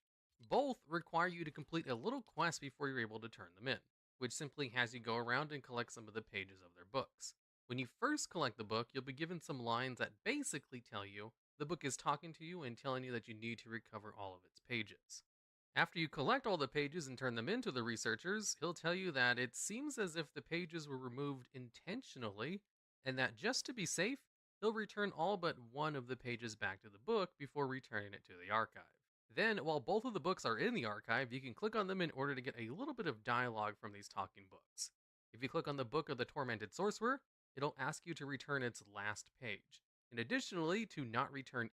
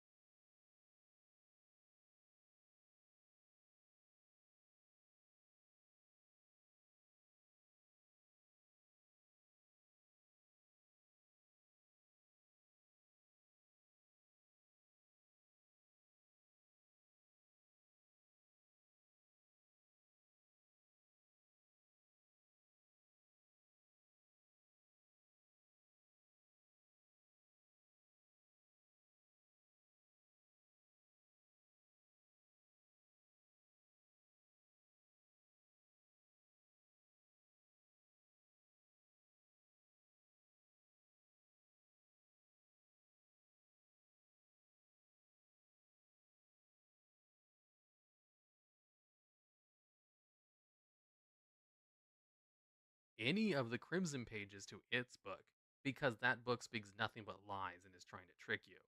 If you speak to the Crimson book, it will tell you basically the same thing but for the Azura pages, where it says to return the final Crimson page, and that you should not return any of the Azura pages because that book speaks nothing but lies and is trying to trick you. Both of these books are references to the 1993 video game Myst.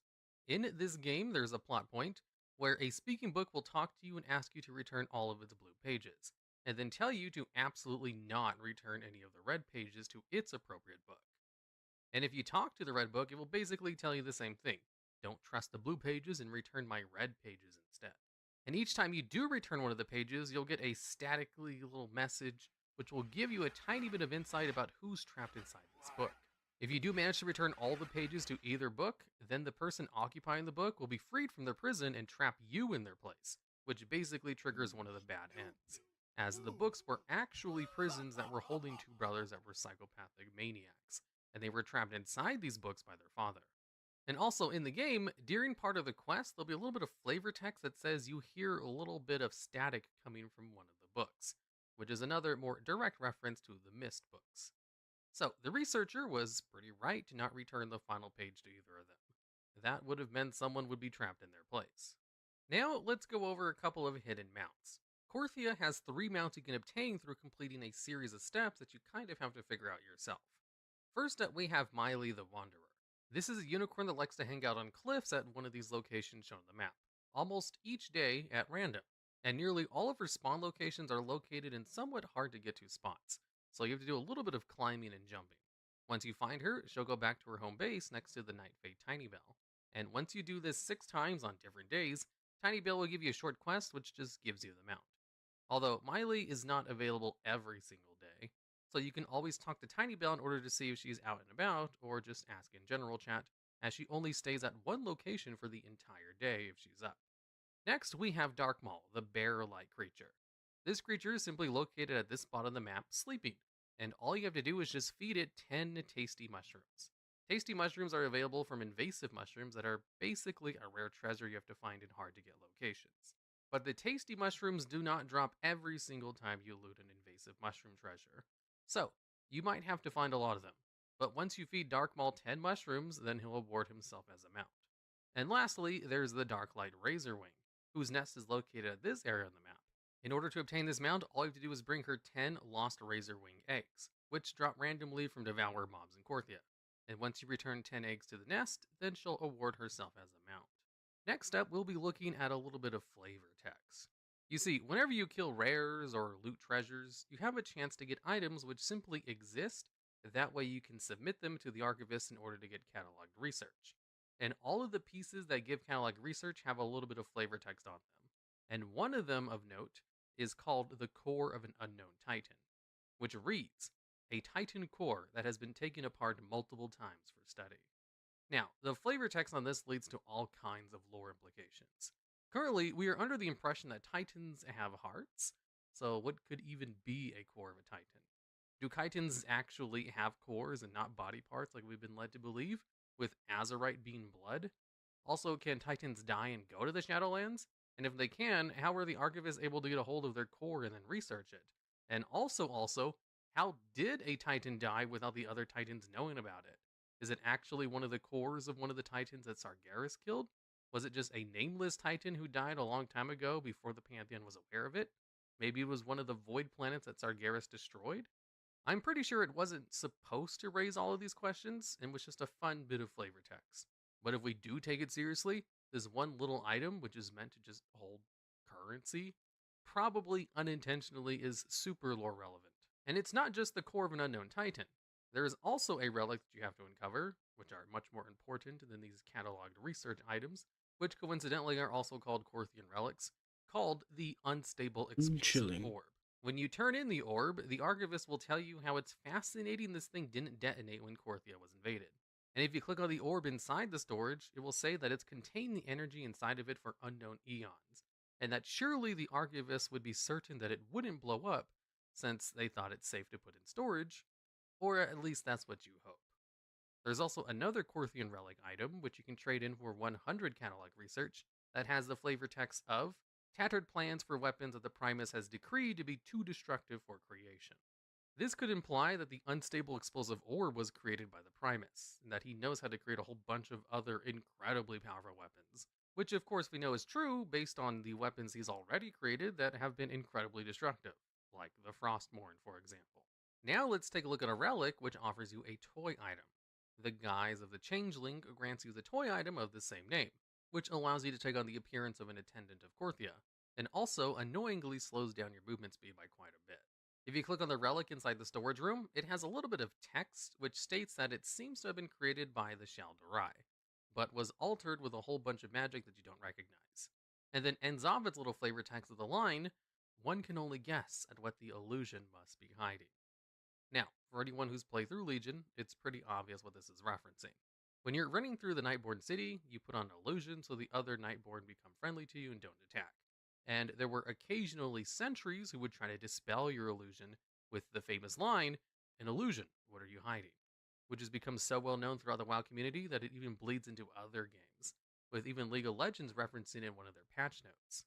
And what's notable about this is that the Nightborn were kind of a closed-off city for 10,000 years in the Broken Isle, and were just known as the Night Elves before that, so how they got specifically a Nightborn relic in the afterlife is kind of a mystery.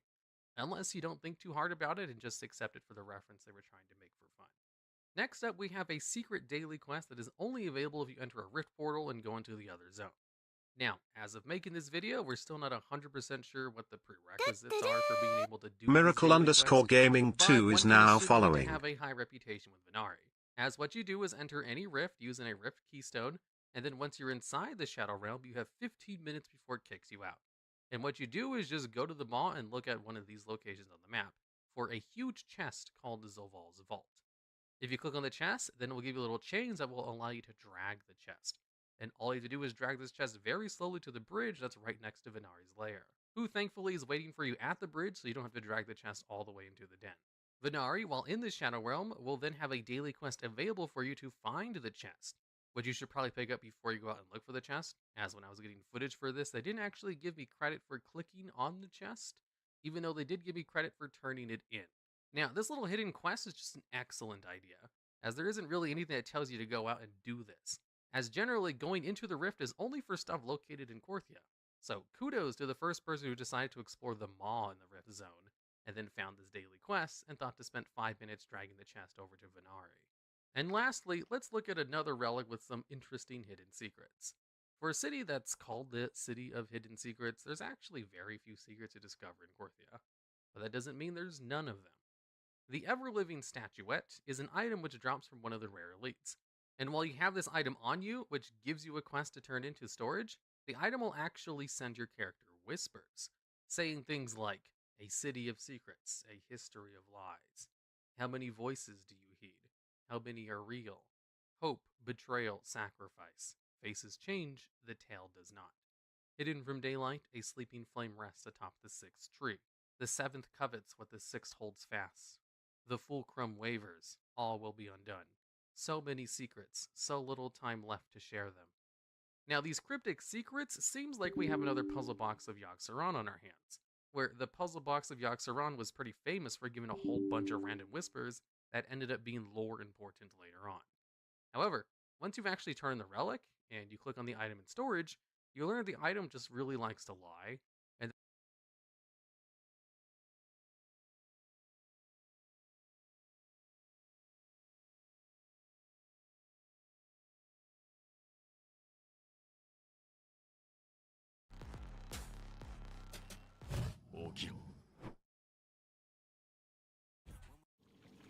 Yo, what is up? For this feedback in my previous video, I wanted to share my LVUI setup. Yo, what's up guys? It's me a few minutes later editing, and I'm going to pause it a few sections to show you guys some things as well as show clips from my Classic. And the primary idea is having a clean and minimal setup where all of the relevant information is focused in one area, and then the rest of the screen is open for experiencing the game, the world, the immersion, much more across the screen. Buffs, my debuffs, my chat, enemy unit frames, buffs, debuffs, cast bar, everything sort of focused and easily much more. This was actually for a game, but basically is an adapt. And so I'll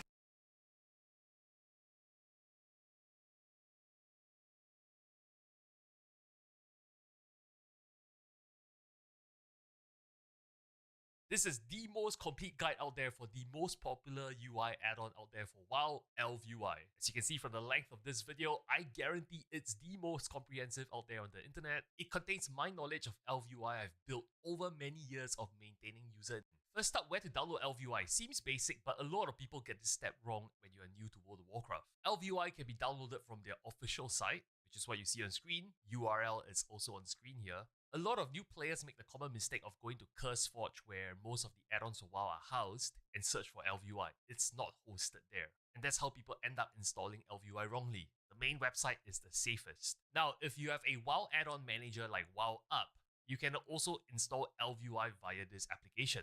Take note, this does not work for the Curse add-on management client, so make sure to download ElvUI from the correct sources. Alright, you've installed ElvUI and you'll be greeted by this installation welcome screen when you first log in. Now, some of the elements might look different on your screen depending on your resolution, but don't you worry, we'll be going through all the steps to allow you to customize everything that you see on screen right now. So for beginners for ElvUI, I do recommend that you go through some of the templated answers here. But just know that everything you select in this installation process is reversible and you can customize it later down the road. Click on Setup CVARs. On the next screen here, you can say Setup Chat. And on the next screen here, I will do New Profile.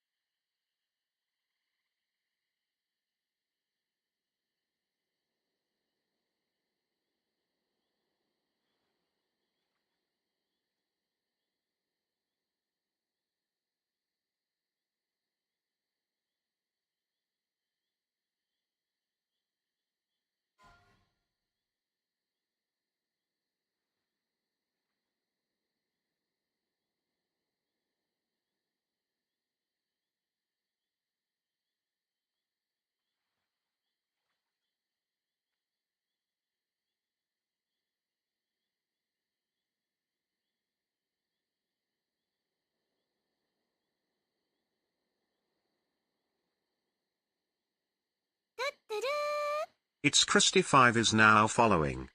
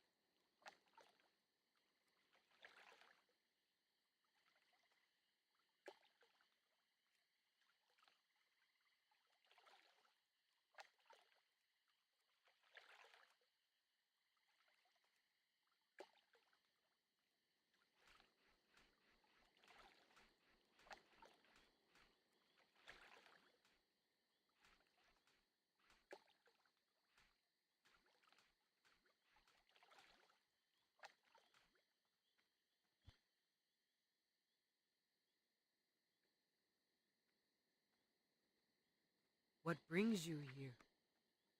Pull out with the pole, like who wants smoke? LOL to the bank, richer than a Joe. Money on me, 100 on me. Bro gon' catch a body, then he flee the scene. I still put that G-Star on my jeans. She asked me if I love her only in her dreams. Keep my stick on me, make you bleed. Wouldn't ever shot you if you let me be. Young rich nigga, that's a guarantee.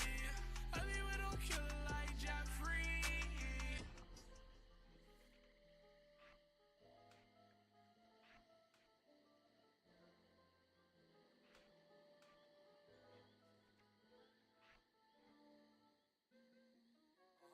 Sipping codeine in love with the medicine.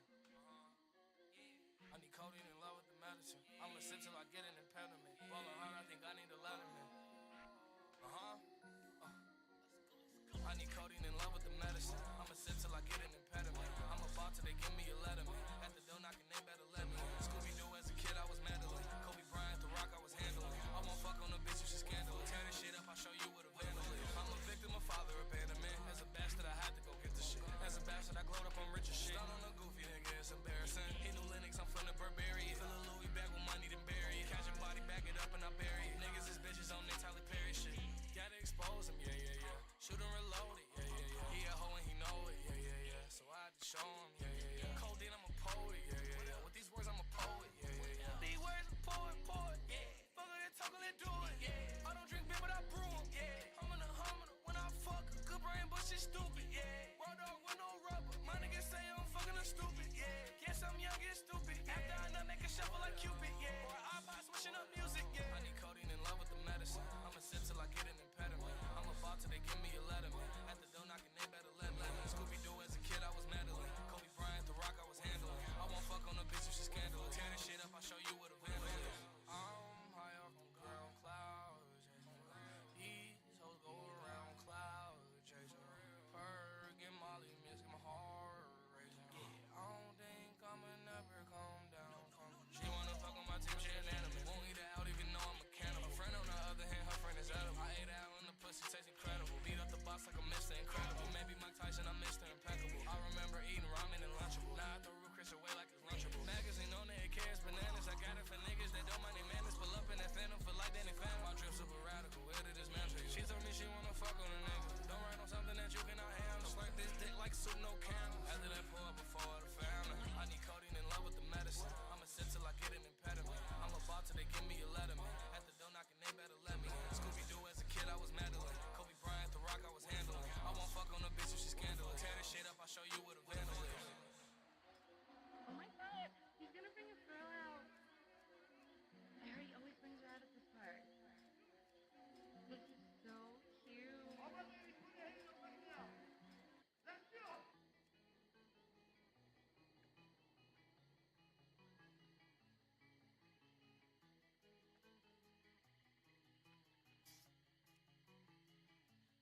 Darling, I was wondering if I can put a yellow diamond ring on your left hand. Married to that money is my best man. You my lover, you my fighter, you my best friend. And we in it till the world ends. The understatement is me calling you my girlfriend. I ain't married to this money, is my best man. You my lover, you my fighter, you my best friend. Falling like a Laker, I'm Kobe and you on the sideline watching. And my ex still tryna cock block it, but she can't do shit but sit back and watch it. Do you get the logic? If I could be honest, I knew it all along. Now my mind's filled with your love songs, and your heart is where I belong. You right all of my wrongs. I was wondering if I can put a yellow diamond ring on your left hand. Married to that money is my best man. You my lover, you my fighter, you my best friend. And we in it till the world ends. The understatement is me calling you my girlfriend. I ain't married to this money.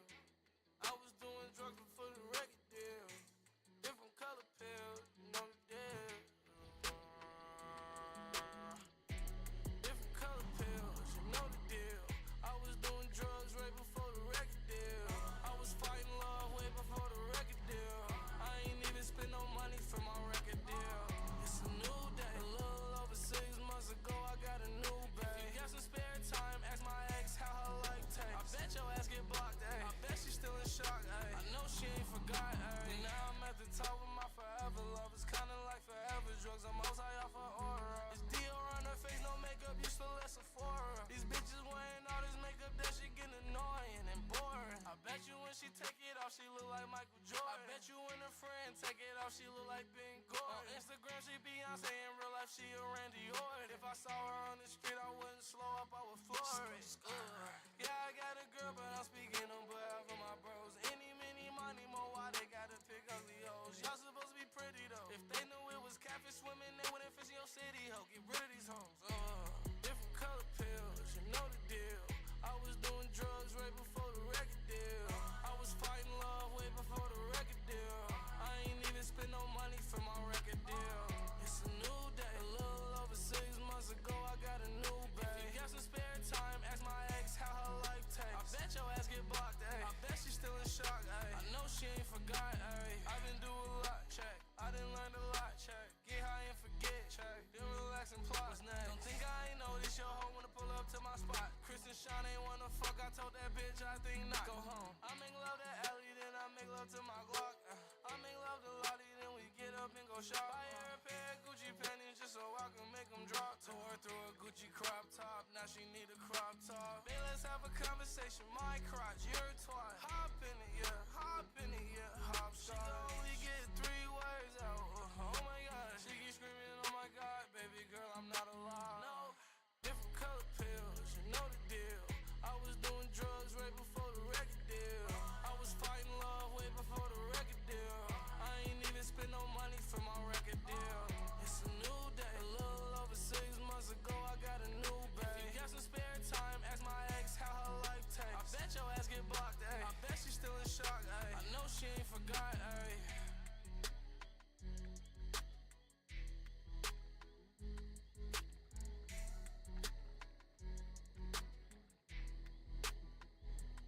Go home.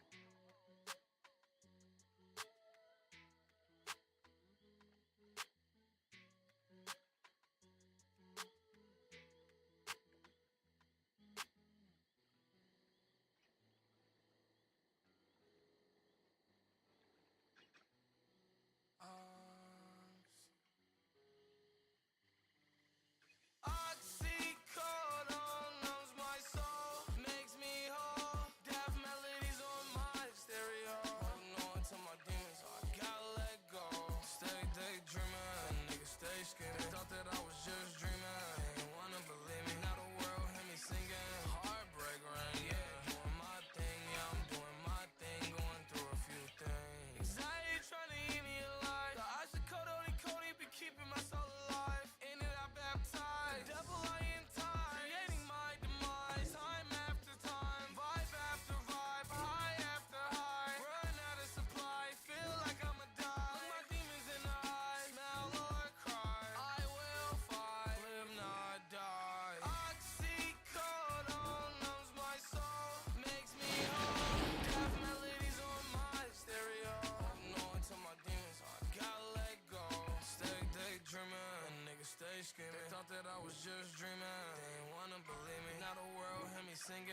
Heartbreak ring. Yeah, doing my thing. Yeah, I'm doing my thing. Going through a few. I don't need a pen to express my thoughts. Just give me a few pills and the mic is on. All this medicine probably fucking up chromosomes. Searching my systems and stressing out over Google Chrome. Too real, that's too real.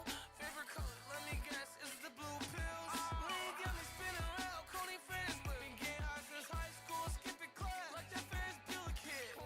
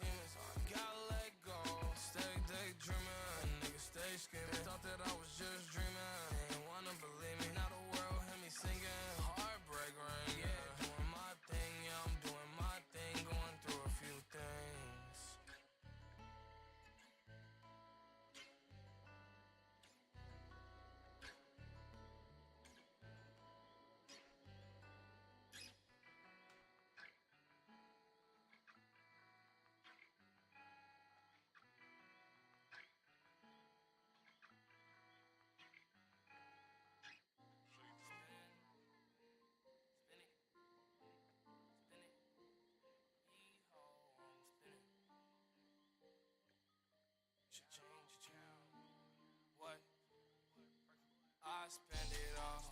I spend it all. Her time involved. I spend it all. Up early morning. Ain't no sleep at all. Ain't no sleep involved. I just spend it all. Told her how I felt. No, I send her off. This ain't T-ball. Big league, y'all. Ups and downs off the perks. That's a seesaw. I told her howdy, come and ride it. She said yee-haw. Benjamin Franklin go. When I throw money on the hoe. Every day I get to the dough. What makes the world go round? What makes the girls go down? Spin like a merry-go-round. I count to a bigger amount. My pocket so deep that it's fish in that bitch. If I jump in that bitch, I'ma drown. Me and Zaytoven just made a sound. Me and Zaytoven just made a wave. About to throw it in your fuck nigga face. Don't give a fuck what a fuck nigga say. Headshots if he in the way. I put that on my kid. I pray for nights like this. Shorty wanna make my day. Give me face. Fuck nigga, get in my way. Send me spray. Every day I make plays. I'm tryna make a way. Jackknife on the AK. Shoot and cut away. I spend it all. I spend it all. Her time involved. I spend it all. Up early morning. Ain't no sleep at all. Ain't no sleep involved. I just spend it all. Told her how I felt. No, I send her off. This ain't T-ball. Big league, y'all. Ups and downs off the perks. That's a seesaw. I told her howdy, come and ride it. She said yee-haw.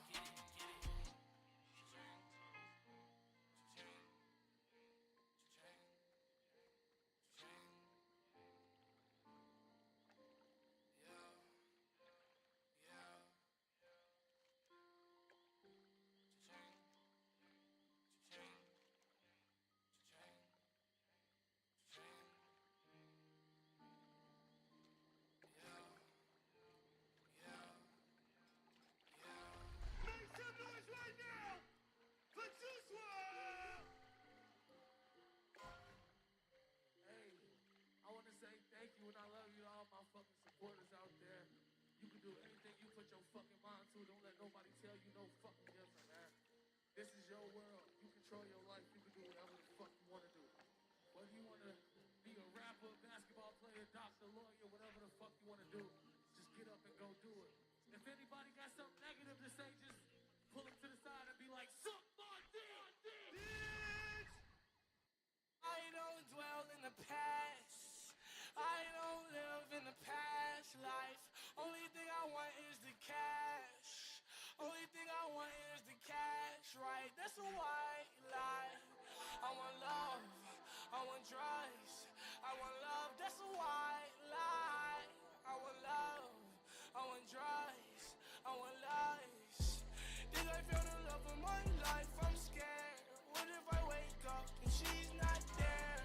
What if I love her and she won't care? I'm too scared. Results may vary. I feel like Mariah, but I can't carry. And I'm on fire. I'm on fire. I always use a rubber, bitch. I need the tire. I don't really think about the past.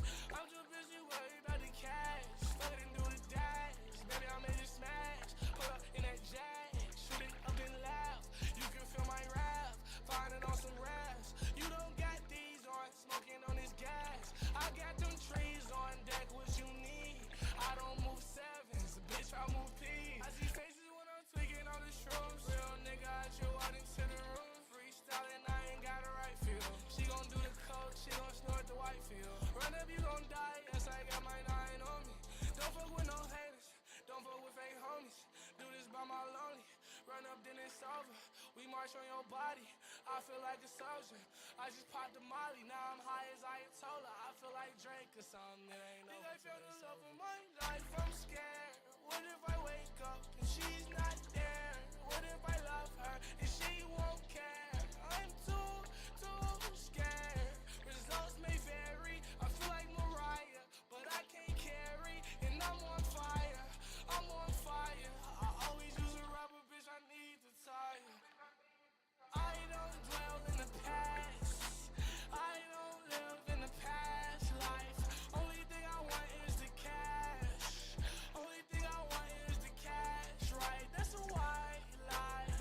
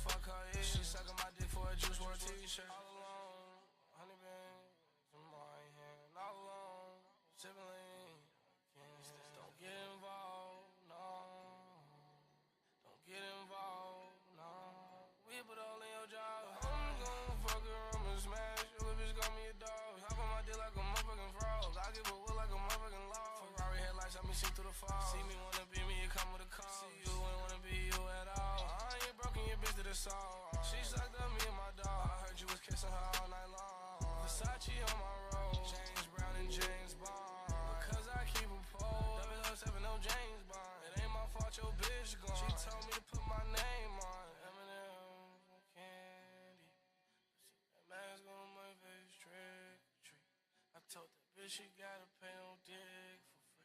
Mama screaming Juice WRLD, put that dick in me. 999, I ain't gonna do what I wanna do. Yeah, time will tell when it told on you. Yeah, I'm in hell with a bitch or two. The devil put up on me, I got the speed, and every day I put holes in my demons. Every day I get high like an eagle. I was popping pills when I was a fetus. I dropped the top on the thought, I pull up in the yacht. The fast life shit get real. I wake up in the morning, I roll up, relax, and I plot. Do that make me ill. Yo, bitch over here don't wanna fuck her ill. She sucking my dick for a just one t-shirt. She's hypnotized by my diamonds, they shine through the night sky. I cannot lie, she too far. I can only fuck the bitch when I'm high. She was trying to top me up while I drive. I let her do it one time. Really, I'm having the time of my life. Had a show in Japan, I almost missed my flight. Gucci robe like a monk, get the feng shui right. If you single, then bitch, put your hand in the air like you listening to that Beyonce, right? Am I that nigga? Damn right. Bitches gon' be bitches. Damn right. Hoes gon' be hoes. Damn right. Women gon' be